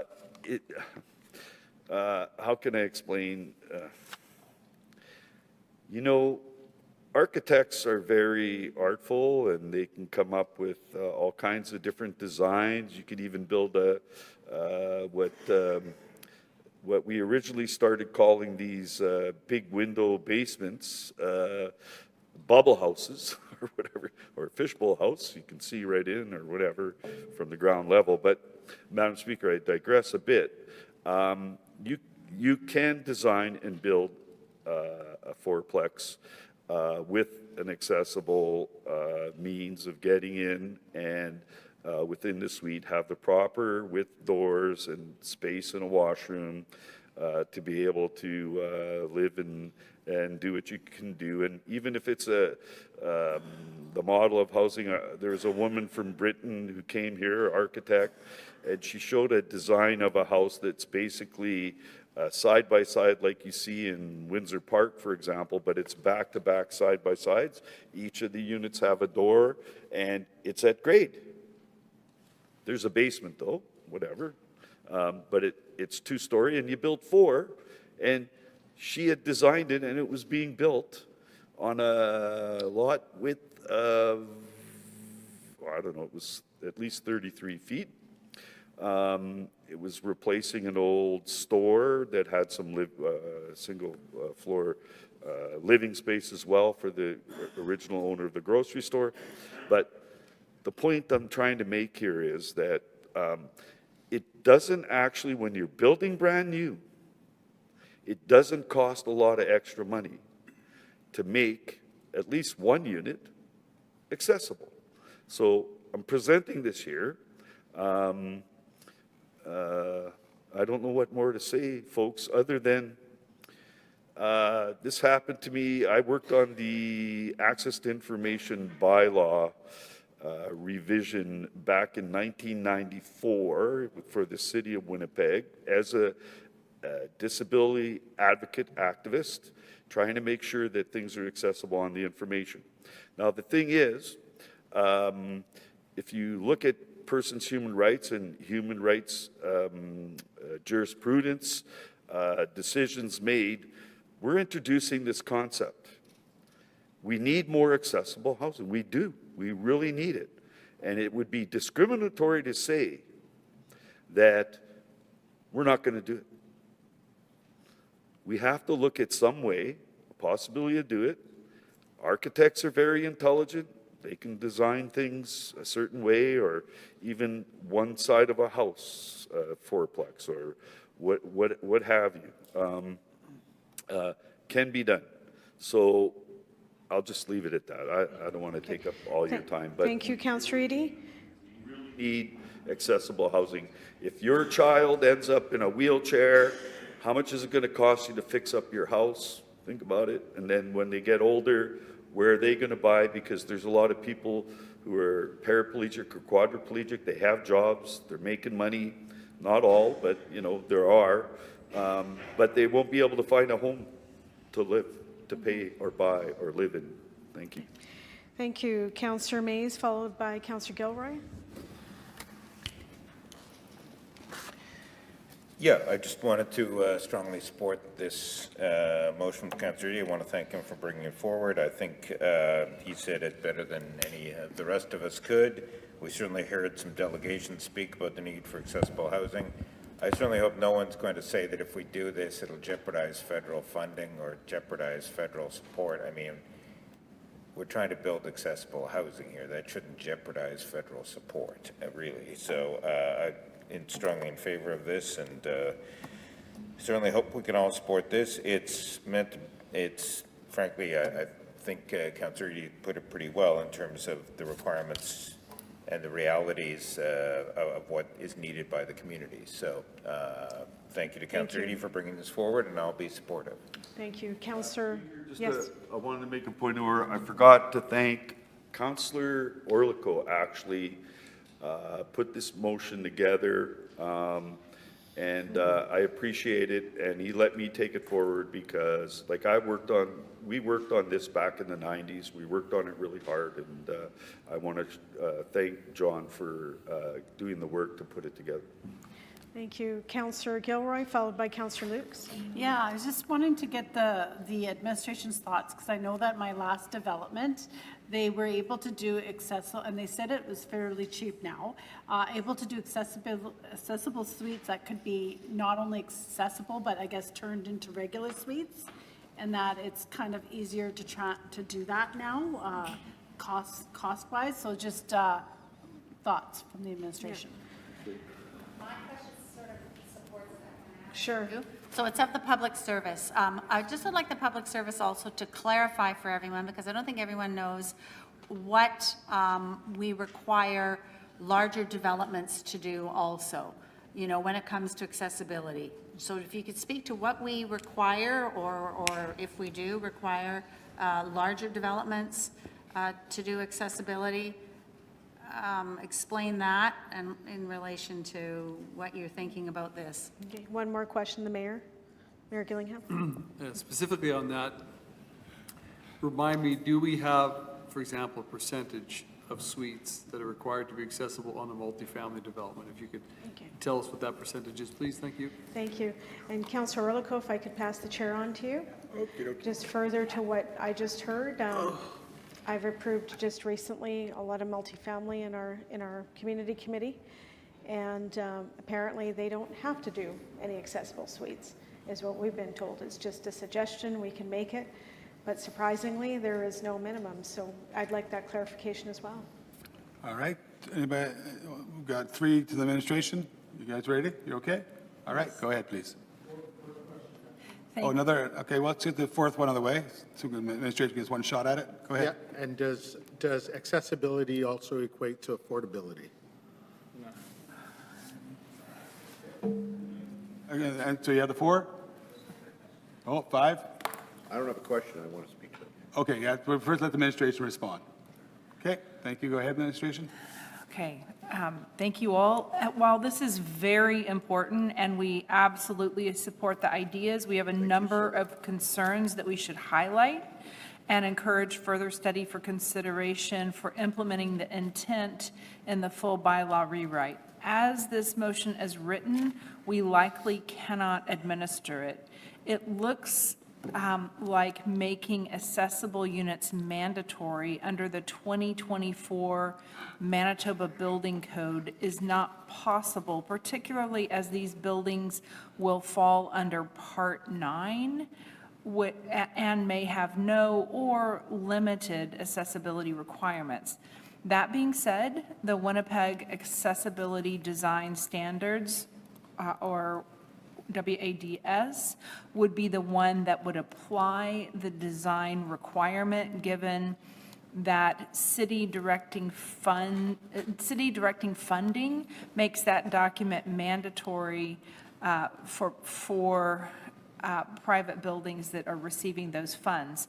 WADS is challenging to implement, even as is on projects that are funded by the city, as we are not the main funder and other funders dictate other accessibility requirements, and we're often coming in as a funder late in the design process. So for instance, if someone is asking for CMHC funding, they'll need to do, usually on smaller scale projects like this, 10% of their dwelling units as accessible and 10% of their dwelling units as affordable.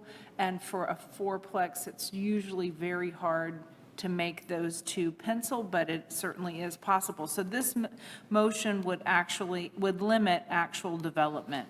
We don't have, in addition to all those things, we don't have a universal design coordinator who would normally review these requirements, although certainly in the full zoning rewrite, once we have an opportunity to study this more completely, it is something we could task our plan exam group in development and inspections to do, or to do this further study that we are recommending. I feel like I've forgotten some of the answers to the questions. What else have I forgotten? Through the speaker, I believe the questions had to do with what are the current standards for accessible units in the zoning bylaw, and there are none. Exactly. Do other cities have? Yes. Yes. but. Wait, no, just a second, Councillor. We're going to finish off those 4 questions of administration, and then we'll go down to general event. So anything else left in the 4, from the 4 administrative questions that you're asked? I think you got them all? I believe we covered those now. There's no requirement in the zoning bylaw for an accessible unit in multifamily or whatever it may be. Okay, so that's it. And now can I hand it back to the chair, the speaker? You want it back? Sure. Good. Councillor Edie? It's a nice break for me there. Councillor Edie? No, what about Wyatt? Just to confirm, I used to be a qualified expert in building code as an accessible consultant back in the 90s and early 2000s. But in terms of Section 9 of the Manitoba Building Code, that would be related to housing, if I recall correctly. And in terms of that, just asking the administration, those are minimums, are they not? People, as long as they don't, as long as they build stuff to those minimal requirements, it passes, but it's not going to prevent anybody to exceed the Section 9 minimum standards. Is that correct? Thank you. The response?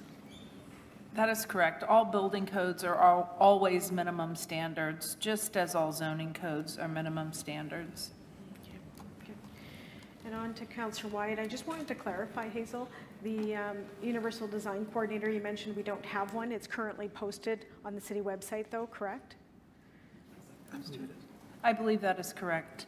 And just as an example of when someone asked about other city examples, like Toronto and Vancouver both have incentive-based approaches such as density bonuses or expedited approvals to encourage accessible or universal design in private developments. Calgary and Edmonton typically align with building codes and may include accessibility in area structure plans or direct control districts. So, you know, if we're allowed to study this motion going forward, then we would look at those sorts of incentive-based approaches in order to encourage both accessibility going forward. Councillor Wyatt?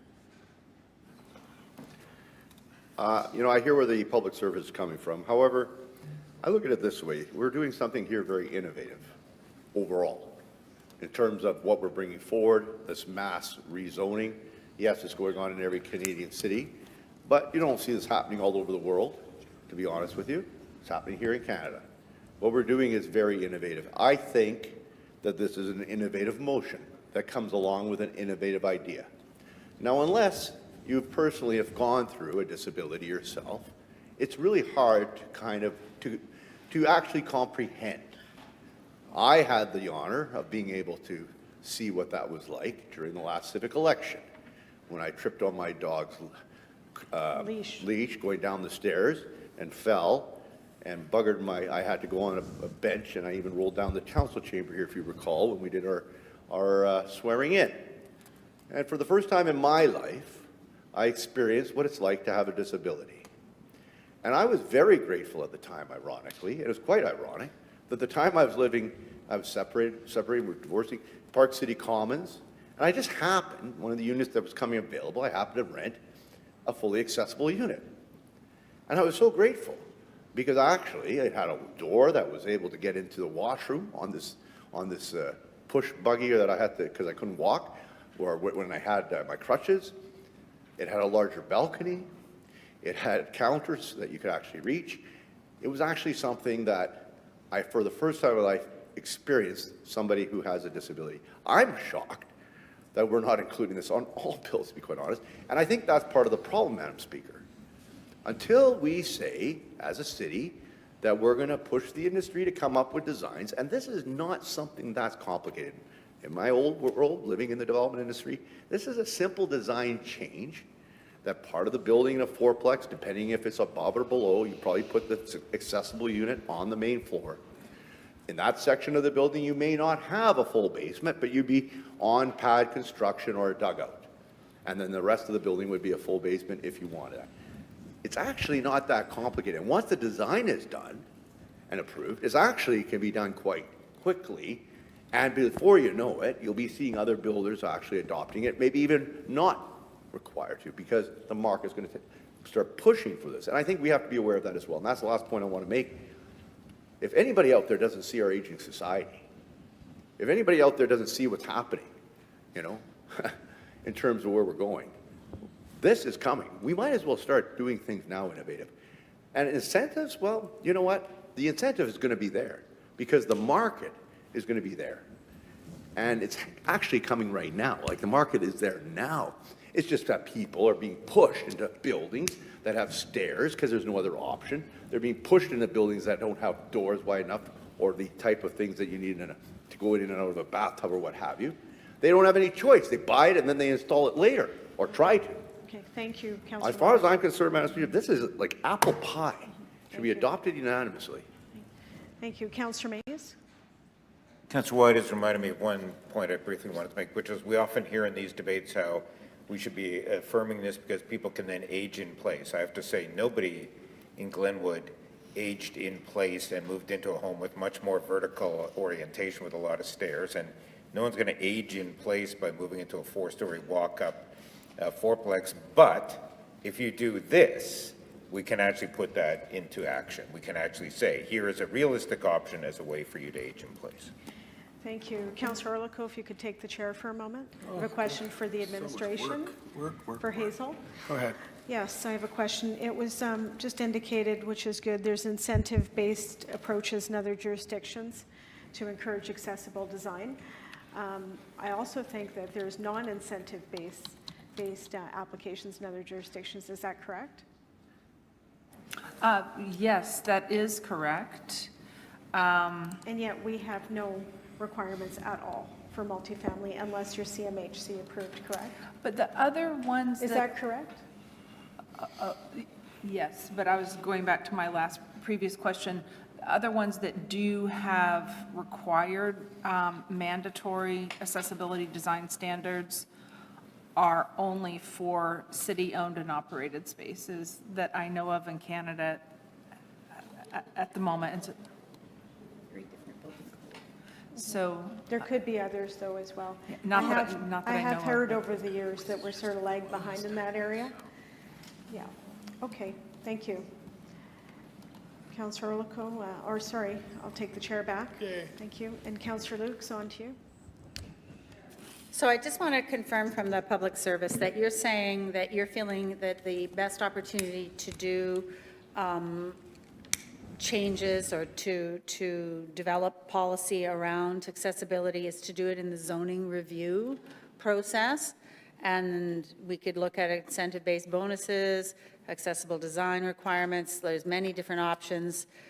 We don't have an accessibility coordinator. We haven't had one for quite a bit of time. I know we've have had challenges hiring one. I think this is very, very important, but I just don't want to do it on the fly. And if we're not doing it in apartments right now, I think it would be a real restriction to start doing it in these smaller buildings, basically, that are inevitably going to have stairs. But I really think that we should be doing this in the zoning review process. Mr. Mayor? Oh, Councillor Santos, I'll come right back to you. So you go ahead. Mayor, Councillor, we'll you go. defer. You go. Sorry, I was just out of sequence. I'm wearing yellow. I thought it was bright. Councillor Santos, yes. Okay, so I'm just a couple of points. I just want to make sure I get my line of questionings right. So, again, we're here. I want to go back to we're here on 4 units as of right through a housing accelerator fund. I said it in my speech earlier. We start changing things and start mandating things that may potentially hinder our ability to continue to collect housing accelerator fund, right? Reason why I didn't vote specific on motion number 1. Now we're back here again. this could be a significant change to what we were mandated to do of 4 units of right. The definition for units of right is what the federal government, my understanding, is the quote, missing middle units. So I think there's a couple of questions there I want to ask. First of all, do you think or feel that this could potentially impact our Housing Accelerator Fund, access to the Housing Accelerator Fund? Because I feel this is now we're mandating a significant change in our 4 units as of right. Maybe that'll be my first question. Then I have a second question. Okay, thank you. The response? Madam Speaker, to Councillor Santos, this one's tough, I think. I think it could, because it is adding restrictions that have not been already pre-vetted by CMHC based on what they communicated in February on what we shared. I do understand the intent is aligned with both CMHC's goals and the goals of the HAF is to create diversity of housing. But given that, as Councillor Luke said, we have not studied this before, we don't really know exactly how to implement it, whether we can under the building code and all these unknowns. I think there could be a risk doing it at this stage, and we would agree with Hazel's recommendation to research it and bring it forward with recommendations as part of the full zoning bylaw review. Thank you. Councillor Santos? And then following up to that, my understanding of the federal government's description of these 4 units of right was to really target, quote, missing middle. So do you know what that definition of missing middle, does that include persons with disabilities and? Absolutely. Yeah. It doesn't, unfortunately. I just want to make sure. Sorry. Madam Speaker, to the councillor, the definition of missing middle is focused on building form. It's anything above a single detached house up to 4 stories, so it is not focused on the individuals who might be living or accessibility features of the building form. Okay, thank you. Anything further, Councillor Santos? Mayor Gillingham, then Councillor Orlico, Councillor Eady. Simply to say that I concur with Councillor Lukes. I think articulated it well. So that's all I'll say. Councillor Orlico? This is regarding some comments, and I'm getting a little tired of hearing because maybe I'm just missing it. I think the red herrings everybody's putting out there about threatening the Housing Accelerator Fund. So my question is to the administration, whoever is in charge of this. My understanding of the Housing Accelerator Fund requirements is A, hit your targets, what we submitted, which we surpassed, great on many fronts. And you have to do 4-story, 4 and 4-plexes, as of right, 800 meters from frequent transit. Now I'm hearing that, no, there's these other things that the government, federal government may be applying. Again, I don't have a list of all that stuff. I am not involved in the conversation that are going behind the scenes. My understanding only is the mandate says you have to meet the missing middle requirements, targets that you suggested, again, which we have done, and you have to allow as-of-right zoning for 4-story, 4-plexes, 800 meters from the frequent transit lines. Now I'm hearing all these other things that they may decide to pull our money from other things they just don't like, but we don't know about it. Am I hearing this right? Thank you. The response? Through Madam Speaker to Councillor. Frankly, I have been as confused as you are over the last number of months. The challenge is in their analysis of how we are implementing 4 units as of right citywide, and 4 units, 4 stories within 800 meters of transit. Those 2 specific, as well as a number of other milestones, are in our agreement, which we are tied to completing by the dates, as well as the targets, which you mentioned.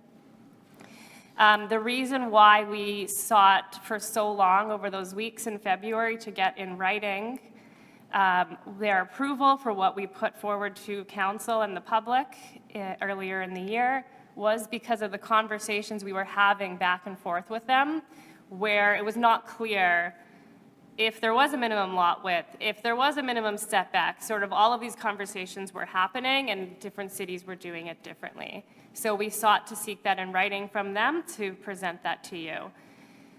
I can't comment on what's being presented here because we don't have that in writing from them. So it makes it hard to comment on whether they will interpret this, for example, this motion you're looking at right now, as negating 4 units as of right citywide, because we're unsure of the effects. So I'm sharing that potential risk with you through this. And I will just add one more piece on the question of targets per our agreement. So certainly we have surpassed our missing middle targets for the 3-year period, under half.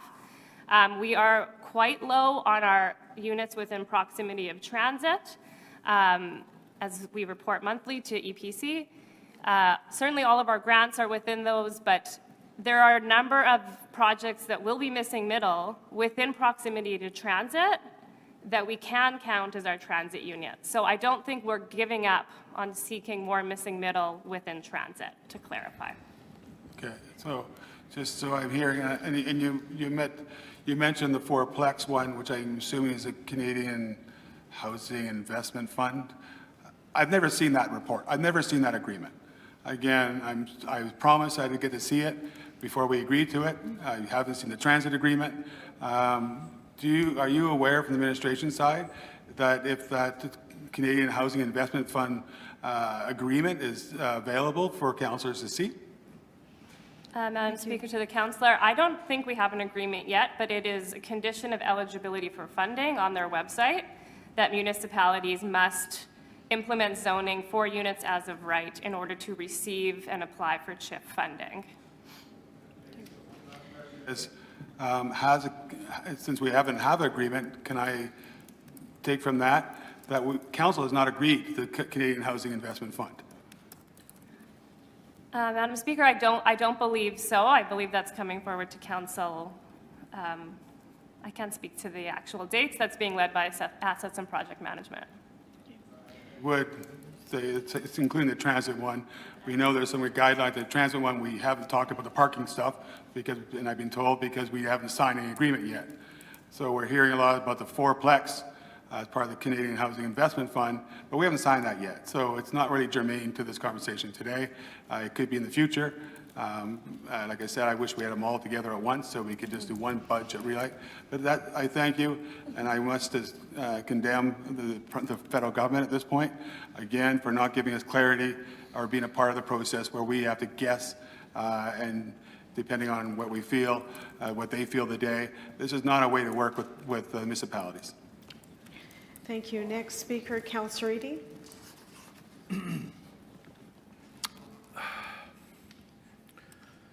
So when we look at the 4-story fourplex, which that's a large area that covers, the Section 9 already causes a disincentive here in Manitoba for people to build because they're going to have to put in an elevator,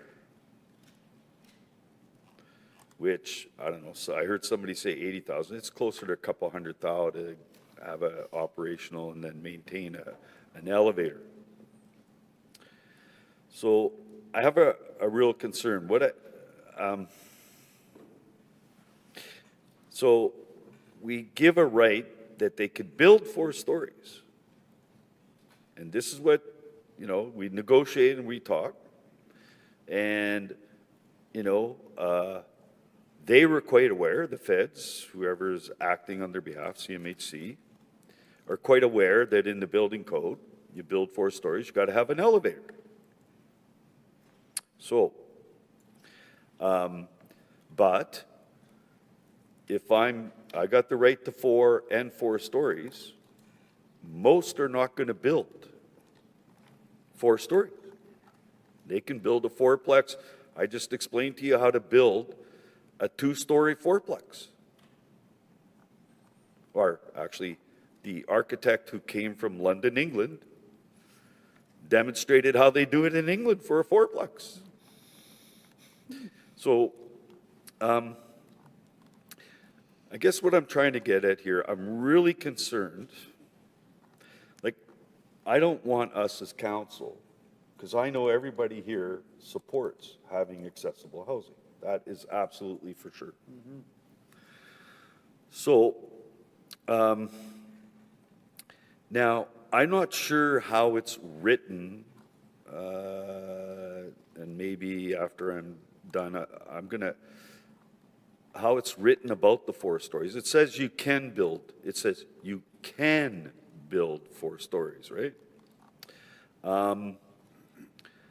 I'm of the kind of opinion, I don't want any of us to have to vote and look like we're discriminating. So what I'm thinking is, I really originally taken out the 4-story concept. That was original motion from Councillor Orlikow. I'm going to ask that if we could deal with this motion, and I try to come up with an amendment, if we could deal with this motion, because we're going to be here tomorrow, Madam Speaker, that maybe we can deal with this motion 7 tomorrow to allow maybe a better way to write this. I'm not worried that this is going to cause, like the feds aren't going to say, oh, you can't have the money because you said 1 speed has to be accessible. Oh boy, whoa, would they be in trouble, eh? We'd be going to the Supreme Court against them, that's for sure. I would. But I don't want us to be seen as, you know, I'm not calling it, anyway. So I'm asking the Speaker, I guess, can we not deal, and maybe we'll vote on the possibility of dealing with this particular motion tomorrow? It's sort of out of sequence right now, Councillor Eadie, but what I do know, it's dinner break. So let's talk offline. It is dinner break, and we'll reconvene in half an hour. And Mr. Mayor, will you move that we continue to work past 6 p.m.? Yes, I will. So moved. All in favor? Contrary? Carried. So we're going to recess until about 6:25 or so. Thank you.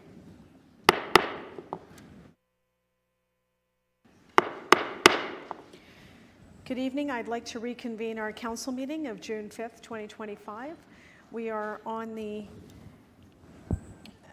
amending motions that we are deliberating on. We have motion 7, moved by Councillor Eadie. It's on accessibility. Councillor Eadie, you're withdrawing that and you're replacing it with 7.1, I understand? Okay, thank you. Would you like to speak to it? Yes, I will introduce it.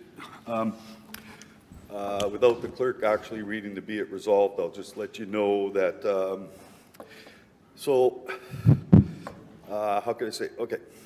So we know that the Manitoba Building Code calls for an elevator when you build 4 stories. Now, if you've got an elevator, then you have an accessible way to move up and down. And you're going to be walking into a door and then catching the elevator if you're living up top. So the design will have to make that happen. So the motion is being changed to say, now, I really would love to just make any fourplex that gets built accessible, 1 accessible unit, but we're in a situation where let's at least cover off when it'll be, if an application comes in to build a 4-story, 4-unit building, that 1 suite, 1 unit must be universally accessible. And the cost for the interior isn't like, there's no added cost. If you've got the level access to get in the first place, then the other costs associated with making an accessible unit is minimal, if at all. All you get to do is make doors wider. Washroom might have to be a bit bigger to allow for the radius of a chair to turn and so on and so forth. And so the other benefit to this is that persons with disabilities, they might have income issues where they can pay the rent, but they can't own a motor vehicle. I knew Alan Simpson. He was quadriplegic, but he was able to drive his own van. And he was able to afford his own van, actually, which is an important thing. So the beauty is, though, is that this is going to be close to frequent transit, which I think is really important because for persons with disabilities, they need to use the public transportation system. Yes, they could be eligible for Transit Plus, but anyway, this all works out much better. So I hope that you'll all support this modified one.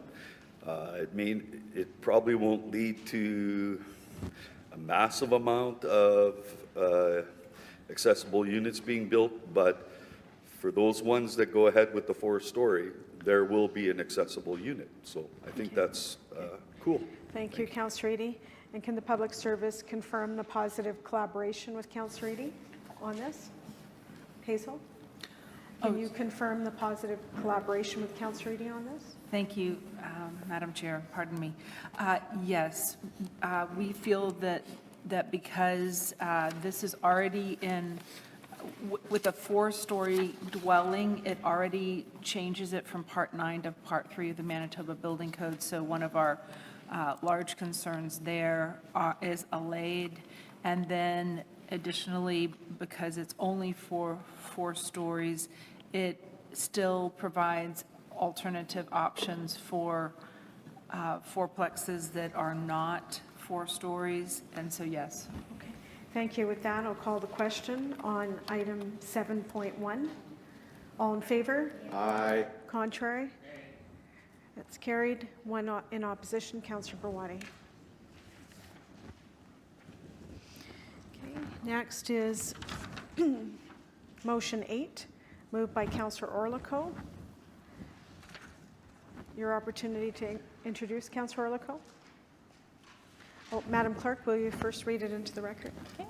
Therefore, be it resolved that the proposed bylaw be amended to allow for the following. 1, that Schedule B be amended to require all applications for development permits for a 4-story, 4-unit dwelling made under new Schedule AC development requirements for low-density infill require a minimum of 1 dwelling unit be designated as an affordable housing unit as defined in the Development Procedures Bylaw number 104 of 2020. Thank you. Councillor Orlikow. Thank you, Madam Speaker.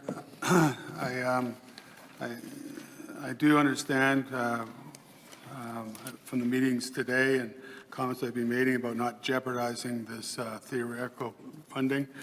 Some of it's real, it's 60 million for sure, but the other stuff I'm not too aware of. But what I know the problem I'm facing still for trying to find a way to support this this Housing Accelerator Fund and these bylaw amendments is it doesn't have really what Winnipeg is looking for. The federal government has decided to do a one fits all through Canada, and I'm sure that's a prerogative. But again, Winnipeg, what we need desperately is 2 things. We have maybe the accessible, so we're good, one little part down. We need also this development and these funds and this housing to really be focusing on areas of need. The market will take care of the rights by itself, so that's not what I'm too worried about. But the other thing that we really need in Winnipeg, and we need to be forcing developers and people to do, is to have affordable housing. It is our #1 critical issue we have in Winnipeg right now. The units that we built, and again, maybe hopefully some units we built with affordable, but I seriously doubt it because there's no reason why they should. So again, we want to do our Friedman type of economic theory of like this will open up supply and somebody will fill the gap. We're not going to fill the gap with any affordable housing below market or CMHC level. So This will be a way for me to be finding a way that I can support this, because again, the as of right's a problem, and a number of other things are a problem. But if we can actually, we're not going to get, and Councillor Santos put it quite eloquently, I don't believe they're going to get a lot of development in their areas, because this is going to be really market-driven. Developers are going to go where they get the biggest bang for their buck. Why would you do, and we're seeing it now, why would you go do a lot split in another neighborhood where you can sell a house, maybe you'll get 500,000, while in River Heights and other areas that are affluent, you can get the same building for 800,000. So the market is the market. Capitalism is what capitalism is. But again, we as a public government need to be focusing on what our needs are, not what some other third party tells us that we have to do. So I understand there is some ideas about increasing supply. Again, not of home ownership, it'll be rentals primarily. I'll see if I'm wrong later on, I'll bite my words, but again, the market is the market. So this is an idea here that we can at least get some affordable housing. And the bonus part is not even affordable housing just downtown or just in certain pockets of the city. We spread it out throughout the whole city. If another level of government wants to say, you know what, we're not going to fund you anymore because you're doing affordable housing, let them try. And then again, it'll just show the colors of their stripes even more. So I think this is very important for Winnipeg. I know it's very important for it. We have more than enough reports saying this is actually our strongest need. Now, again, we have to stand up sometimes and say, actually, Winnipeg, I haven't been involved in negotiations, but I would say this is what Winnipeg needs. We need more help with affordable housing. So this will force developers to do some affordable housing. So I know there'll be some comments about supply, which again, I think is a little interesting comment too, but again, I'll get in my closings. But I think we all agree, the number one priority for Winnipeg right now is affordable housing, and then making sure that we have housing in the areas that need it the most. So again, I'd be very happy in River Heights, Fort Garry to have more affordable housing throughout there, but that won't happen if we let the market just decide that itself. So that's what the general essence of it is. I was kind of, because I do appreciate the comments I've heard from everybody else, and I was trying to figure out a way that I wouldn't make it sound, and I will say it on record, it's the best I can. If you vote for this, you're with affordable housing. If you don't vote for this, doesn't mean I'm going to say you're against affordable housing. Again, it's just my belief is we have to stand up to the federal government and say this is what we need. We don't need, you know, $5,000 apartment blocks or apartment units in River Heights as much. The market will take care of that by themselves. I've had so far last week 5 meetings with really interesting developments, apartment blocks on Corden, Grant, and Academy for developers coming forward, some pretty remarkable units. None of them are cheap, not even close. But the market's taking care of that to provide those extra units that we need. So that's from my view. So this will be a way to make sure, making sure some of those under this program that we tell the federal government, this is what we need. We need affordable units. That's what it is. And that's what Councillor White has indicated some of the funding cutbacks on that. I think we need to shine a bright light on this and say this is what Winnipeg needs and stand for affordable housing. That's why this motion is going forward. Thank you, Councillor Lukes, followed by Councillor Mays. Thank you. Thank you, Madam Speaker. So I'm not going to be supporting this motion. I do agree, Winnipeg, I do agree a lot with what Councillor Orlikow has said in that we're kind of in this one-size-fits-all across Canada housing initiative that's being delivered.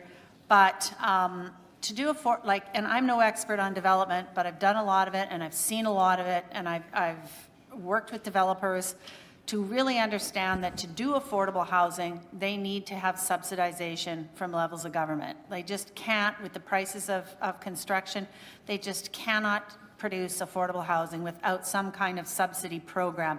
I'm not aware, and maybe this is a question for the public service, I'm not aware of any subsidy program for 2, 3s, and 4 units. I think that these units will serve a market unto their own. When I look at the situation in the South End, I see many families coming and looking for apartments or there's a lot of rental duplexes in our Waverly Heights area. People rent them, they save, they graduate up to the next level of housing.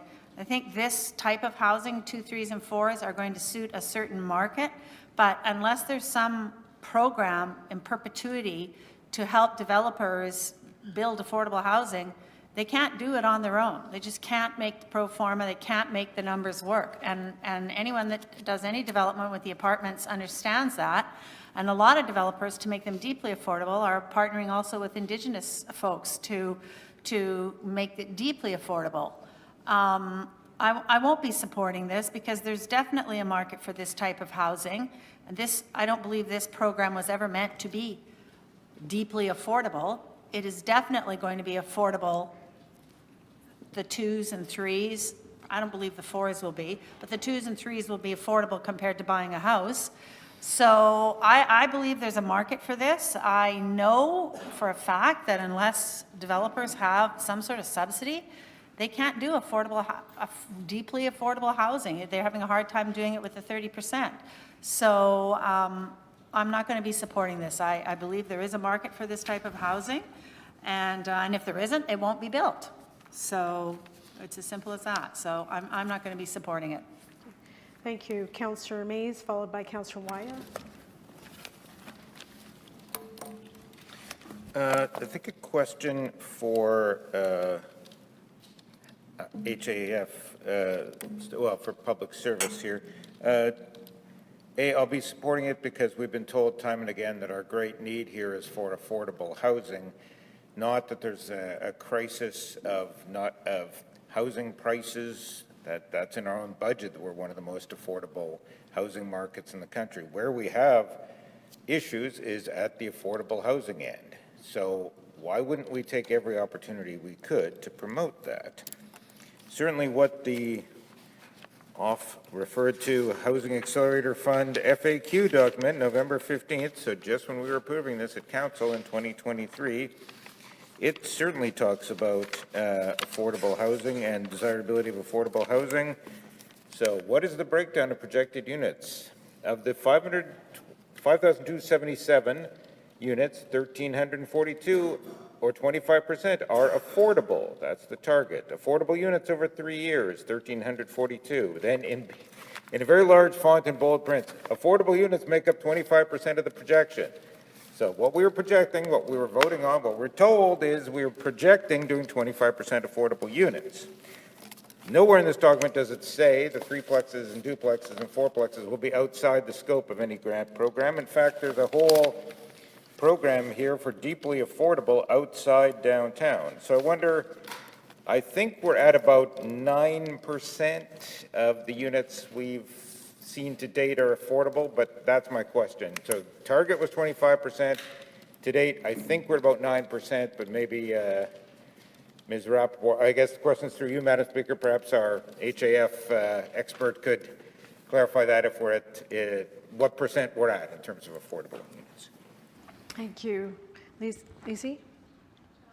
Through Madam Speaker to the councillor, to answer the last question you asked first, last year we produced 244 units of affordable housing, which was 6% of our annual permits.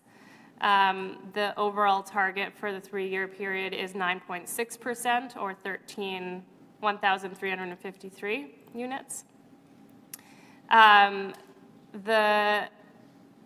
The other part of your question or maybe comments were related to some of the other programs under HAF, the grant no, okay. To be fair, for clarity, the original goal was 25%. We didn't get as much HAF money as we wanted, thus the target fell from 25% to 9%. Is that a fair statement? Correct me if I'm wrong. Yeah, through Madam Speaker to the councillor, because we did not get the $192 million that we originally requested, which was based on a lower baseline, but still the same 14,101. The way HAF calculates the affordable housing target is a change in those numbers. So because the change was smaller Our overall percentage was smaller, which is 9.6%. Okay, thank you. So still, we are short of the target. The original target was 25%, the amended target, not so much, but still, we're short of the target. Thank you. Thank you. Councillor Lukes on this? Just a question for the public service. I'm not aware of any funding for 2, 3s, and 4s. Is anyone aware of funding for affordability for 2, 3s, and 4s? No. The province has historically, through Madam Speaker, to the council, the province has historically had some affordable home ownership programs. They don't have any that are currently active.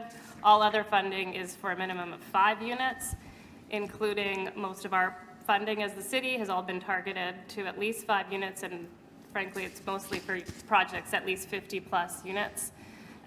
So the funding that would be required to support initiatives like this do not exist.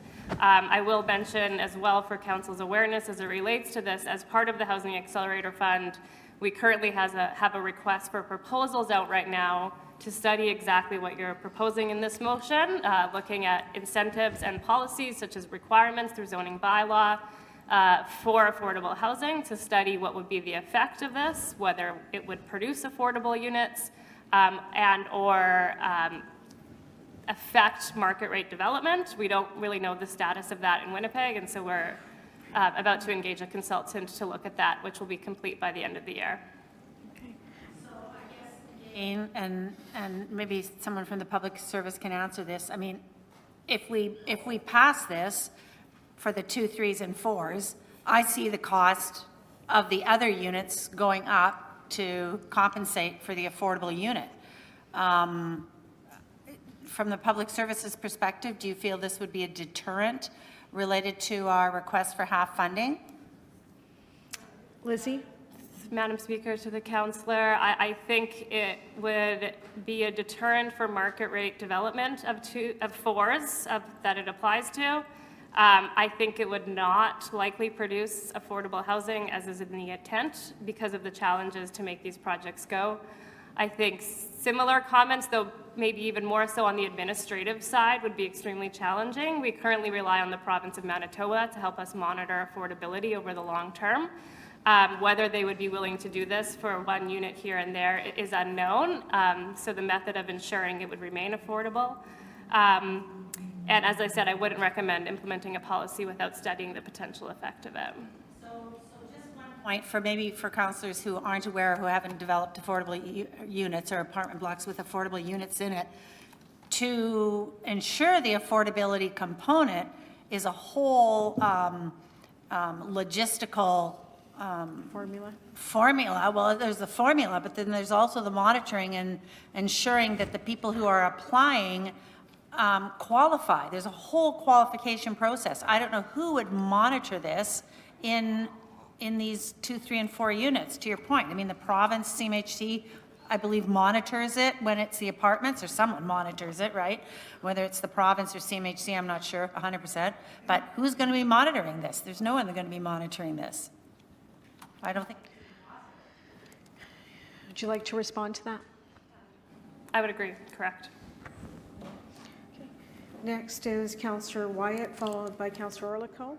Words to say, but I just have some questions of the public service first on this. Typically, and I think there's a number of 4-unit style designs, and typically the 4-unit style designs are these are them. That either you have 4 units in the form of a row house type, where you have a front entrance, back entrance, but you have 4 units. That's one design. Stop me if I'm wrong on any of these, and and please add if there's any I missed. You also have side by side, where you have 2 on the main floor, then stairs, 2 upstairs. You also have the design where you have 2, basically I guess a square, and then carved. You have 2 in the front and 2 in the back, but they're a 1 floor basically then. And then sometimes you have where there's a 1 floor construction, but you have a raised bungalow style, where it's kind of a lower level. So there's not really it's not on the second, there's not really a second floor, but there's a raised bungalow, 1 on the lower level, 1 upstairs, but it's a side-by-side structure. Is that kind of the fourplex, a lot of the fourplexes that we see as a city? And am I missing any designs in terms of that? Response, please. The most notable design you're missing is a cottage court where they would be individual cottages separated by 10 feet. Okay, fair enough, right, gotcha. Which is less, because it requires more land at that point, I suppose, depending on size of lot. Sure, but or it requires smaller dwellings. Smaller dwellings. Targeting folks who are single individual households. And do the sizes vary, or do we see more kind of a cookie cutter scenario where the fourplex style, typically one unit might have two might have two bedrooms, two might have one, a lot of them will have, three will have one bedroom and one will have two. Is that kind of, or they're all one or all two bedrooms? Do you see kind of an equality, I guess, in size of units roughly, approximately? The response, please. No, they vary widely based on the market segment that they are targeted at. Okay. So it's very safe to say that one unit could maybe represent 18% of a building space and the others divide up the rest, or maybe one unit could be as high as 25% or 30% with the rest being divided up amongst the rest of the side of the building. Is that fair to say? Kind of very. It's very hard to say. I wouldn't want to opine on that. Okay. The reason I'm asking these questions, Madam Speaker, just say, is that what other jurisdictions have done, and we now have funding to do this if we wanted to, with a not-for-profit that we could choose to work with, or create our own independent entity. Fourplexes actually are the best way to actually build affordable housing. Why? Because a person who's building a fourplex, quite often they're a small entrepreneur, they don't have a lot of money, they're trying to get into the business, they're trying to do themselves better. And one of the challenges they often have is financing. They have a hard time, often they'll move from one project to the next and flip it so they can get money, sometimes selling it, sometimes because they just can't hold on to it for a rental property yet, so they can get enough capital to acquire another lot and develop. However, if you had a not-for-profit corporation, let's say we have now 122 million, half the HAF money is out, the other half is not, but let's say we were to set aside part of that, either with the province or with a not-for-profit, or we create our own not-for-profit, we actually could come to them and say, you know what, you're going to condominiumize one unit, and we're going to buy that unit from you, and our not-for-profit will operate it. All of a sudden, what have you done? You've literally given that small business person their down payment to actually start construction on the entire project. They actually now can go to a bank and actually say, I've got a level of government who's actually bought in. They actually own this unit now.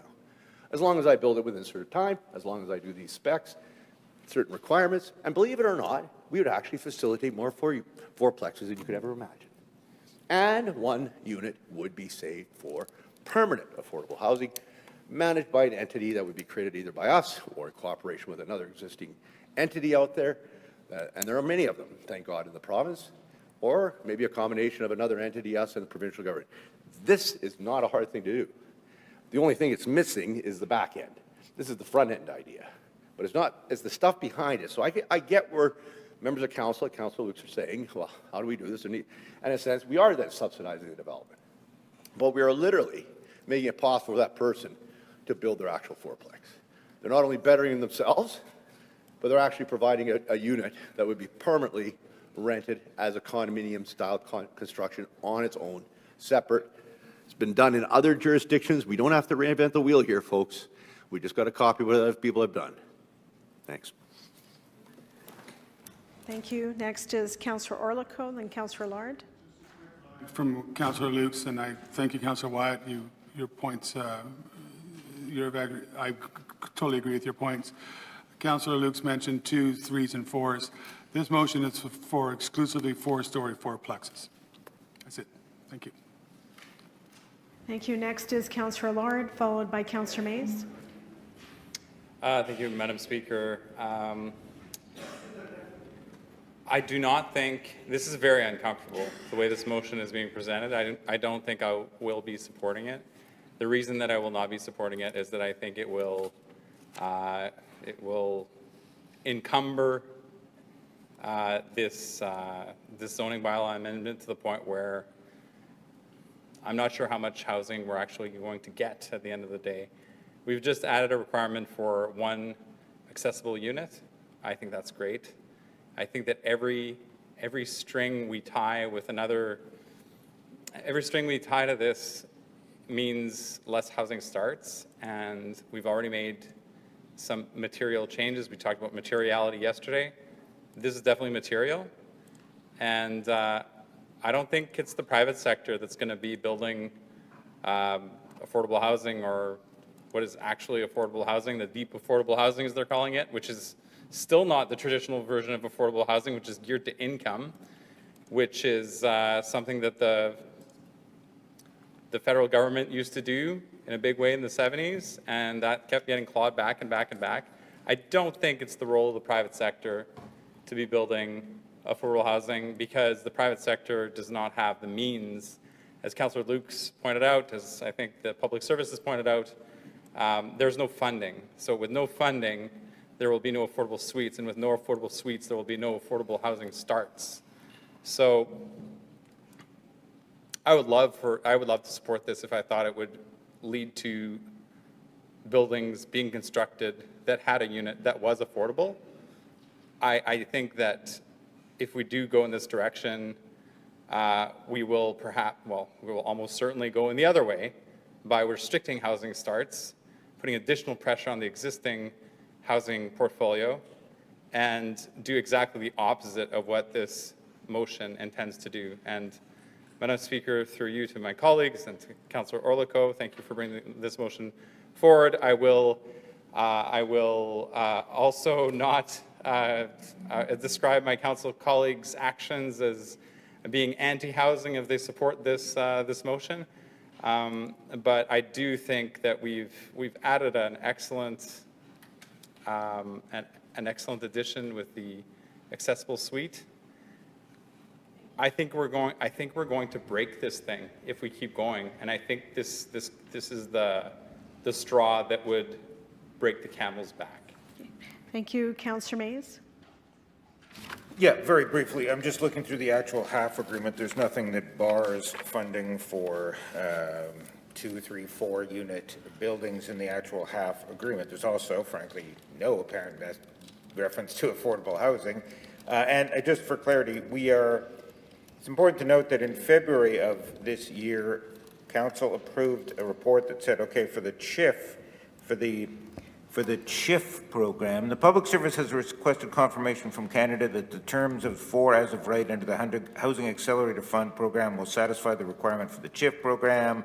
Public Service will make its application to CHIF based on the existing council-approved measures regarding 4 units as of right. So that was referring to this very procedure, as a matter of fact. So there won't be anything new coming out of CHIF, because we voted on that whatever we do here is going to apply on the CHIF front as well. So it's just to make clear, there's nothing in the actual agreement that bars this or encourages it, I guess, either way. Thank you. Thank you. Next speaker. No. I call the question then on item 8. All in favor, please rise. Yep. Councillors Dobson, Mays, Orlikow, Wyatt. Those opposed, please rise. His Worship Mayor Gillingham, Councillors Allard, Rawati, Chambers, Duncan, Eadie, Gilroy, Lukes, Rollins, Santos, and Madam Speaker, Councillor Sharma. The vote, Madam Speaker, yeas 4, nays 11. Okay, motion 8 is lost. Next is motion 9. Moved by Councillor Orlikow. Madam Clerk. Therefore, be it resolved that the proposed bylaw be amended to allow for the following. 1, that a conditional use application be required for any development permit for a 2-family dwelling, 3-unit dwelling, or 4-unit dwelling in an R1 or R2 zoning designation made under Schedule AC, development requirements for low-density infill, and that Table 4.1 be amended accordingly. Thank you. Yeah, just very, very quickly, just before we all, again, I think you know my position. The federal government's mandate is 4-story, 4-plex as of right. The other areas here are not in that agreement. That's all I know is an agreement. If there's other discussions going somewhere else about that, that's fine. But my understanding is the agreement is a 4-story, 4-plex as of right. Okay. I didn't put that in here. This is just for all the other stuff where I believe the public should have a better voice than as of right. We heard that repeatedly. When I've heard it from repeatedly, I've got all the emails. That is one of the bigger stickling points that I'm hearing. But again, that's why, but I didn't include four-story fourplex on this one, 800 meters from frequent transit, because that is the only thing I know that that I actually voted against, but council voted for it, that is part of the HAF agreement. So the other stuff I'm saying is outside the scope of that, and so therefore we should respect the fact that I am willing to move from public hearings to conditional use, so you'll still get to speed up the process. You'll still be able to get shovels in the ground faster, but again, I know what I'm going to hear shortly. We've heard a lot today. No, that may jeopardize the agreement too. Well, not in the agreement that I signed, that we read, not in the agreement that Councillor, we had to do a Freedom of Information Act to get. It wasn't in there about that. This, to me, is based upon more of a city initiative, and I don't support that. Thank you. Call the question on item 9. All in favor? Nay. Aye. Contrary? Nay. Okay. Seems lost to me. Mr. Clerk? Yes. Motion's lost. Okay. Motion 10, moved by Councillor Chambers, has been withdrawn. Pardon me? Yes, you're withdrawing that. Thank you. Number 10, please? Number 10 is withdrawn. Yes. I would like to ask if the will of the council, that I'd like to 30.2 move it up for consideration at this time. Okay. We'll do that in a moment. Would you like to reference any of your other motions first? Well, in We've light been of, working in I will be very interested to see the outcome on 30.2, Councillor which White, will I definitely appreciate affect that. my decision on the balance of the resolutions. And I you have appreciate- my word on that one about a Appreciate that, big Councillor W. Wyatt. So, yes. We have been working in sequence, though. Asking the will of the group to deal with that one first, and then we'll be happy to So in the dispense with spirit the of others. cooperation, let's move out 30. No, I object. I don't want to see this. Motion's been made. Well, Well, we're going to be here for another 2 days then. Okay, all in favor? Madam Speaker, should I move 30 motions so that I can have my motion prioritized? I don't Contrary. think it's a fair process. Councillor Allard, you cannot assume someone's motive. Okay. I didn't say anything about anybody's motive. I said, Okay. should I move Okay. 30 motions? What Okay. did I say? I'm going to ask in the spirit of cooperation once again, Councillor Wyatt, would you mind working in sequence? That like we've been doing for the last 4 days? I'm asking Councillor Wyatt a question. I would prefer if we just, move it up, and then the rest will, that would be my suggestion, Madam Chair. I've made my request. It's a will of council. I've made my request. Okay. I'm going to call the question on that. All in favor? Contrary? This is wrong. Councillor Allard, there's a process here. Okay. Order. It's very late, and we're all testy after being here for 4 days, but Councillor Allard has been speaking over and interrupting you, Madam Speaker, and while it's your will to deal with someone yelling and doing your job, I'm just going to point out that we called for a recorded vote, not once but twice, and perhaps, my colleague can't hear because he's shouting over, but if we called for a recorded vote, we could get to it. Okay, thank you. Councillor Allard, we're going to proceed with that vote. Okay, so all in favor of moving item 30 up, please rise. It's item 30 and all the amendments, 230 that go with it. His Worship Mayor Gillingham, Councillors Allard, Chambers. Oh, I'm sorry. His Worship Mayor Gillingham, Councillors Berwadi, Chambers, Dobson, Duncan, Eady, Gilroy, Lukes, Mays, Orlico, Rollins, Wyatt. Madam Speaker, Councillor Sharma. Those opposed, please rise. Councillor Allard and Santos. Vote, Madam Speaker, yeas 13, nays 2. So we'll move up item 30 here. We have motion 30 and 30.1, 30.2. I understand 30 and 30.1 would be withdrawn? Right. Okay.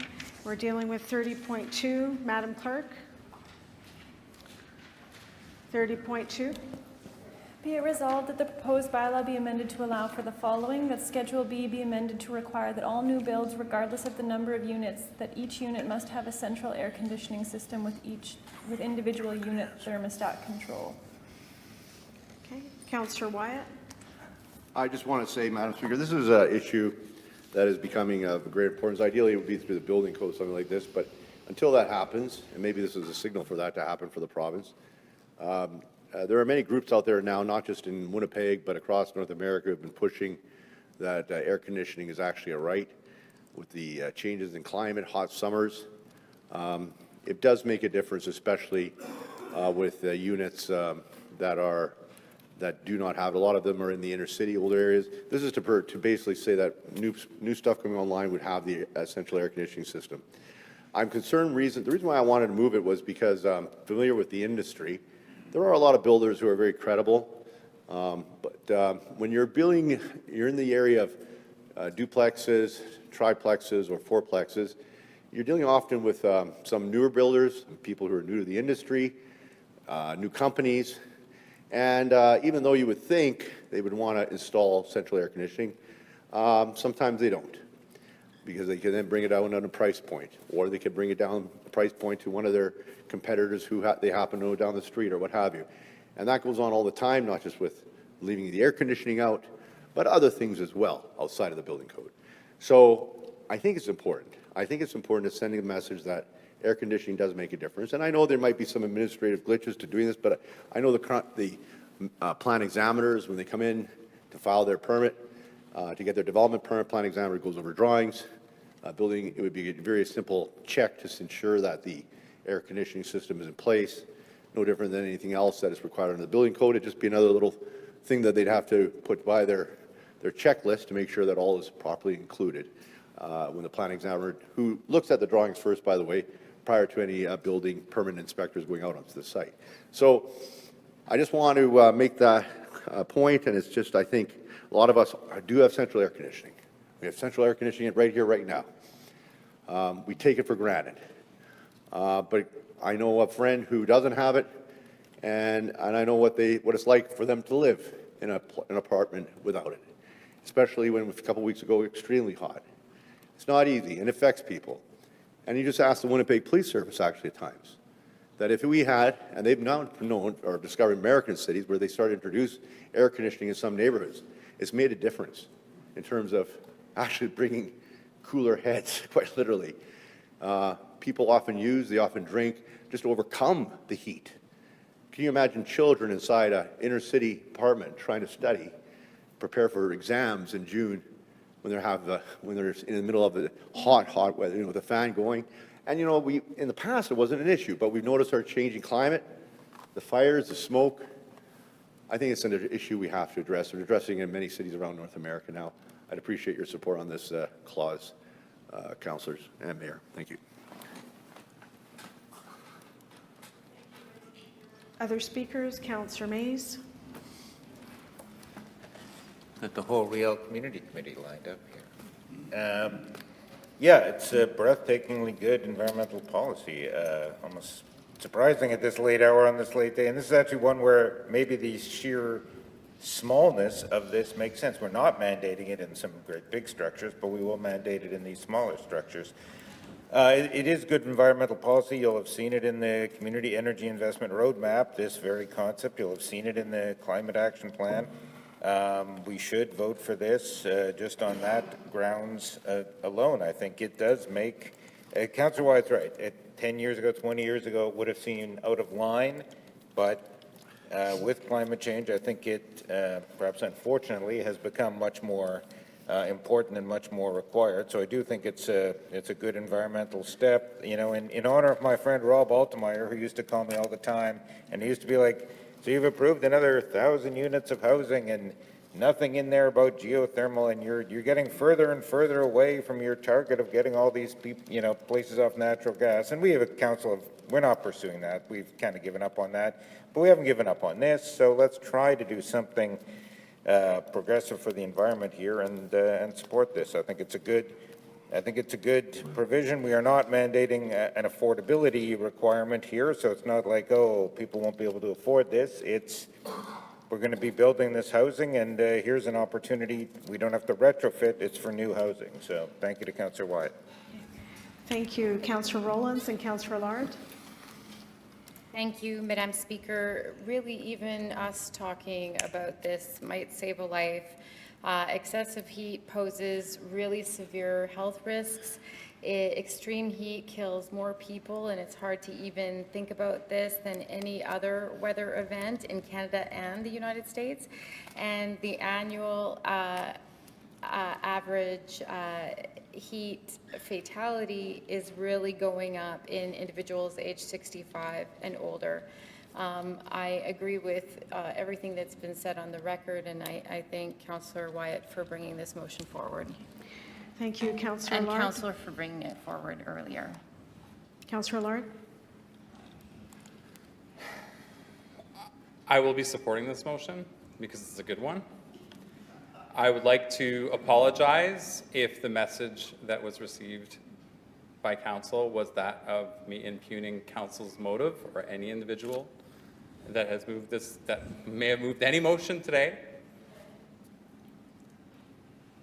And I think that's it. I will support this motion. No, it's not it. One of the things that makes it very difficult for climate action is that there is no one knows how much energy is being used in any one unit. This will be a step towards in the right direction. We see financial institutions that don't include energy in the stress test when they're looking at people's finances.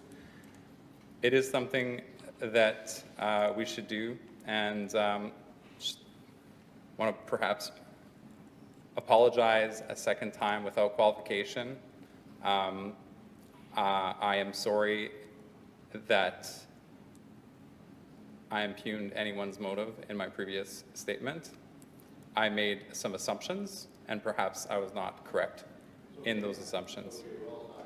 Okay. Thank you, Councillor Lard. Those remarks are appreciated. Thank you. Mr. Mayor, then Councillor Chambers.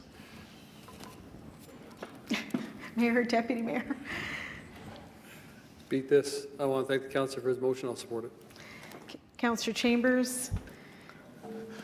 I think I can be quicker than the mayor, but yeah, I'm supporting this motion, and I want to thank Councillor Wyatt for authoring it. You know, it has been mentioned about climate change, and climate change is it's impacting our summers. Not even our summers, our spring. When you look at 2 weeks ago and 37 degrees Celsius.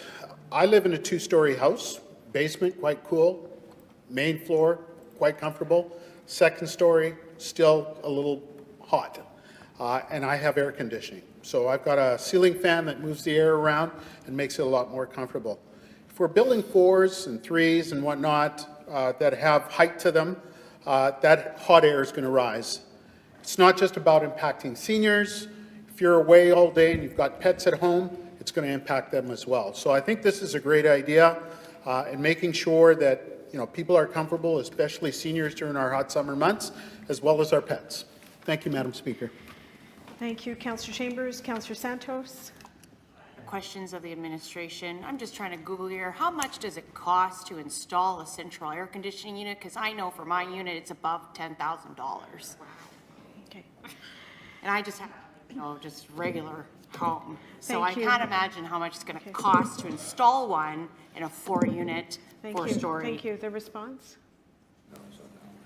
Ooh, I don't know how much it costs to install AC. I should know the answer to that. Was she also asking for our general opinion about this one or No, not? just I think that's adequate. Thank you, Councillor Orlico. I still have more questions. So, when we talk about affordability, right, we're saying missing middle is supposed to be affordable. the conversation around 4 units of a right is missing middle, affordable, and then you're just adding more layers and layers of new construction, new stuff, landscaping, all that stuff that just drives the cost up of the construction up. And I'm looking at my counselor colleague who, inspires me about construction inflation, et cetera. I hear him in my head saying, these costs just keep going up. And at the end of the day, the person who's going to suffer, and with all intents and purposes, I understand the heat and the climate change and all that stuff, the renter, the person who's owning the home, is eventually going to be the one that's paying the price of the cost, is going to bear the cost. So I understand where you're coming from, Councillor Wyatt. It's just really hard for me to support something at this time. We put so many layers and conditions on all the housing, like on the zoning, and then it just adds an extra cost to the build. I just want us to be very mindful of where we're going with a lot of this, and I just can't see myself supporting it at this time. Like, there's got to be, okay, so I do have a question.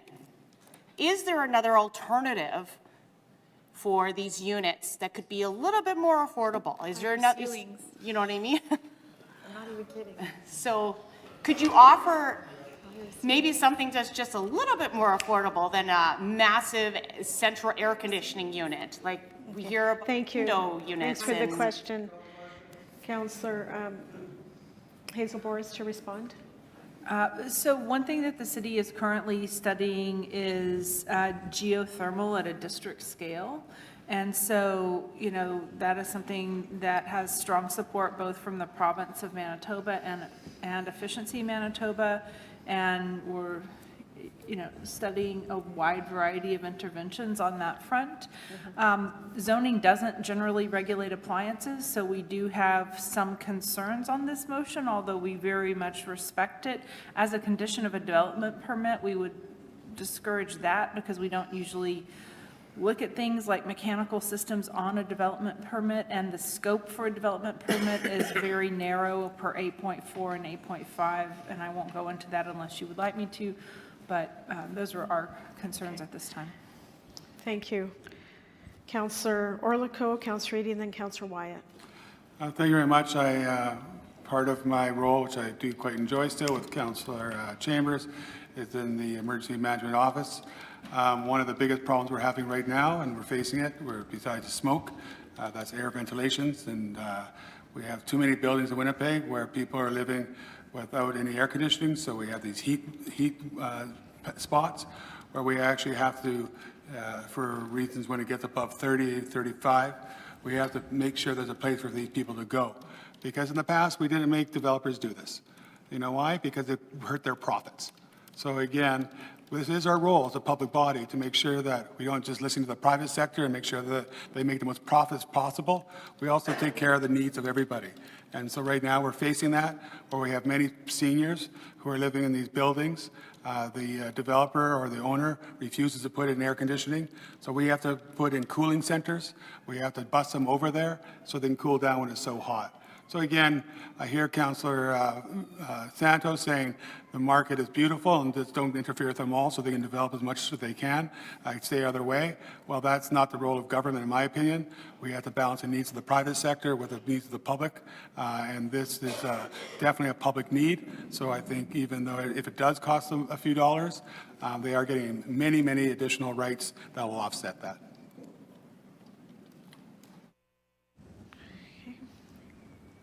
Thank you. Next speaker, Councillor Eady, followed by Councillor Wyatt.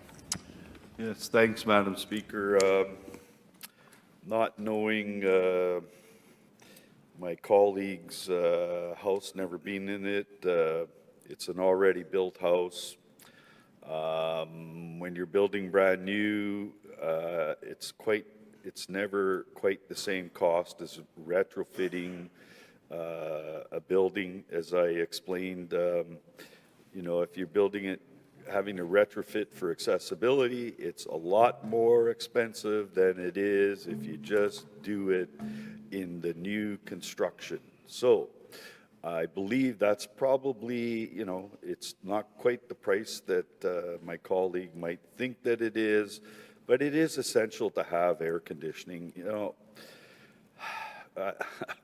anyway, I don't know how much to go into this, but I lived in a place with no air conditioning for several years, and it was awful, so hot.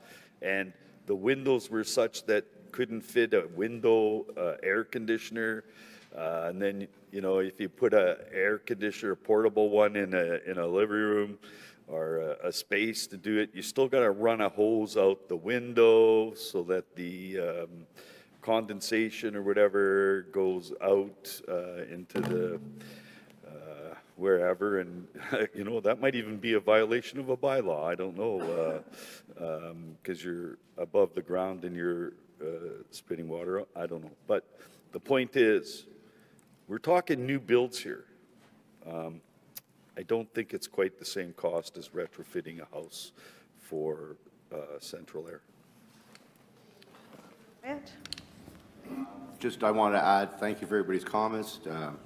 In the event that these are builds, fourplexes that will be sold to the market, typically, if you're going to have a duct system for heating, you're talking about $2,500 to $5,000, depending on the brand of the air conditioner. In the event that it's rental, and you're building a fourplex, which could run anywhere depending on the style of the fourplex, everything else, let's say $500,000 to $1 million, and you're talking about 4 of them being spread over basically $2,500 to $5,000, and you're talking about a $500,000 to $1 million build. The cost for rent per unit, you're probably talking anywhere from $2.50 to $5 a month, maybe not even that.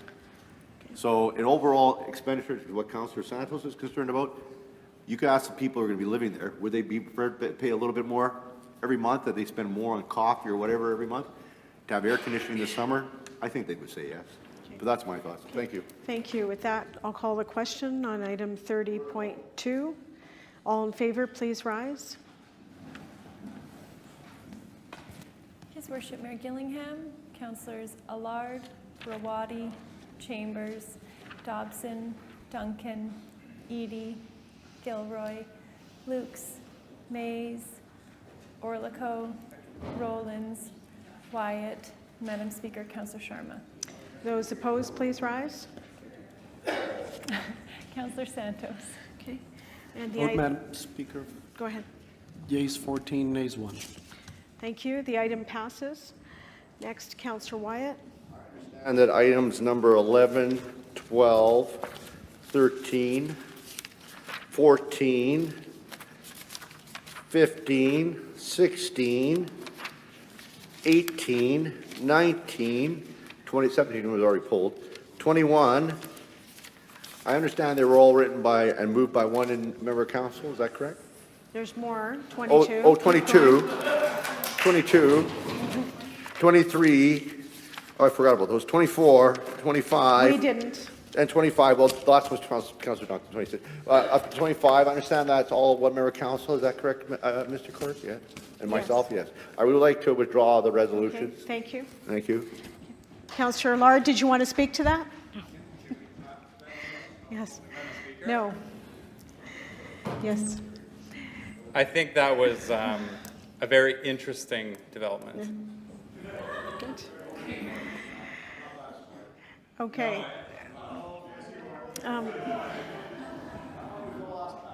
Okay, we have some more items here to deal with. Mr. Clerk. Mr. Clerk. Clerk has informed me that the public service has some new information to share.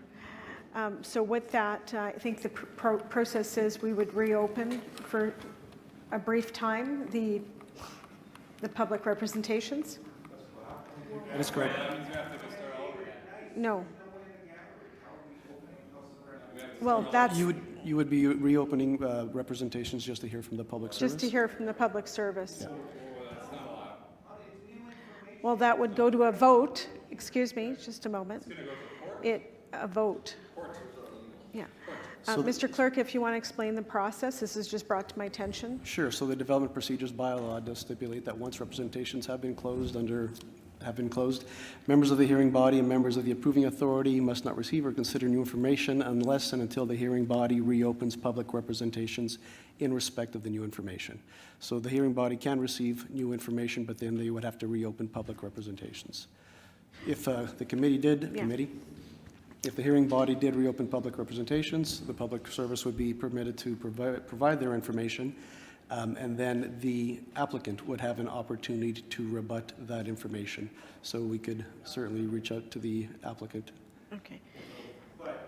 The new information, we could bring forward any number of new motions then, presumably, where at the end of the motions, I had a number more that I would have been prepared to bring, but if we get new information, we could bring any number of new motions or The recommendations. hearing is still open. Yeah, the hearing's still on, so you can still bring motions.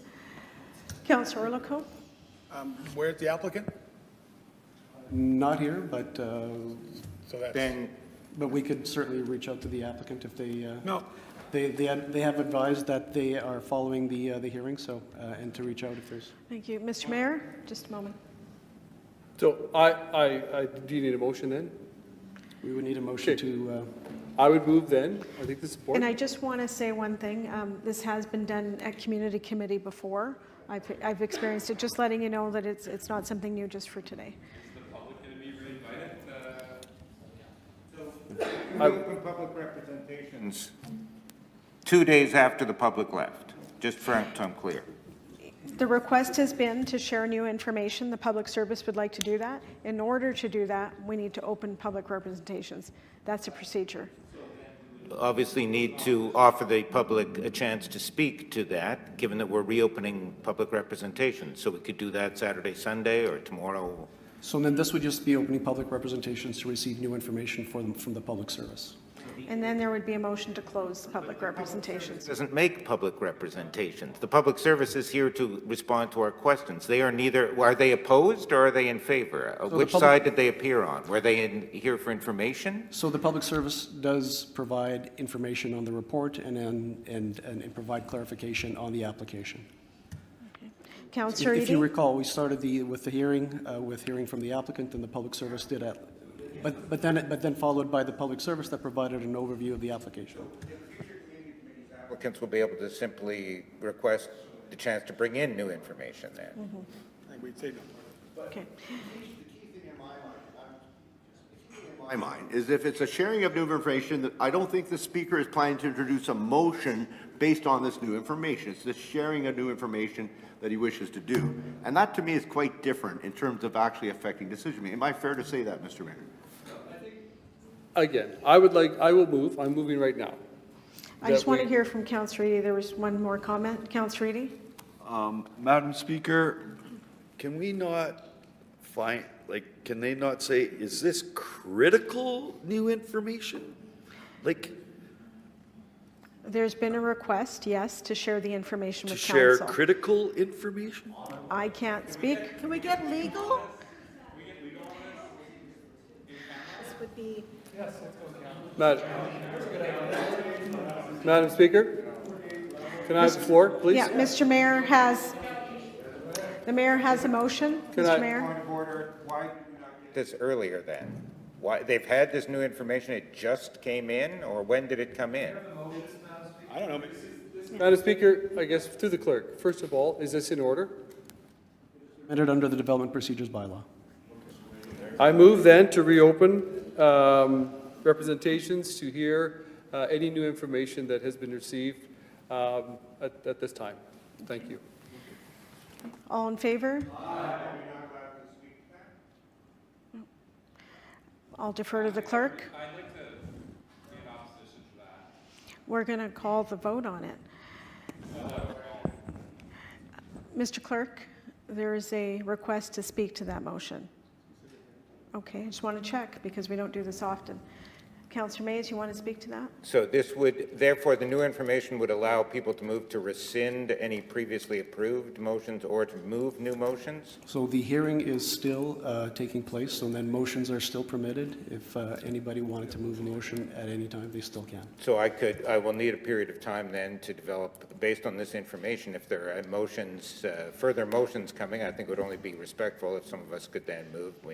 We may wish to bring forward. Obviously, I had a number of additional motions I did not bring forward, but since the hearing somehow is still going on, and we are receiving new information after the close of representations from the public, and all we're hearing from then is the public service. We're not hearing from opponents, and we're not hearing from people in favor at a public hearing. We're just hearing from the public service. Correct. And can the public service advise us when they became privy to this information that we're getting after all the motions have been tabled? Those questions could be asked of the public service. Fair point on that one. I'm going to be opposed. We've been here 4 days. We've debated dozens of motions. Everyone's had their opportunity. The public has left 2 days ago. Now we're going to get new information that could have been brought in at any other time, Okay, as far as thank we you, know. Councillor Mays. Yes. I think, appreciate the councillor, but we are within our right. We're not acting out of order at this point. And so I invite you to call the question Okay. on this matter. Thank you. Okay. All in favor? Contrary?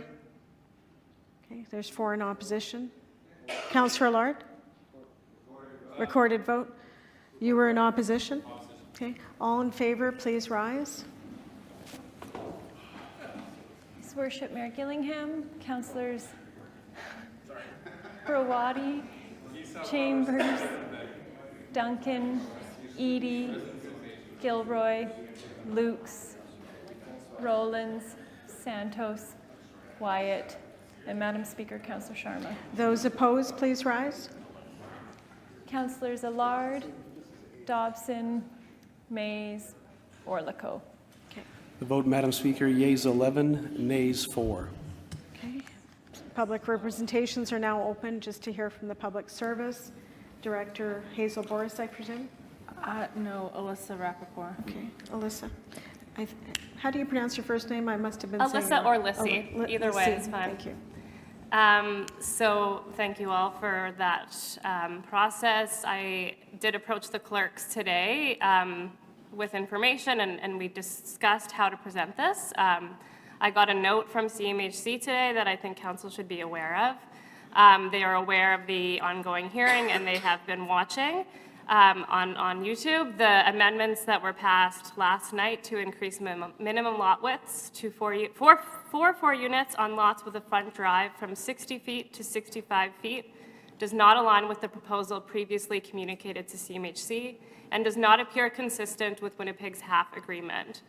Passing zoning amendments that further restrict the applicability of 4 units as of right would not be viewed favorably when assessing the City of Winnipeg's performance in HAF and can negatively impact annual reviews and funding decisions.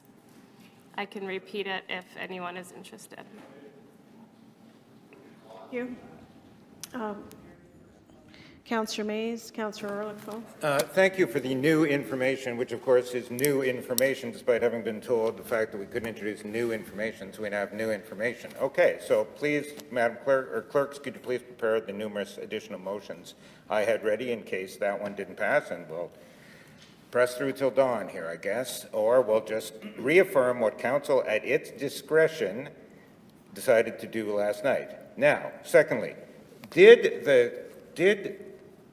were there any other provisions, any other exemptions, constraints that troubled CMHC? For example, 3,000 river lots were taken out by the administration. Did that bother the CMHC at all, or is it just the one I put through? Madam Speaker, to the councillor, I do not think it is personal, councillor. As I explained, and the applicant explained yesterday, or Wednesday, whenever it was, CMHC was very uncomfortable with our minimum lot widths that we presented in February at 60 feet in particular. We pushed them very hard for reasons that made sense in a Winnipeg context, and most notably that council's direction was very specific to following the infill guidelines. What was presented in February to the public and council, we do have in writing that they are comfortable with it, but we were very much pushing the boundary, and they were uncomfortable with anything greater than 60 feet wide. We are an outlier across the country on that. This is what they've messaged to me. I haven't received any further information in terms of other motions that were brought forward or other amendments, so I can't provide any other information besides this.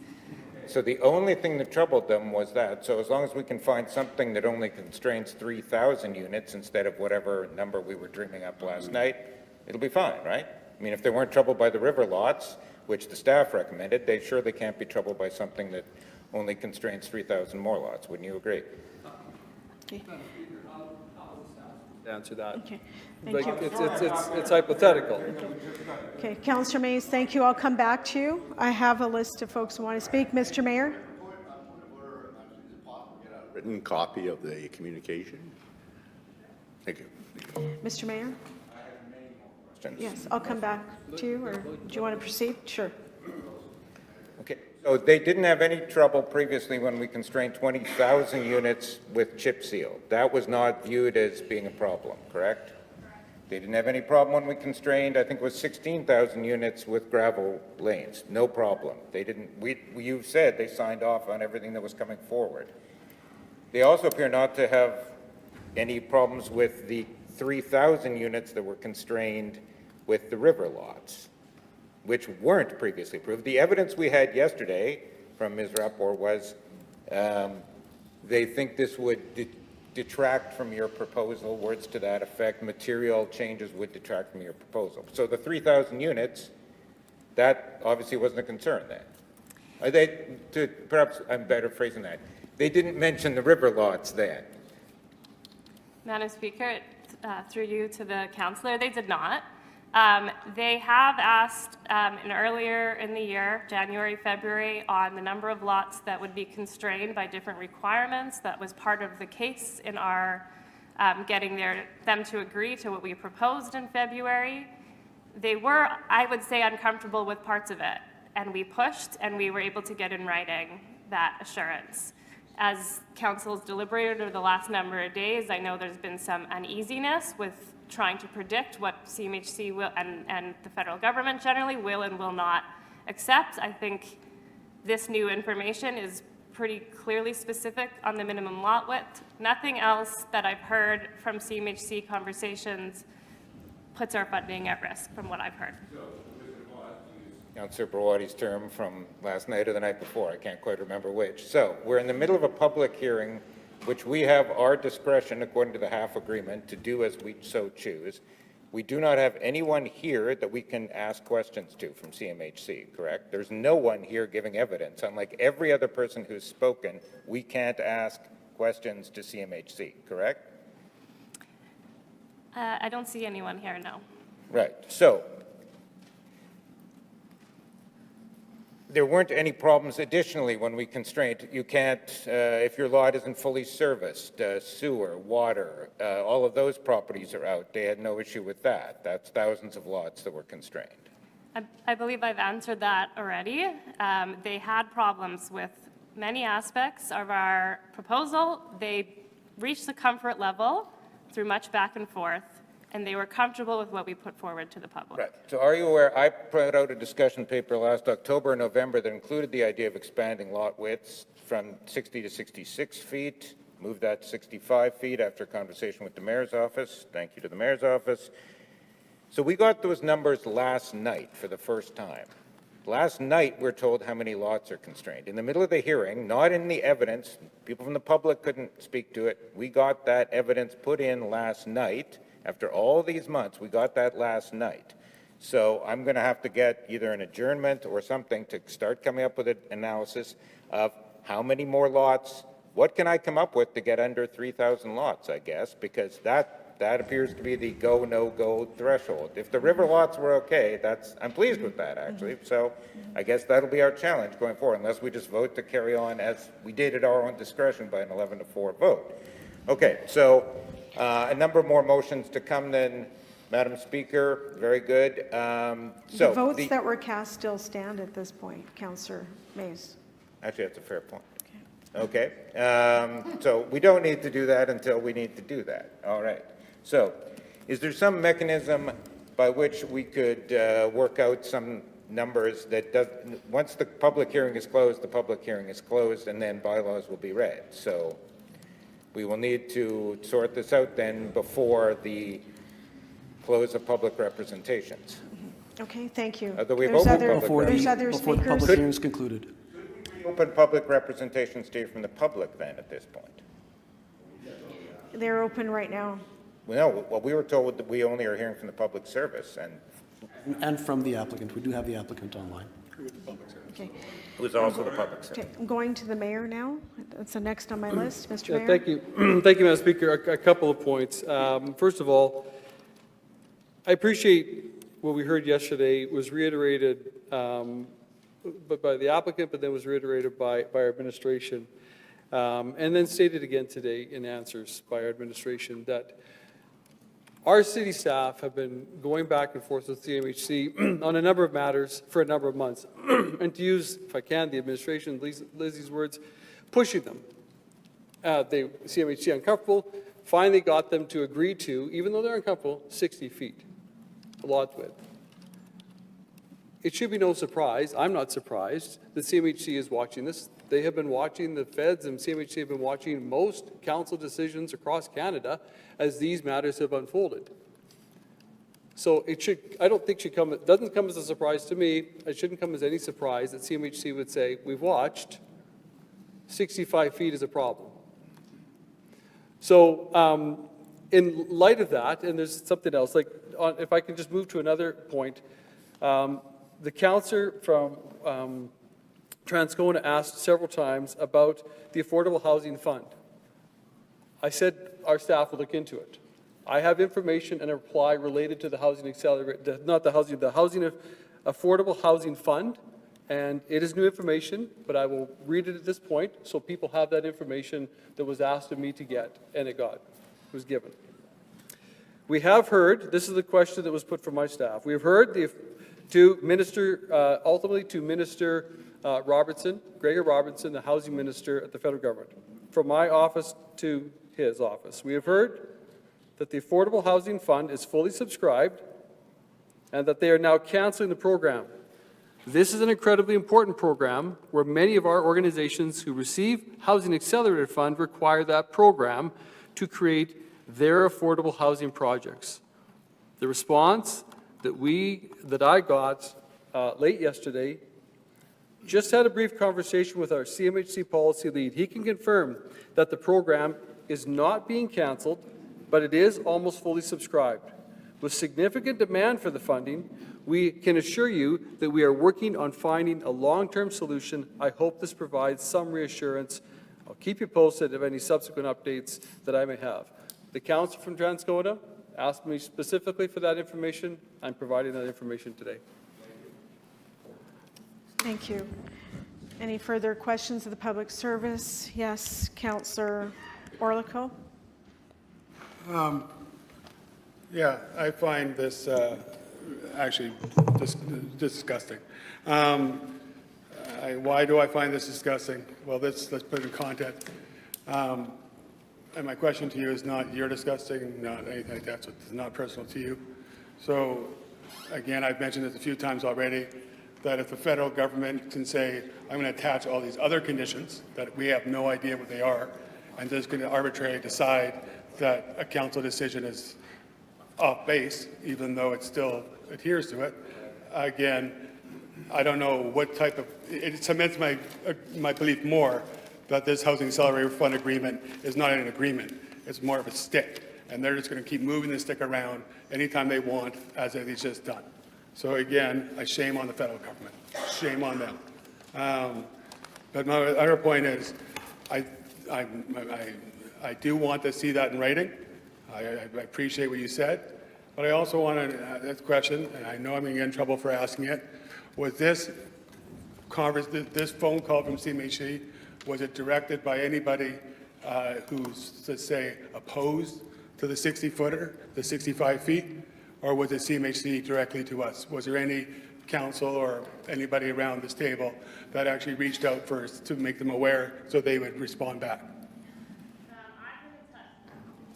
Madam Speaker, to the councillor, I've been in touch with CMHC. We spoke to them on Tuesday before the applicant came back for rebuttal.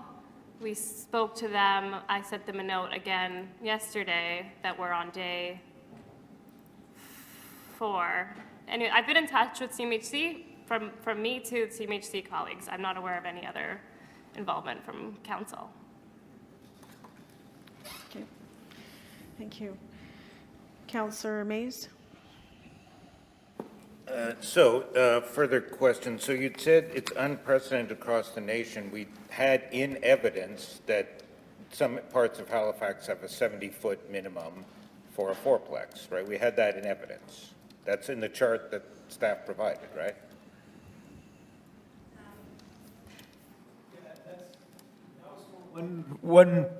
Sorry, through the speaker, that was for one portion of Halifax, and it ultimately only ended up applying to two-family dwellings in the end. So more new information. Thank you. That's a dramatic change because it was in under fourplexes in the chart. So thank you. So more new information. Let it flow. Beauty. Sorry. Second question. Unprecedented across the nation, Surrey allows only on back lanes. So if we were to say, okay, it's only on back lanes, that would be all right then. Certainly there's a precedent for that in Surrey. I mean, that'll get us out of here quick. Yeah. Lisi? Madam Speaker, to the councillor, the language they use has been outlier across the country, in particular on the lot width. I would advise that anything that deviates from what was presented to them in February would materially weaken citywide. So if it was not applicable to lots with a front approach, I think that would be viewed worse than lots that are 60 feet with a front approach. Would you also advise them that we withdraw the river lots change that staff themselves put forward, which didn't that materially weaken the proposal? Thank you. Lisi? Madam Speaker, to the councillor, I don't we haven't heard from CMHC explicit that did materially weaken it. We had conversation with them about the rationale for that addition at the late stage related to biodiversity and floodplains as it relates to the Green Space Master and Biodiversity Master Plan. In my experience talking to CMHC over the last number of months, if something is added to arbitrarily amend the zoning, so it's not 4 units as of right without a real basis, CMHC does not view that in a positive light.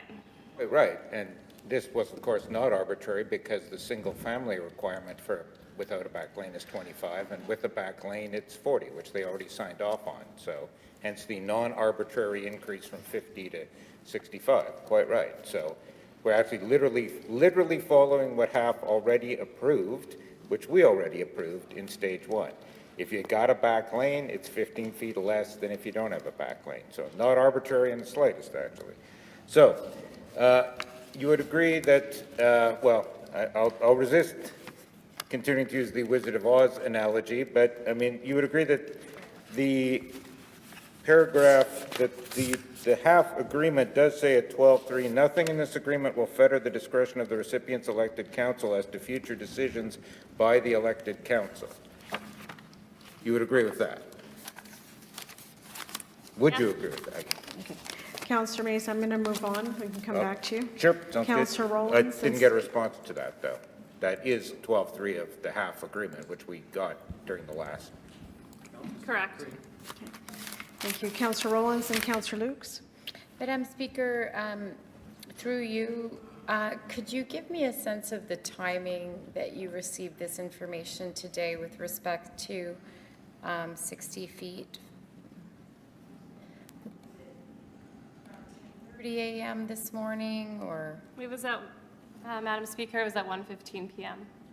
And was there maybe perhaps an unofficial channel, like in the morning, and then you got a formal communication at about 1:15? I emailed CMHC at 9:47, and they responded at 1:15. Mm-hmm. But at 9:47, when you emailed them, was it because you perhaps talked to them at 9 o'clock and really understood there was a strong caution, and then they put it formally in writing? I did talk to them on the phone between my email and their email, as I was waiting for a response. Okay. Madam Speaker, I think that, the sheer volume of revisions that we've had does really point to, in my opinion, kind of an fundamental uncertainty regarding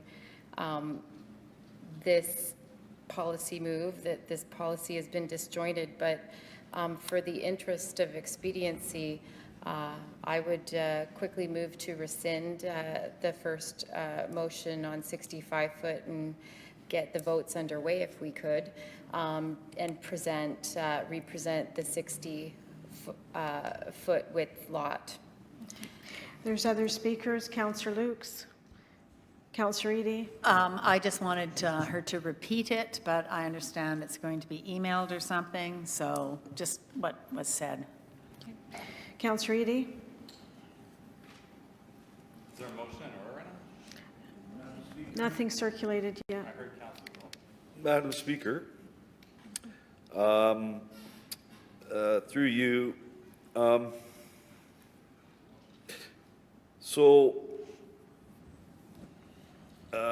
I just want to confirm one other thing. So CMHC has made it clear that this is significant then. Now, can you explain to me in the agreement, because what's happening here now is this hearing is going to go far beyond this week, unless we work till 1 or 2 o'clock every morning for the next 2 days. So just for clarification, under this agreement that we have with the federal government, where they've said, well, they're deciding what we can and can't do, that's very clear. So what is the deadline that we have to have this completed by? Under this specific agreement that exists? June Let's 12th. see. June 12th was the response. June 12th? Yes. Okay. Oh, good. Okay. Councillor, yeah, Hazel? Well, it's June 12th for the Housing Accelerator Fund agreement for the Canadian Housing Infrastructure Fund, CHIF, for the North End Treatment Plant and Southwest Interceptor, as well as for transit. It must be in effect by the last day of spring, which is June 19. We're told there that there's no actual CHIF agreement. We haven't even applied yet. We haven't even had the council vote to apply. So Mr. Mayor? Be that as it may, if I think if we go back to our vote, I think it was March, someone can correct me if I'm wrong, on our utility rates, the sewer rates. I think one of the whereas clauses assumes our receiving the $166 million from the federal government through CHIF funding. So we've already made decisions, even in some of our other corresponding or parallel, not parallel, but adjacent matters predicated on the commitment from the federal government on CHIF funding. Okay, thank you. Councillor Wyatt? Since we've opened all the clauses, I'm back in the hearing again. I want to thank the mayor for his statement earlier. I just want to read into the record a statement from Ray Sullivan, the Executive Director of the Canadian Housing Renewal Association, who issued this statement earlier. And this is the association which Winnipeg Housing is a member of, as well as many of the housing groups across Canada. Affordable housing runs dry. Over the past week, we have learned that repayable contributions loans have been exhausted for new community housing development under CMHC's Affordable Housing Fund. CMHC received a lot of new applications before the election. They were not allowed to communicate with applicants during the election. Communication resumed once the new minister was appointed. And now they are informing applicants that they are on hold if they haven't yet been prioritized for conditional approval. CMHC has exhausted all the funds allocated by the government, which is good that money is getting to the communities, but may mean that the program remains on hold until after the fall budget, which is consistent with what the mayor stated earlier, and that the program is on hold until the government looks at refunding it, hopefully. As many of you know, it can take over $100,000 to get a project to a state of application ready. Applicants have had some reassurance from the announcement in the fall that the fund would extend to 2028, 2029. So nonprofit developers assumed the runway was ready. We're trying to get CMHC to release a statement. We sent an update to members today, see below, We also sent a letter to the minister and have communicated with senior officials at CMHC Housing, Infrastructure Canada, HIICC, and the Prime Minister's office. So I just want to thank the mayor. I want to state that this is an extremely important project, and in light of the fact that we do have officials from CMHC watching, by the sounds of it, to state once again that this is a build of 154 units. They've been working on it for 6 years. They have over $770,000 in pre-preparation work spent already as an organization, the Winnipeg Housing Rehabilitation Corporation. It's a $46 million project. 68 units, or 44%, are deeply affordable, which means 69% of medium rents. 31 units, fully accessible, 20%. 55 units, medium market rent, which is 36%. The City of Winnipeg, $5 million HAF funding has already been committed. Provincial funding of $3 million has been committed, plus rent supplement has already been committed by MHRC. So I want to state the amount of work that has been done by the wonderful staff at Winnipeg Housing, and that I appreciate. There are parts of this email that I wish to remain confidential, of kind of the in the ballpark stuff that I will share with the mayor and his staff confidentially, to let them know of next steps that are being taken at the highest level with regards to CMHC and local CMHC here on the ground. I want to thank the mayor for his statement and all the work that he's been doing on it behind the scenes today and in the past few days. Thank you, Madam Chair. Thank you, Councillor Wyatt. Councillor Orlikow. Yeah, thank you very much. Just to follow up again to a question. You said, just correct me if I'm wrong, you indicated that the city presented something that they're saying is out of line with what the city presented in February. What did we present to them in February? Madam Speaker, we presented the draft, which eventually became the final version of the open house slides that were shared at all the open house forums. So I'm not sure who did it. So, because that council didn't approve that, it wasn't a council document. So the draft, that was the administrative draft, and maybe the applicant draft, I don't know, which is now being formed, the basis of saying, the federal government saying, that draft that was unapproved by council is what we're basing it on. So what administration put forward, before public hearings were closed, before public consultation was gone, was the reason why, because the administration decided or thought it was okay, or it was okay, I guess, to put a draft forward to them of all the other things to now form, as I say, the basis for them to say, well, you said that then. So we put the draft thing before we actually approved council. Council didn't approve this going forward to CMHC. The public hadn't had a chance to input it, but now that draft, that is an administrative draft, is now being used to say, well, you can't do that anymore, because you said in an administrative document that this is what we intend to do. That's what I'm hearing. Is that correct? Madam Speaker, to the councillor, that is correct. They were aware that council had very much not voted upon that yet. They were aware that the department had been working on it for approximately 1 year at that point. We were very clear that it was a draft. We shared the information on our screen, and for your awareness, I can read directly, and if the clerks could print out, I can forward this to them as well. The message of assurance that we received back in February.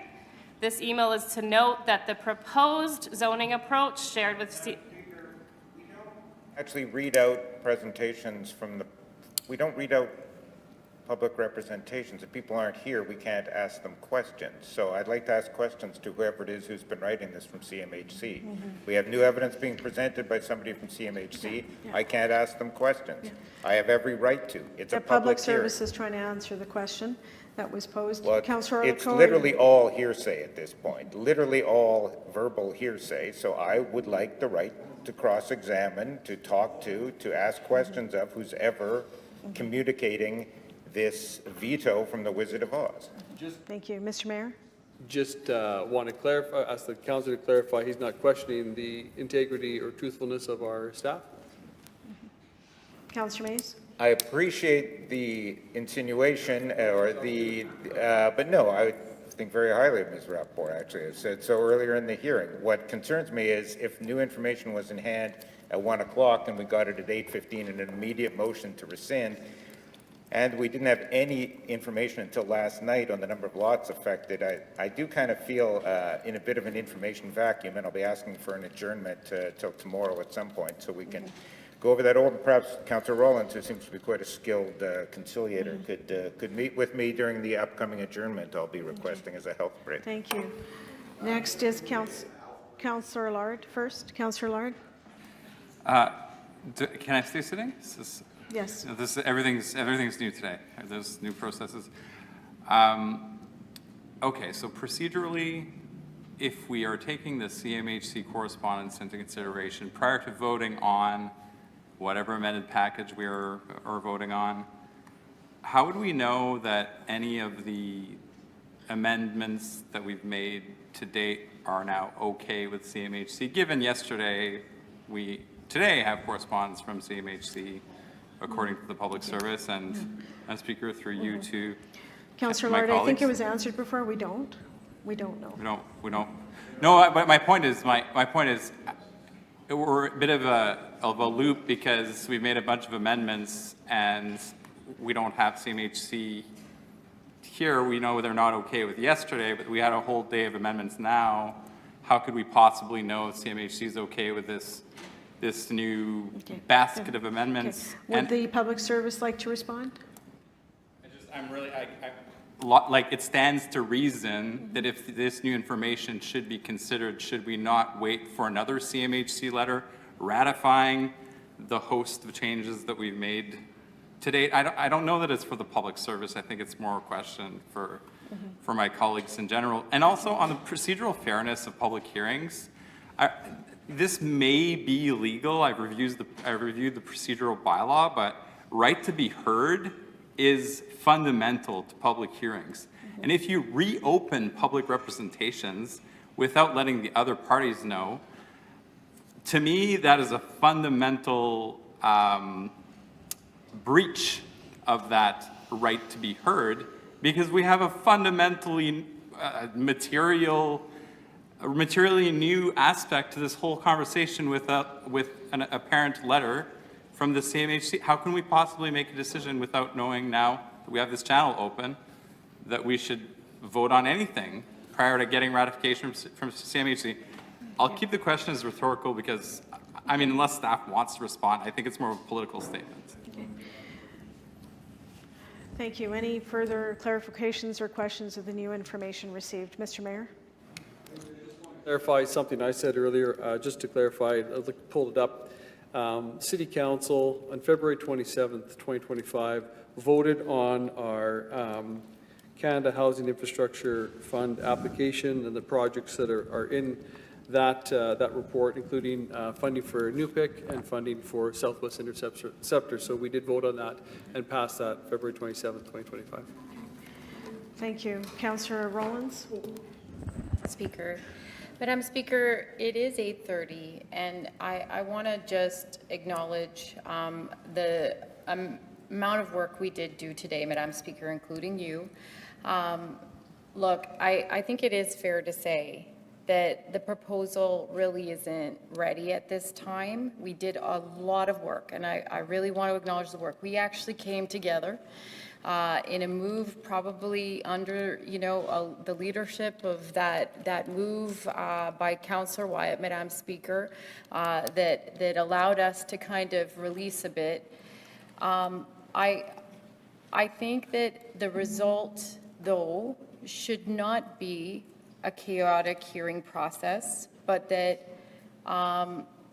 instead of, feeding a frustration, that perhaps we do what we said early this morning on behalf of perhaps Councillor Orlikow, hit the pause button and come back tomorrow.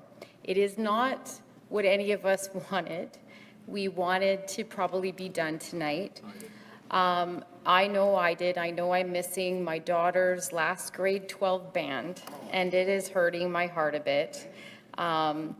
But Rollins, you've made your point. I'm wondering if we Appreciate that. could adjourn, move to adjourn, and I will work through the night, with There are other colleagues, speakers, so thank you. I've heard your to be point. more focused and effective. Councillor Edie? Rise and move to close the public representations at this moment so that we can adjourn. Thank you. Point of order. Councillor Wyatt? Just, I rise more on point of privilege or point, just so everybody knows that and the clerks can correct me if I'm wrong, but I've been through this a few times, and Councillor Brawadi and I have had to do hearings again where we have been challenged in court. Where we may have issues, or in the event that if we reopen and we revise something along the lines that was previously considered prior to the closure of delegations. And I guess, my concern would be that, to Councillor Lara's point, that delegations being formed for reopening again, just simply, even if that were the case, if we were going to adjourn for tomorrow, that they be informed tomorrow, that the hearing has been, delegations reopened. If there is a motion, and I only think the time we would do that is if there's another motion at that time, outside of the motions to read the actual approval of the actual clause. You follow? Thank you. Mr. Clerk, I'll have you respond. Sorry, just understand, Councillor, are you asking that we contact the delegations? A motion. We're reopening the delegations. Well, no, you're right. You're right, actually. I stand Councillor corrected. Brawadi? I stand. On Councillor Edie's motion to adjourn, we had been promised the communication from CMH. Sorry, my apologies. There was the his motion to close public proceedings. There was a promise that we were going to get a copy of the email from CMHC. I suggest we do that before closing public representations. What if we get other email? Lucy, will you be producing something for council? With that? I can't hear you. I was just, do you want me to print?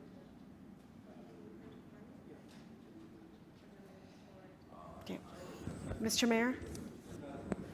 Just a point of clarity, just to be crystal clear, if indeed Councillor Edie, if we vote on his motion, if we do indeed close the public representations, are there motions that can come after that? Yes. Yes. We're like back we to did the before. motion Back to what we were section. before. That's right. Exactly. Thank you. Councillor Mays? In addition to the motions I've already now filed and motions to rescind that the clerks are working on for me, it would be in order, I take it, I can reintroduce any motion that was withdrawn during the course of the day. I think there's nothing procedurally barring me from doing that, I would think. That's right. We're Okay. back to the motion section. It's, well, I guess, I don't know, A, if there's a motion on the floor right now, or B, if there's an adjournment on the floor right now.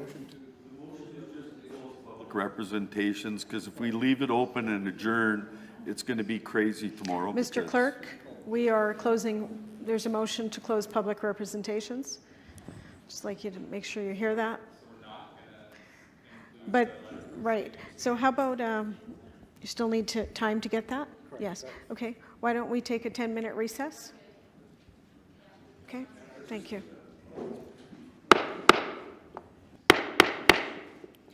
Good evening. I'd like to reconvene our council meeting of June 5th, 2025. Mr. Clerk, we have the applicant with us. Does the applicant wish to speak? Madam Speaker, we've reached out to the applicant, who's advised that they have no further comment. Okay, thank you. Councillor Edie? Public representations, Madam Speaker. Okay, Councillor Edie moves to close public representations. All in favor? Aye. Contrary, that's carried. Yes, Mr. Clerk, please distribute the two motions we have on hand.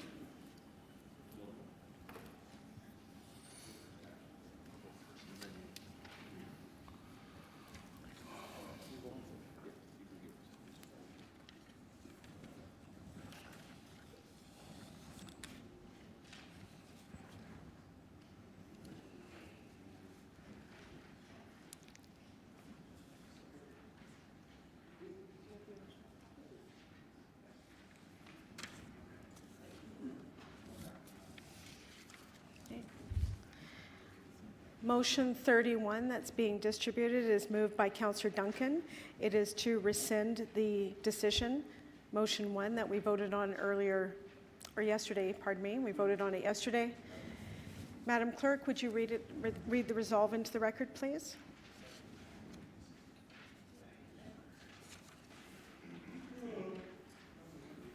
Be it resolved that the council decision on motion 1 be rescinded, namely.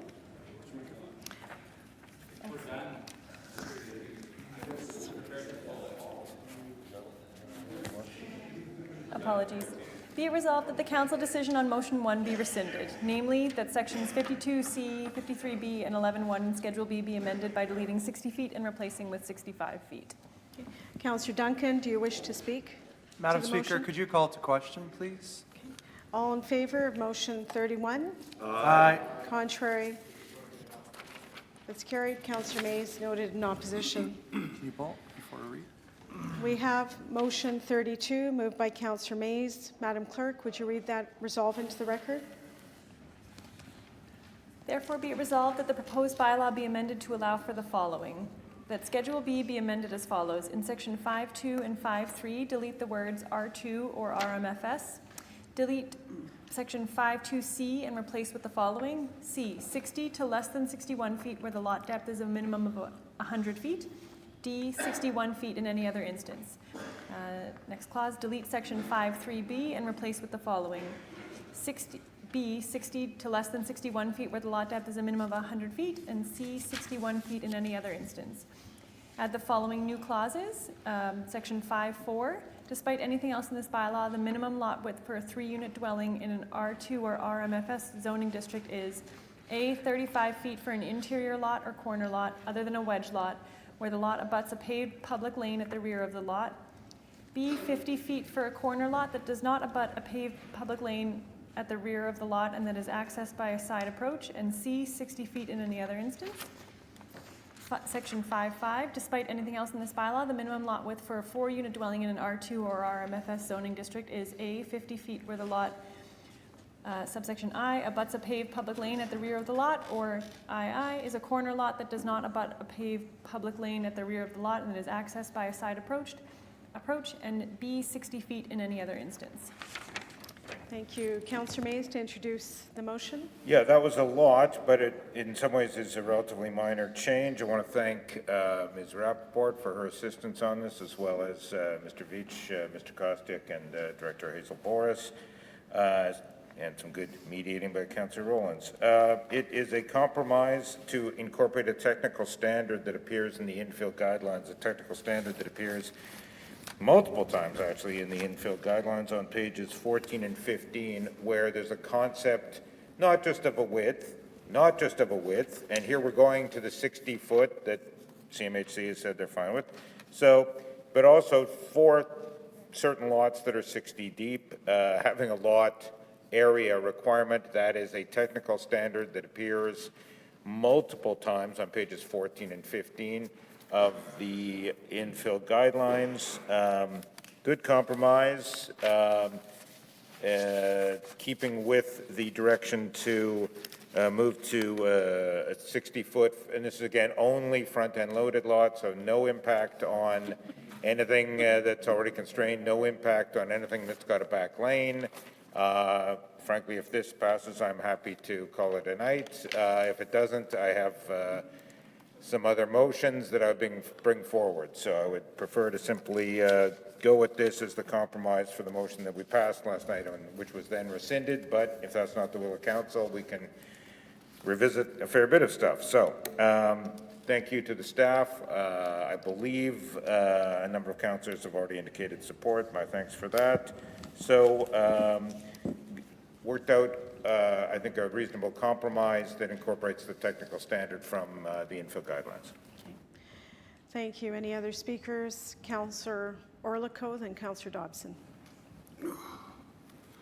If I get clarification, and I think I know that actually that has no impact on this one, for dwellings in an R1 zoning district, does this have any bearing on an R1 zoning lot?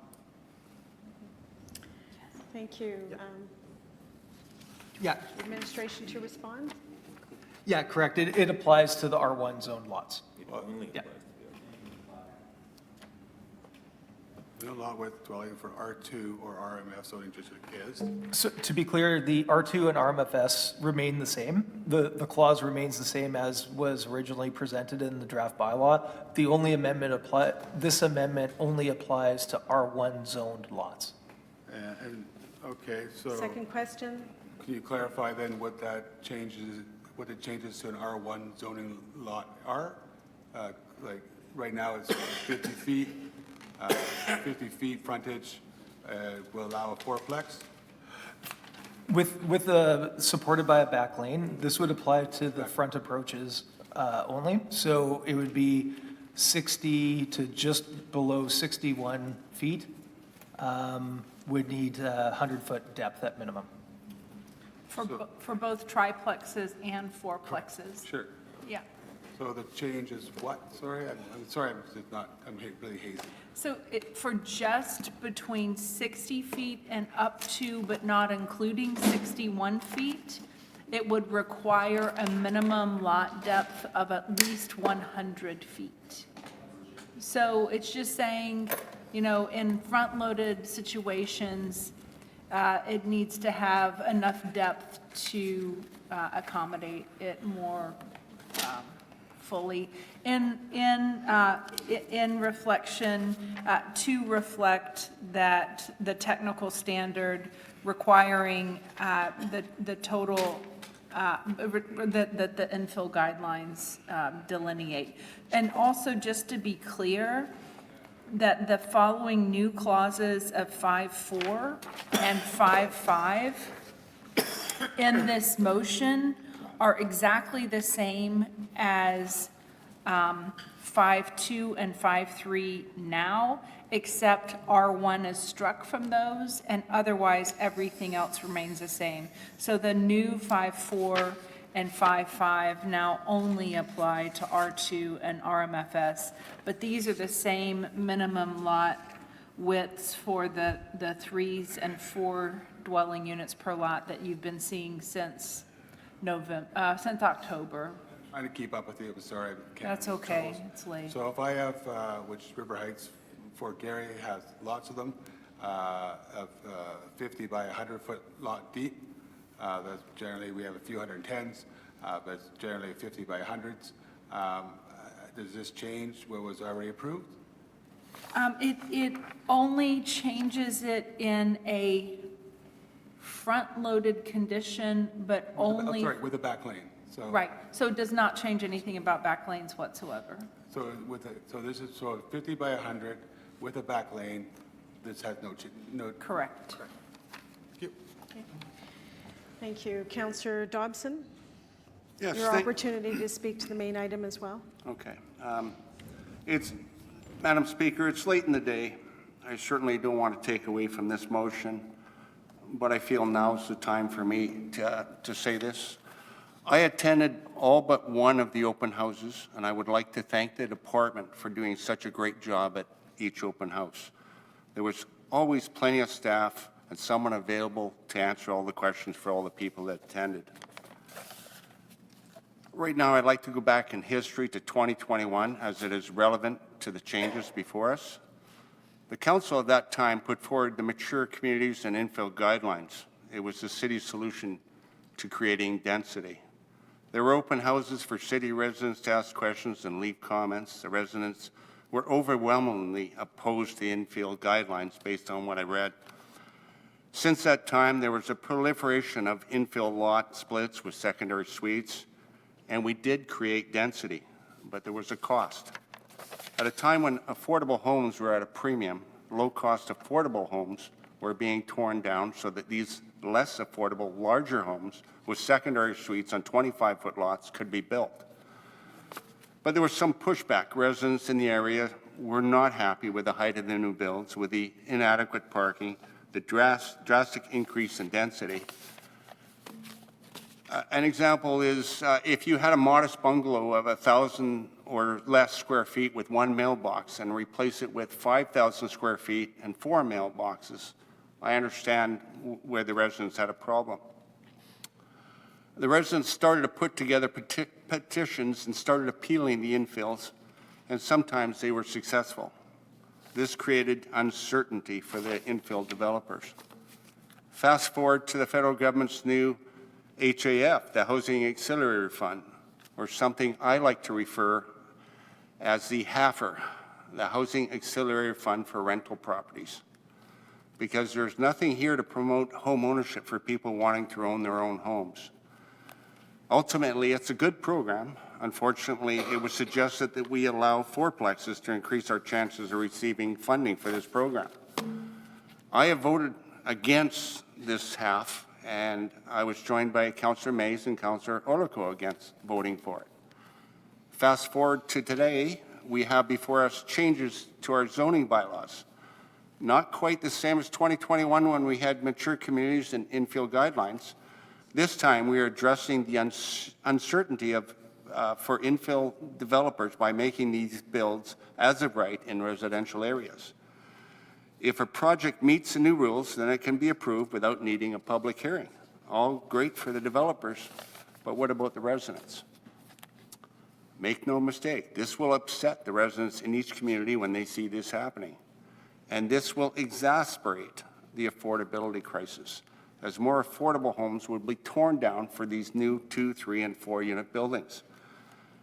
And as I said before, at a time when affordable homes are at a premium, we're making it easier for developers to knock them down. I had thought we were pushing for more trees and green space, but it's apparent that that's no longer the case, as we are trying to cram as much housing as possible on each lot. The terms missing middle, and housing crisis were heard quite often in the last few months. It is my belief that the missing middle term refers to rental homes. With all the new apartments popping up, as well as the new malls and corridors that we recently approved, I think we have that well in hand. The real new missing middle is a shocker, and it will be generational. Developers will now be outbidding first-time home buyers for affordable properties in mature neighborhoods that could be considered by many as starter homes. And many of these affordable starter homes will have been torn down by developers for the value of the land. For many Canadians, their home is a major investment for their retirement. The value of their home is a way for them to hedge against inflation. It is for many their only investment for the future. How dare we threaten their only investment by being adjacent to one of these rental units? Whether it is a loss or a perceived loss, the homeowner will suffer. Rental homes, on the other hand, provide no future for the average Canadian except for those wealthy investors who own the property. If we continue to push for rentals, and this zoning is all about rentals, 2, 3, or 4 units on one lot, and one owner equals rental, then we are going to have a whole generation of Winnipeggers that will not have a home as an inflationary investment to rely on in retirement. Continuing down this path will be catastrophic for a whole generation of Winnipeggers. As for the housing shortage, I don't think you realize what it really is. We don't have a shortage of housing. What we have is a shortage of people able to afford the housing. And that's why you will always hear the words affordable housing from all levels of government. Subsidizing the cost of housing is nothing but a stopgap measure that is doomed to fail. Future governments may cancel the subsidies to balance their current budgets, and housing once again becomes unaffordable. What needs to be done is we have to provide a climate that encourages home builders to build basic starter homes at a modest cost. We have to secure materials from suppliers with less middlemen at a lower cost.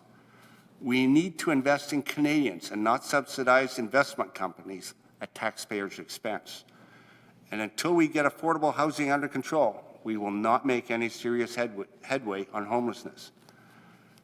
In conclusion, more rental properties will not solve our long-term housing crisis, and this zoning is all about rental properties. Our goal should be creating more opportunities for home ownership. Densification should be focused on malls and corridors with no blanket rezoning, as the vast majority of the affected residents do not want this. We should petition the federal government to step up and find ways to reduce costs for builders, and that means getting the materials with the least amount of taxes and the least amount of red tape so our builders can build more affordable homes. It has been done before during wartime housing. It can be done again with guidance from the government and a secure source of materials. Canadian-made materials preferred. Let's go down a path that supports our residents both now and especially in the future. Let's promote a Canada that is owned by Canadians, not rented. Thank you. Thank you, Councillor Dobson. Next, Councillor Gilroy. Thank you, Madam Speaker. And I just want to start by thanking the administration. I know this has been a long haul for them. I want to thank them for all their work. And I also want to thank the clerks that have been here with us working hard. So I just want to take the opportunity to thank them. I want to start by saying that we all know deep down change is hard. It's one of the hardest parts of our job. We are constantly asked to balance what our communities need right now with what we know they'll need in years ahead. And that's not just a talking point, it's a daily reality and the challenges for all of us. At a recent community event, Susan Thompson said something that stayed with me.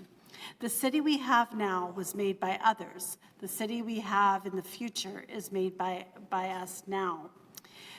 That's what this moment is about. We are shaping Winnipeg for future generations. The question isn't whether change is coming. The question is whether we will shape it with intention or let it shape us. Madam Speaker, if I could have a bit of leeway, I'd like to speak about transit for a moment, and I promise I'll bring it back to housing. We've all seen the response to our new transit plan. For many, this change will not be easy. Riders are transferring more, walking further, and yes, it's frustrating, and I get that. But this is also an investment in the system that will be stronger in the long run, more efficient, more connected, and more accessible to users, many of whom may never own a car. In 10 years, I truly believe the system will serve a growing urban population far better than what we have today. And this new bylaw change is no different. The as-of-right bylaw changes is making our city catch up to other cities and preparing responsible for the future and having the housing to support our growth. Cities are growing, our housing needs are changing, and these changes give us the ability to grow in a way that's sustainable, equitable, and future-focused. And I want to address concerns we've heard that if we make changes to this plan, we'll water it down. I understand that worry, but I don't believe that listening to our communities weakens the plan. This is a major shift, one of the biggest we've seen in how our city will grow. And I think it's not only responsible, it's necessary to listen, to take those concerns seriously, and to strike the right balance. Because some of the feedback isn't about stopping growth. It's about doing better. It's about protecting waterways, following our biodiversity policies, and aligning with our climate change goals. These aren't extras. They are the foundation of livable, resilient, and fair cities. But I must be honest, I am frustrated with the federal government, not because they're offering us housing and infrastructure funding. That funding is critical. It's to help us deal with the real pressures we are already facing. My frustration is that we weren't given the time and flexibility to roll this out in a way that makes sense for Winnipeg, to make sure that we're not just growing quickly, but growing smart, not just by adding housing, but adding the right kinds of housing infrastructure to support the density within our communities and cities. We've seen what happens when development is poorly planned, and we should be learning from those mistakes, not repeating them. When communities do not have community centers, parks, more buses, and all the other infrastructure needs that we're going to have with increased density. I'm also angry that, and I'll use the word angry, that the federal government isn't letting us use inclusionary zoning to make sure that we have low-income residents that aren't left behind. We also should be allowed to apply impact fees like other cities do. So development helps to pay for the services it requires, schools, roads, water parks, right? We need to make sure that we are growing financially. along with our growing density. Other cities already have these tools, and they're not being asked to give them up, just to freeze them. But Winnipeg isn't there yet, and we're still catching up. And I've never seen property taxes go down when density goes up.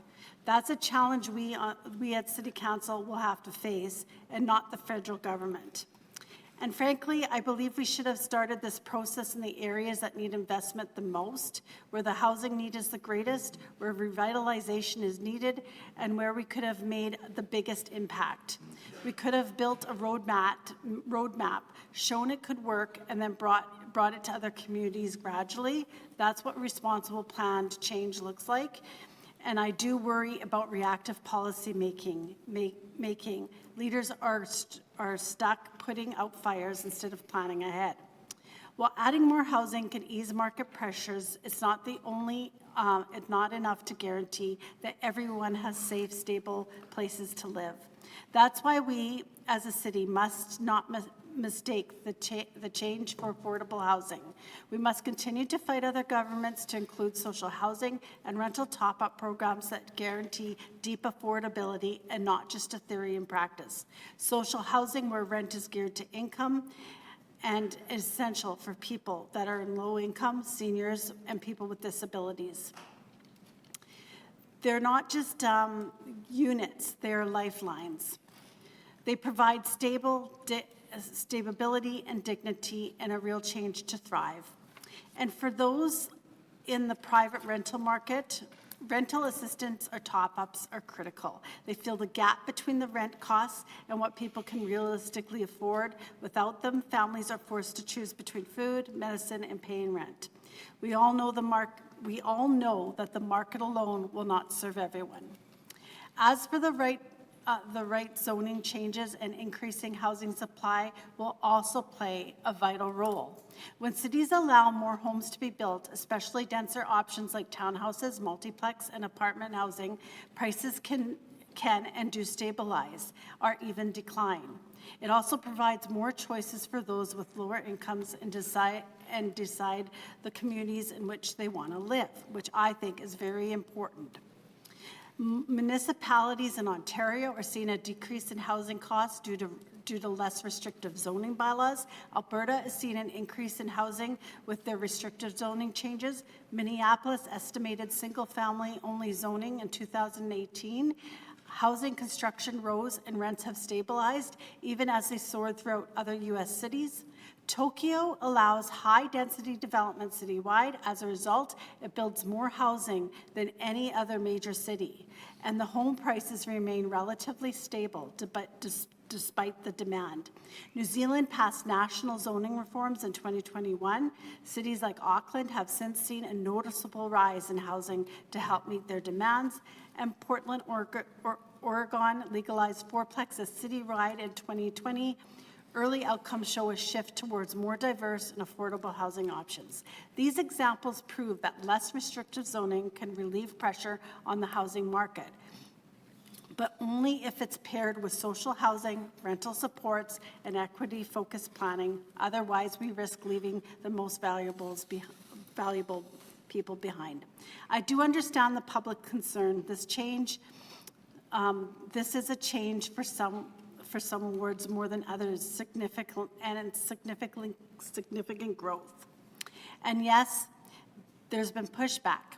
People love their neighborhoods, and I respect that deeply. But I also believe that new families will move in, put down roots, and come to love those communities just as much. This decision is hard, but it's not just about today. It's about the Winnipeg we want in 10, 20, or even 50 years from now. Let's be the council that doesn't flinch from leadership. Let's make the space for people, and let's build a city that works, not just for today's residents, but for generations to come. Thanks, Madam Speaker. Good speech. Is Councillor Wyatt? Yes, thanks. I just want to put some comments on the record since we're finishing up. I realize that in some ways we're not dealing with necessarily affordable housing here today, though we are dealing with it in the sense that we are getting funds. But I want to just kind of talk about the crisis that's out there right now. and Winnipeg is no exception probably to any other Canadian cities. It's a multiple front crisis with different aspects to it, which are important to highlight. Part of it is a mental health and addiction crisis. It's probably the most acute crisis. It's the one we talk about, the homeless. It's the camps. It's the people we see every day. The people in the street corners asking for money. The people in the bus shelters, or what they call the bus shacks. Then you also have the individuals, and those numbers are once in the hundreds, are now pushing beyond that into thousands. And now people who are in crisis, often they're women. They're running from violent partners with children in tow. Often they don't have a shelter. They have to find a family member, and they have to move and keep moving because often they can't stay in one place. And then there's the individuals out there who are couch surfing is the best way it's explained. They move from family member to family member, friend's house to friend's house, that basically sleeping on a couch maybe 1 or 2 nights and then move on to the next one. And then you have a group, which I guess you could say they're housed, but I wouldn't necessarily call it housed. Probably about a couple thousand, maybe more in the city. They live in the motel or the old hotels up Main Street that you see. You can walk in them and go have a look. I've been through for example, the McLaren Hotel, and it's like going back to the time of the 19th century and Charles Dickens. It's basically tenements housing. Everybody shares a bathroom. Shower facilities are terrible. Smells are terrible. There's no air conditioning. The furniture is non-existent. Basically, they have a roof over their head, but that's about it, if you want to call it that. And then you have the individuals out there who are renting or some of them owning, but in a lot of neighborhoods where you have rundown, they haven't had enough money to get enough just to get by to pay rent or to pay their mortgage, but they don't have enough to put into their house. You see the neighborhoods, you know where they are. The housing stock in constant decline. Often they're surrounded by slum landlords in those neighborhoods. Slum landlords who many of them don't even live here in this province, some of them not even in this country. And then you have low-income, marginalized individuals who are paying more than a third of their gross income on rent and sometimes deciding, okay, what are we going to have to eat this week or how are we going to pay the rent? That is also a growing population in our city.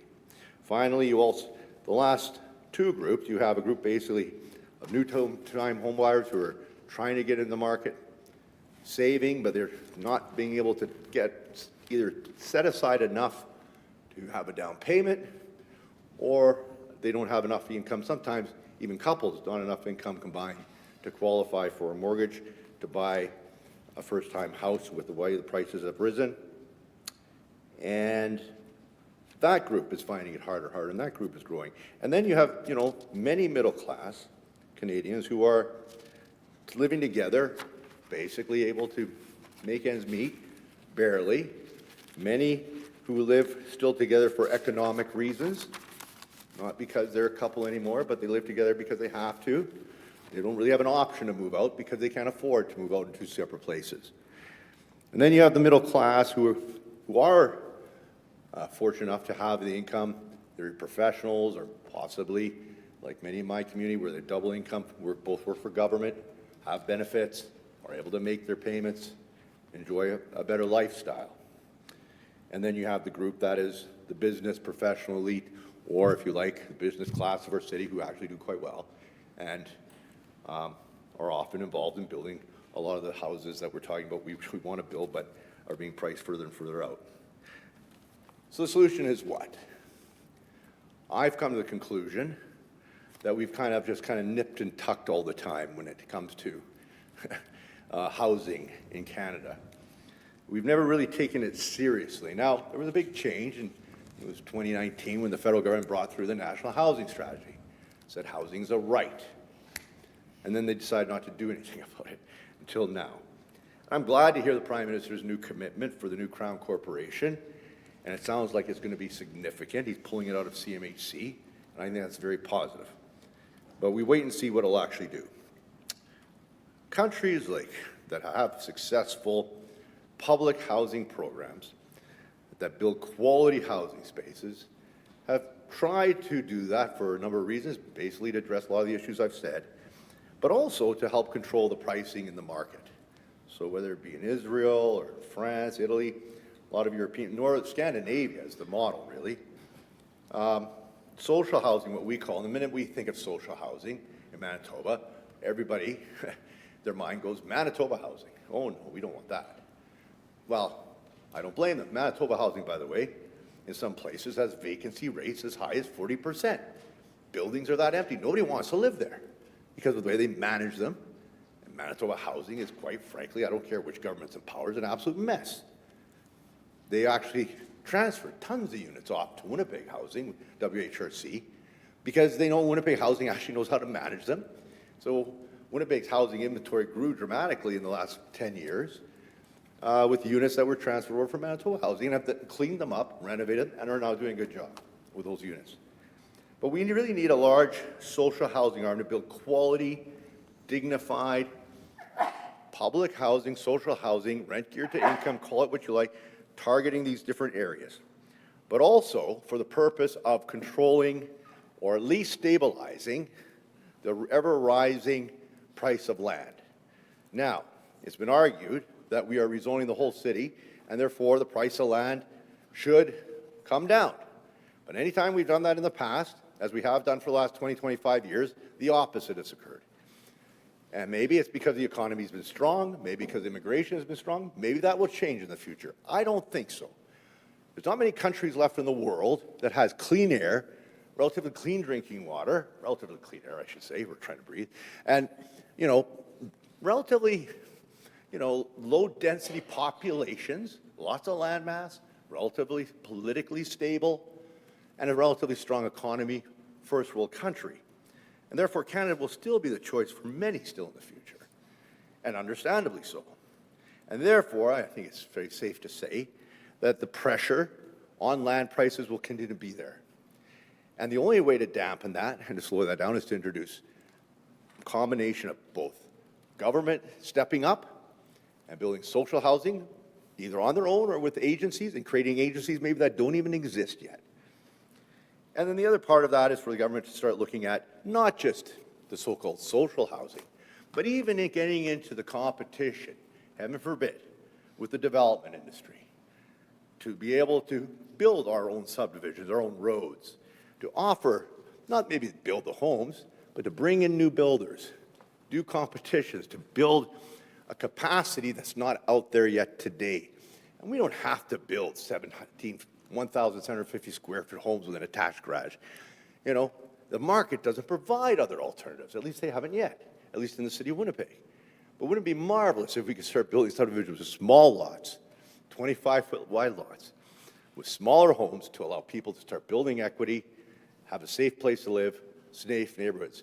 We have massive amounts still around the city, still of green space or green fields. We know we don't like that, but the reality is the city's going to grow and we're going to still need that. But we also, right in the heart of the city, not very far from here, we have massive areas that are brownfield sites, old industrial sites, areas that need cleaning up, and they've been needing cleaning up for decades. Other cities have had aggressive brownfield strategies to clean up their brownfield sites and repurpose them.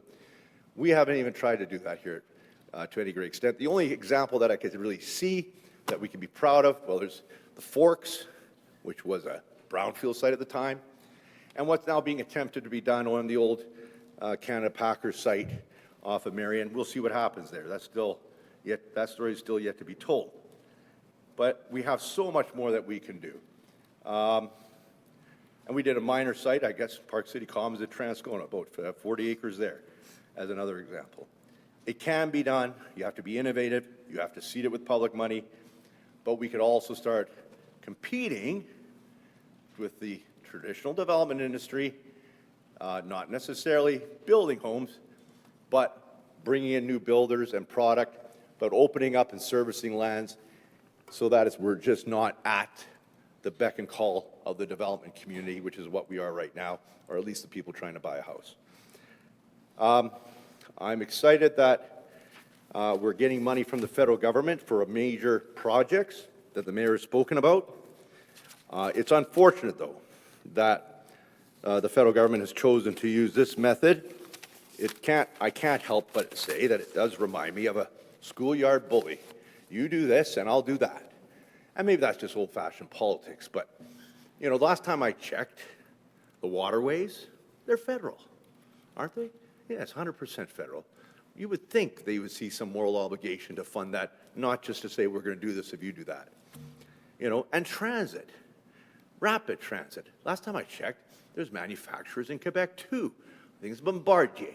You know, they have everything to benefit, to participate, without having to do this, I guess, carrot. But at times during this debate, and I guess over this entire process, and I got to give the public sector credit and mayor's office credit to a certain extent, the stick. Why the stick? Why do they have to take the stick to us, the federal government? You know, we're all in this together, I thought. We're supposed to be working together. We're supposed to be Canadians building this country. We're the ones on the front lines in terms of their inability to properly manage a whole new wave of Canadians coming in. We're trying to accommodate things for them, but the federal government seems to prefer to be using the heavy hand. And we'll see what happens in the future with regards to that, Madam Speaker. But I hope that, come what may, that with the remaining 66 or some million left of HAF money that's not allocated, that it go to probably the most vulnerable. And I really make that appeal because a friend of mine, some of you probably know him, Winnipeg Free Press called him the greatest mayor we never had, Peter Kaufman. About a couple of years ago, he went to Holland to visit his family. And he was in Holland, and he came back and told me a story. He was walking around, and he said to his family, "Where are all the homeless people?" And his family said, "Well, we decided as a society not to accept that. We build them small, 250 square foot homes, and then below that, we plug in services for them, to assist them, to help them get back up on their feet when they're ready. But we just decided we're not going to let them live in the streets like feral dogs or feral cats." And that's exactly what we as a society have done. We, in fact, do a better job, in my mind, looking after the feral cats of our city, because I've met those ladies who look after the feral cats, than we do the human beings who live who are struggling in our streets. So I just like to really appeal to that fact. If we're going to do anything with this last bit of money, let's try to do something for the most vulnerable.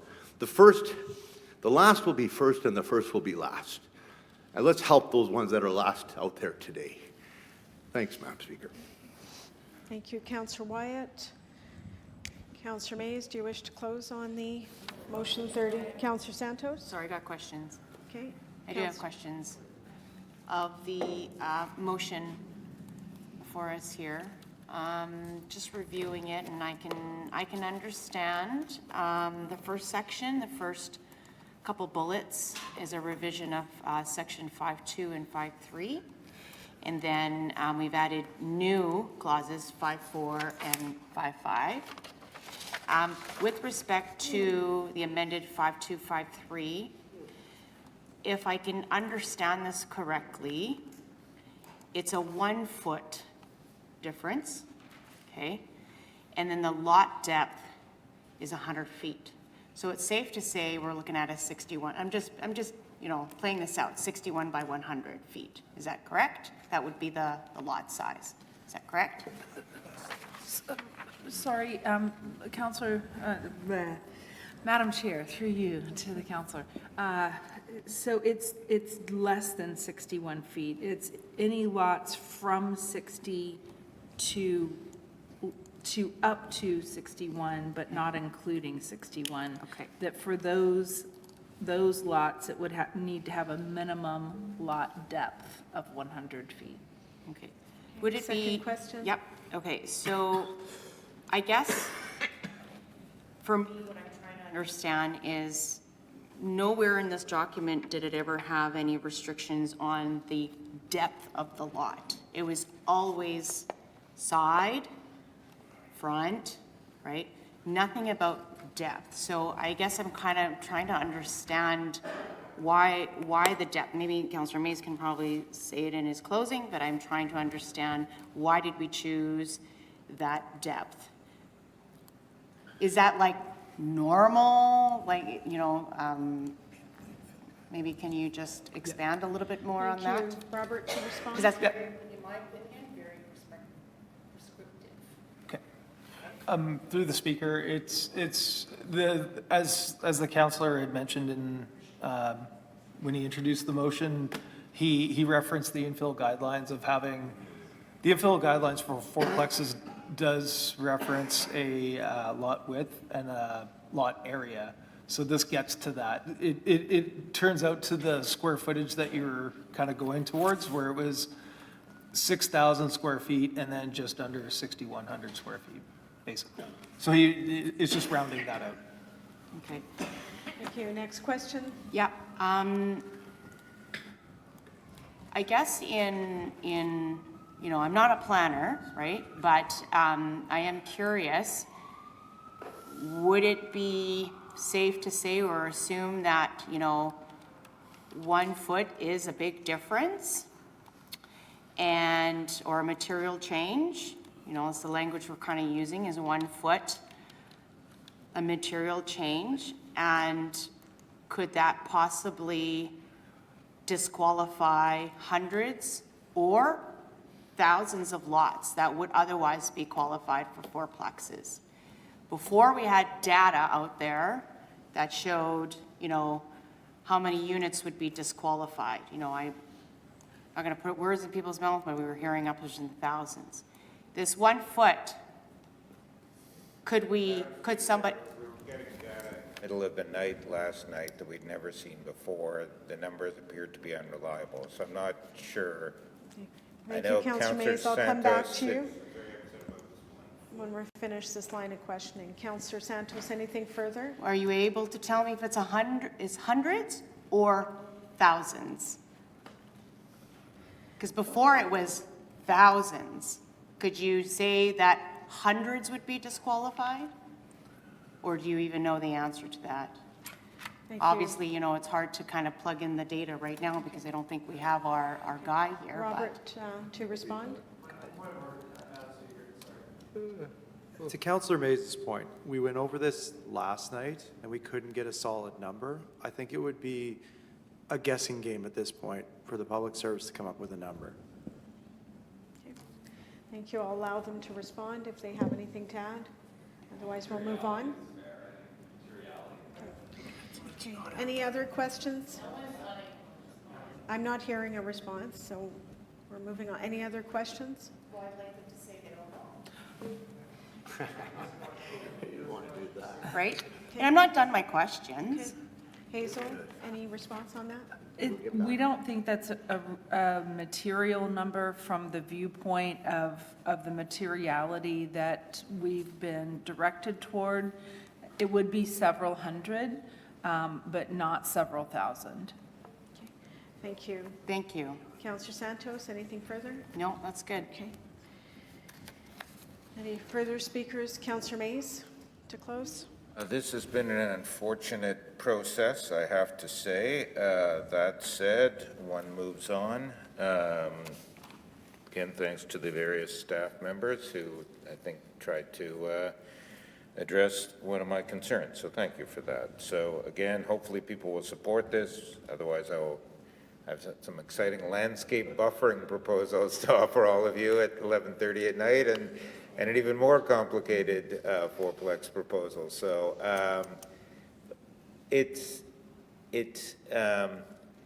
knowing that CMHC did not take issue with the river lot exemption, which was, I believe, 3,000-ish lots, one would have confidence, I think, that CMHC, and the fact that that was a technical standard, that was very much heavily, as Ms. Rapport said, that it was a technical standard. They were okay with it. This is a technical standard. It's important. Councillor Santos, I would remind you, you voted for the infill guidelines, which had a technical standard around page 14 and 15, which required a lot width or a lot size requirement of 5,000 if it was 50 deep, et cetera, et cetera. I won't go through all the numbers. There are many of them here that you could have looked at on page 14. Sorry.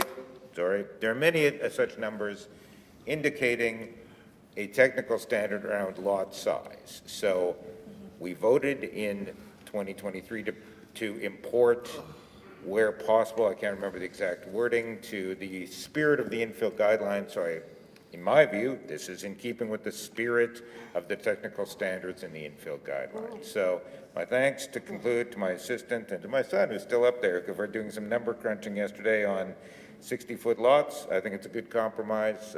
Hope you will support it. Thank you, Councillor Mays. With that, Councillor Wyatt, take your seat. I'll call the question. All in favor of item 32? Contrary? Okay, that's carried with Councillor Santos noted in opposition. Okay, Councillor Lard, are you rescinding motion 34? I'd just like to speak to it, then can I speak to it and then rescind it, or is that in order or not in order? We want to get through this, but I take these pills that make me like to, anyway, you know what I mean, it's a health thing. And I apologize, but if the councilor's going to speak to it, I got to beg, you understand? I do, thank you. Councillor Allard, your intention is to rescind the motion?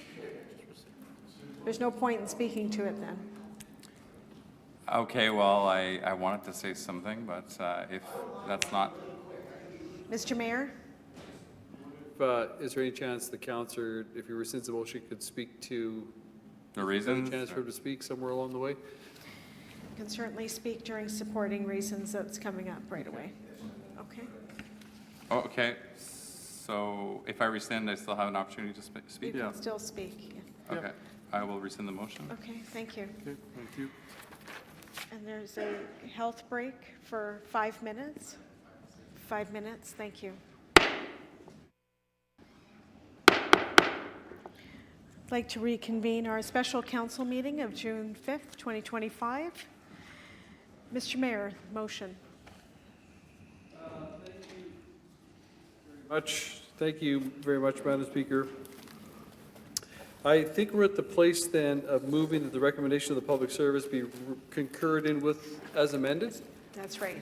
Okay, and I have to add some supporting reasons, correct, I think? I'll be very brief on those. Yes. Okay.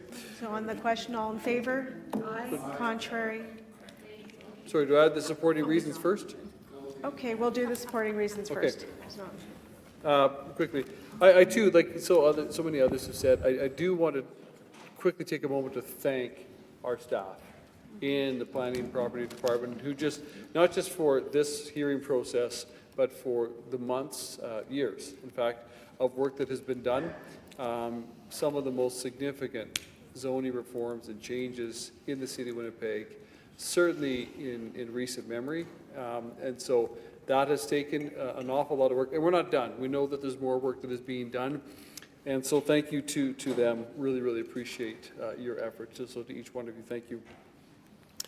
Supporting reasons, Winnipeg is no longer a slow growth city, growing by over 70,000 residents or 71,000 residents in the last 3 years alone. Winnipeg's vacancy rate was 1.7% at the end of 2024. We need more housing at all levels, more purchase homes, more homes to rent, and making home building easier will add more housing units, or it certainly should. Making home building easier should lower, or at least slow down, the cost of construction and increase the supply of home ownership and rental units available in the market. Countless other cities and U.S. cities have mandated similar rules in the last 10 years, and Winnipeg just can't fall behind on this standard, or we lose the investment in housing, in the housing market. And we know this. We've been talking about this a lot because it's very clear. Accessing federal funding through various programs now depends on this rezoning. And that condition may likely be added to new funding envelopes as time goes by. That's quite likely a possibility. Not for certain, but quite likely a possibility. And I would say as well that I made a commitment during the campaign in 2022 to do all I could with council to draw down into Winnipeg as much federal funding as possible. And I want to thank members of council because since we were all elected in the fall of 2022, I think we've done a good job in doing all we can when it's come available to draw into our city, for the sake of the city, for the sake of the people of the city, as much federal and provincial funding as possible. As I said, we know we have more work to do because there's many more infrastructure projects that need to be completed, many new ones ultimately need to be started. So with that, Madam Speaker, those are my supporting comments. Call the question. All in favor? You'd like to add to supporting reasons? Councillor Mays? Yeah, I haven't spoken to the overall motion at all. Yes, thank you to the staff for the work. I have to say this process has been deeply flawed. I think this is quite a precedent for future public hearings when you can bring in new information after the close of public representations, after the close of all the debate. Then you can bring in new information, but that was the will of council, and luckily I won't have to listen to any more speeches about council at Supreme, because we basically just did what the federal government or somebody whose name, Holly has written to us, hopefully they're still watching, Holly has written to us and we have done as we were told. So be it. I'll vote in favor. I was pleased to get at least some recognition of the challenges that this will face for my ward at least. So, and my thanks to Councillor Orlikow for his persistence in this, and Councillor Dobson as well. So I'll vote in favor. I don't think I'm out of order, and I'm not trying to amend the mayor's supporting reasons. I feel this is our chance to speak on the motion as amended. So, but yeah, I would thank members of the public for coming out, and certainly Mr. Veach and Mr. Kostick and Ms. Boris have certainly talked to me a number of times. It sometimes got heated, not always. I think they made some considerable effort to try and accommodate my concerns, so I do appreciate that. I have to say I find this very unsettling that we had a motion last night, and then today we get new information permitted that the federal government is going to veto our motion. That is a deeply disturbing procedural development, though not entirely surprising, I suppose. So I'll support this, and again, thanks to Ms. Rappaport as well, who has, I think, tried to pursue as much as she could from the federal government through this process. Thank you, Councillor Mays. Councillor Eady? Thank you, Madam Speaker. I'm going to be as brief as possible. My supporting reasons, I will be voting on this as amended. We worked hard as a council group all together, even though we may have disagreed or whatever. We worked together and we achieved some amendments that we did stem off the demands of the federal government in terms of being eligible for funding and so on and so forth. But I just want to say another reason I'm supporting this. Now, everybody makes it sound like all of a sudden there's going to be all these fourplexes built. The developers will be looking to buy land. There will be people who are not willing to sell their home and not have a place for their family. And if the developers are offering enough money for people to decide to move, I don't see how the missing middle is going to be affordable for just people to buy anyway. But this does put up the possibility, and it talked about 10 years, but our neighborhoods are really not going to change all that fast.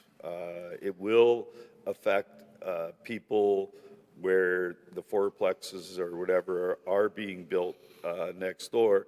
However, generally for the overall neighborhood, it's not happening that fast. I support density. We do need to densify our our mature neighborhoods, and you know, this will help to accomplish that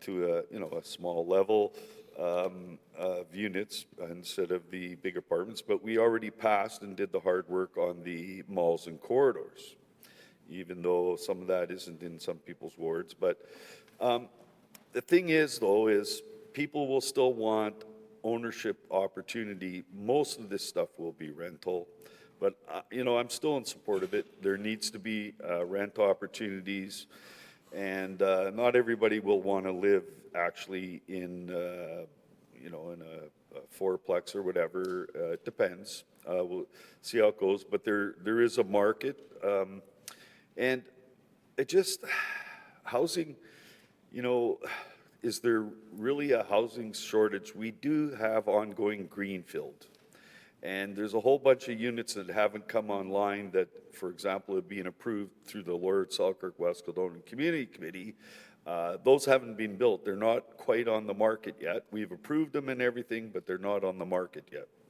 So overall across the city, there's lots of housing being built, and this will inspire more. So I am going to support it, and I will point out one thing, Madam Speaker. It was made, the mayor is in a situation where there's this agreement with the federal government, and it involves them. It has conditions on it, and those conditions were imposed. It wasn't the mayor's idea, so I just want to say that, you know, I think that we tried to accomplish as best we could. It's the weirdest hearing I ever was involved in that you had a third party having an influence on a hearing that they never actually attended or participated in, which is kind of weird. It really is weird. It would have been cool if they were be able to come and speak about what their position is on it directly, so that we all could be confident in what the mayor was actually trying to say to us. But the truth is there. It came tonight. So anyway, I support this. It's not like it's going to be tens of years before neighborhoods completely change. I am sad, though, that they're not really going to be doing a lot of this in the William Whites or the West Alexanders or the Spence neighborhoods, because the market is demanding safe places to live. And that's what people, when they're renting, are looking for. And I'll just leave it at that then. I'm supporting it as amended. We got some accessible housing in there. You know, I don't know how many 4 stories will be built, but there will be one accessible unit, and I think that's really good. So anyway. Thank you. Councillor Santos? Yeah, thank you, Madam Speaker. I'll be brief. I will be supporting the zoning bylaw with the amendments, but I want to put on the record I still have concerns. You know, we've had a bunch of amendments that piled up, and I do worry that we are moving from enabling housing to over-regulating it. The original proposal was bold and clear, and now we risk layering on so many rules that we are undercutting our goals of housing flexibility and supply. You know, I warned earlier that I wasn't going to support all the amendments, you know, so approximately about 99% I didn't support the amending motions because I believe they do undermine the integrity of the proposal that we were committed to under the Housing Accelerator Fund. These continual changes risk weakening our credibility. The last adjustment could significantly reduce the number of eligible properties for fourplex development, undermining the housing goals set out in the original proposal and potentially jeopardizing our Federal Housing Accelerator Fund commitment. And I've been consistent in my voting because I believe we must stand by what we promised the public and our federal partners. Whether it's guidelines or regulations, every additional restriction we introduce, especially after extensive public consultation, risks chipping away at the impact of this reform. At a time when we need to be enabling housing, not hinder it, even with small changes can have large consequences. However, I want to stay on a positive note. The zoning amendment isn't just about 4 units, it's about who gets to live where. It reflects the reality that Winnipeg is growing, becoming more diverse, and our policies must evolve to meet that change. Again, it won't solve every issue, but it removes key barriers to affordability, inclusion, and sustainability.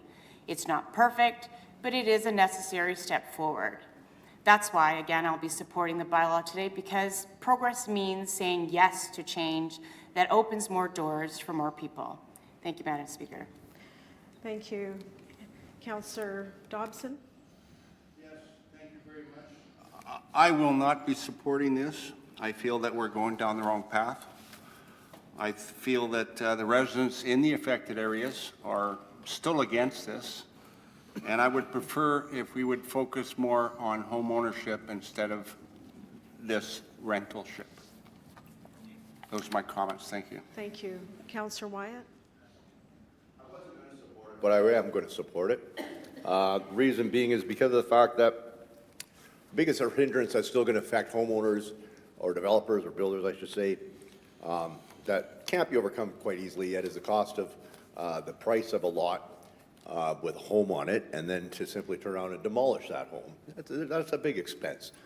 So the lots that I see coming forward initially are actually lots that have, in my community, have been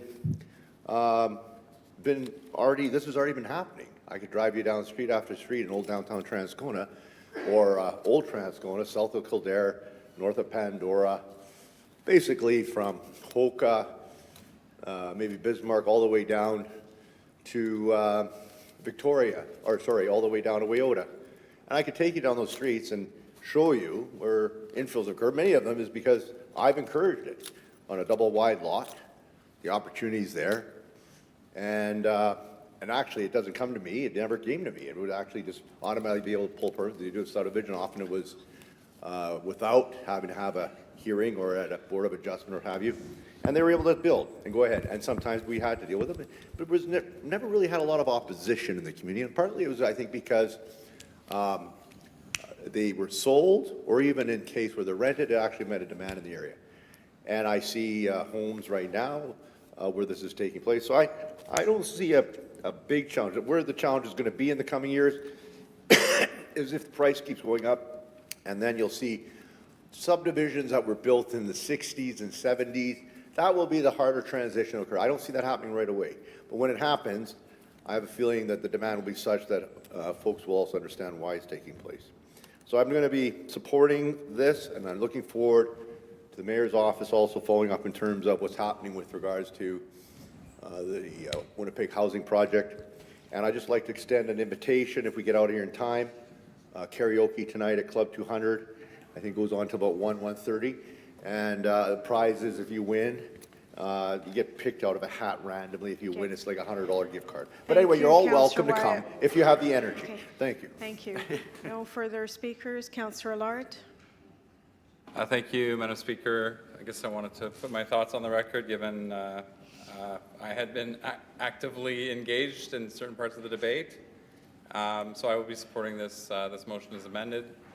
I had gotten to the point where I was ready to ask council to rescind all of the amendments,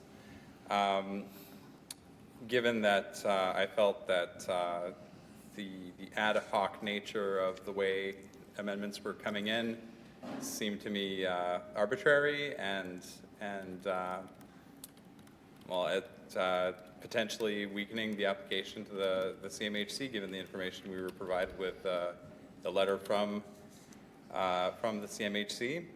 Reviewing some of the amendments that council did make, I think there's some positive in that. You know, as long as that funding does flow.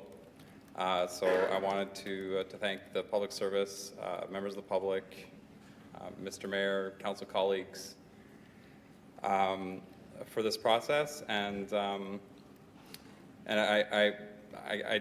with Councillor Mays, I was surprised at how the procedure bylaw, how new information was introduced later in the process. I hadn't seen that happen. I don't know if that means that will happen again in the future. All that being said, maybe this is a bit like a budget, and the package, I think, is certainly worth supporting, despite how we got here, and what we may have added had we had more time to talk and more motions to consider. So I think we're all at the point where we're ready to go. So Thank you. thank you for your time and consideration. Thank you. With that, I'll call the question on the main item as amended. Call for a recorded vote by the mayor. All in favor, please rise. His Worship Mayor Gillingham, Councillors Allard, Brawadi, Chambers, Duncan, Eady, Gilroy, Lukes, Mays, Santos, Wyatt. Madam Speaker, Councillor Sharma. Those opposed, please rise.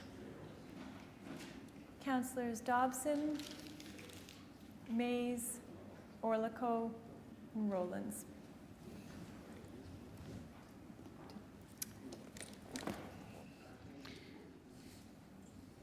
The vote, Madam Speaker, 11. Standing? Sorry, that was accidental. He thought he was leaving. I can't vote twice, clearly. I apologize. I'm in support.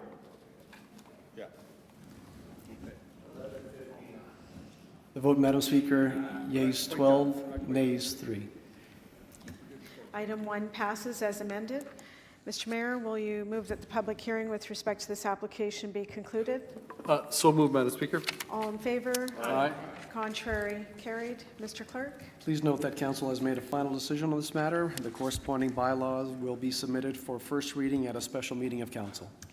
Madam Clerk, if you could read item 2 into the record.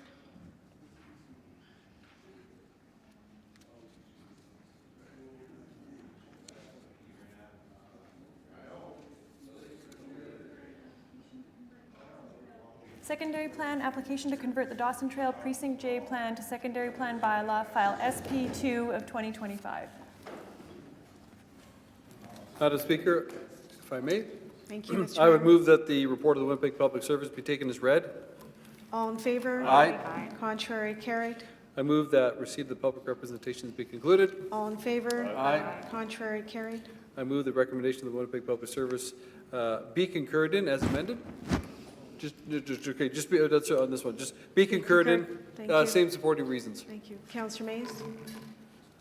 Thank you. Well, I'll be supporting it. Just for the record, boy, we heard a lot of people say how we were going to combat sprawl and feed into our mature communities. No, that was when we did the infill guidelines that we're now getting away from. That was when we did malls and corridors. This is a good example of we're actually intensifying sprawl. We're actually encouraging sprawl. There aren't people living in most of this. It was Councillor Vandel's, then Allard, then Nason, now Councillor Wyatt. So, I'm sure people like to think that what we just did was encouraging intensification of mature communities, but this is what we're doing. It's a federal mandate, so it's not our staff pushing this. This is the federal government saying it has to be a citywide thing.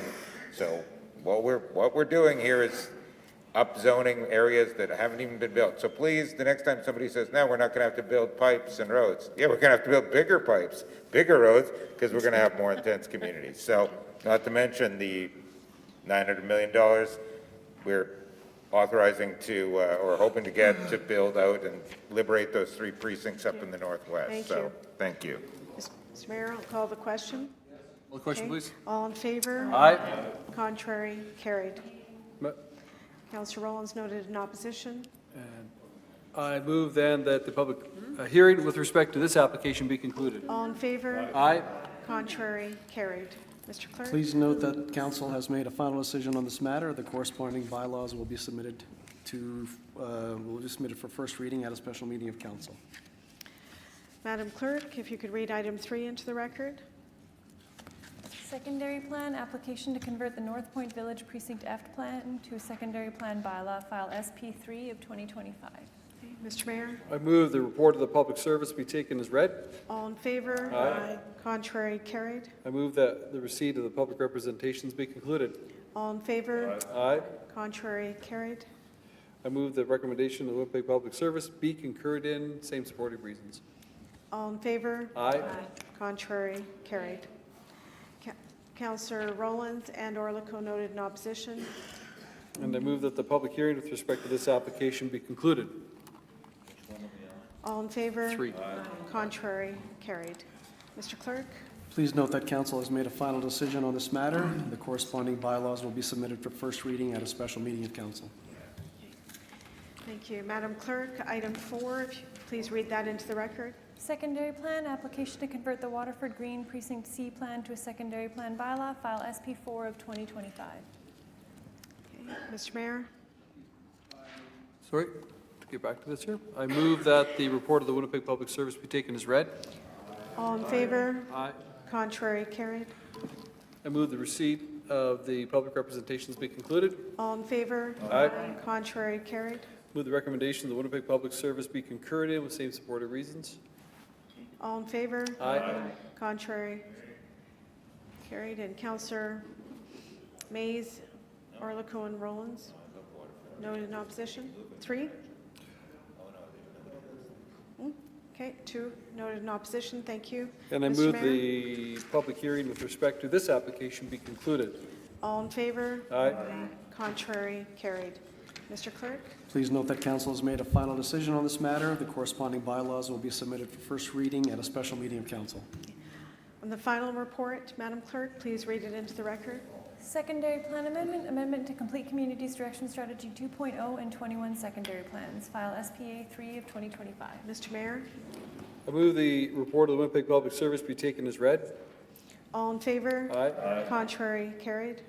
I move the receipt of the public representations be concluded. All in favor? Aye. Contrary, carried. Move the recommendation of the Winnipeg Public Service be concurred in, the same supporting reasons. Councillor Mays? Perhaps the clerk would be good enough to clarify the point I raised some days ago, that I appreciate our procedures have become extremely elastic and flexible, as seen earlier. But so we're in a hearing to deal with 4s and 4s, and we're amending something to do with 8 stories here.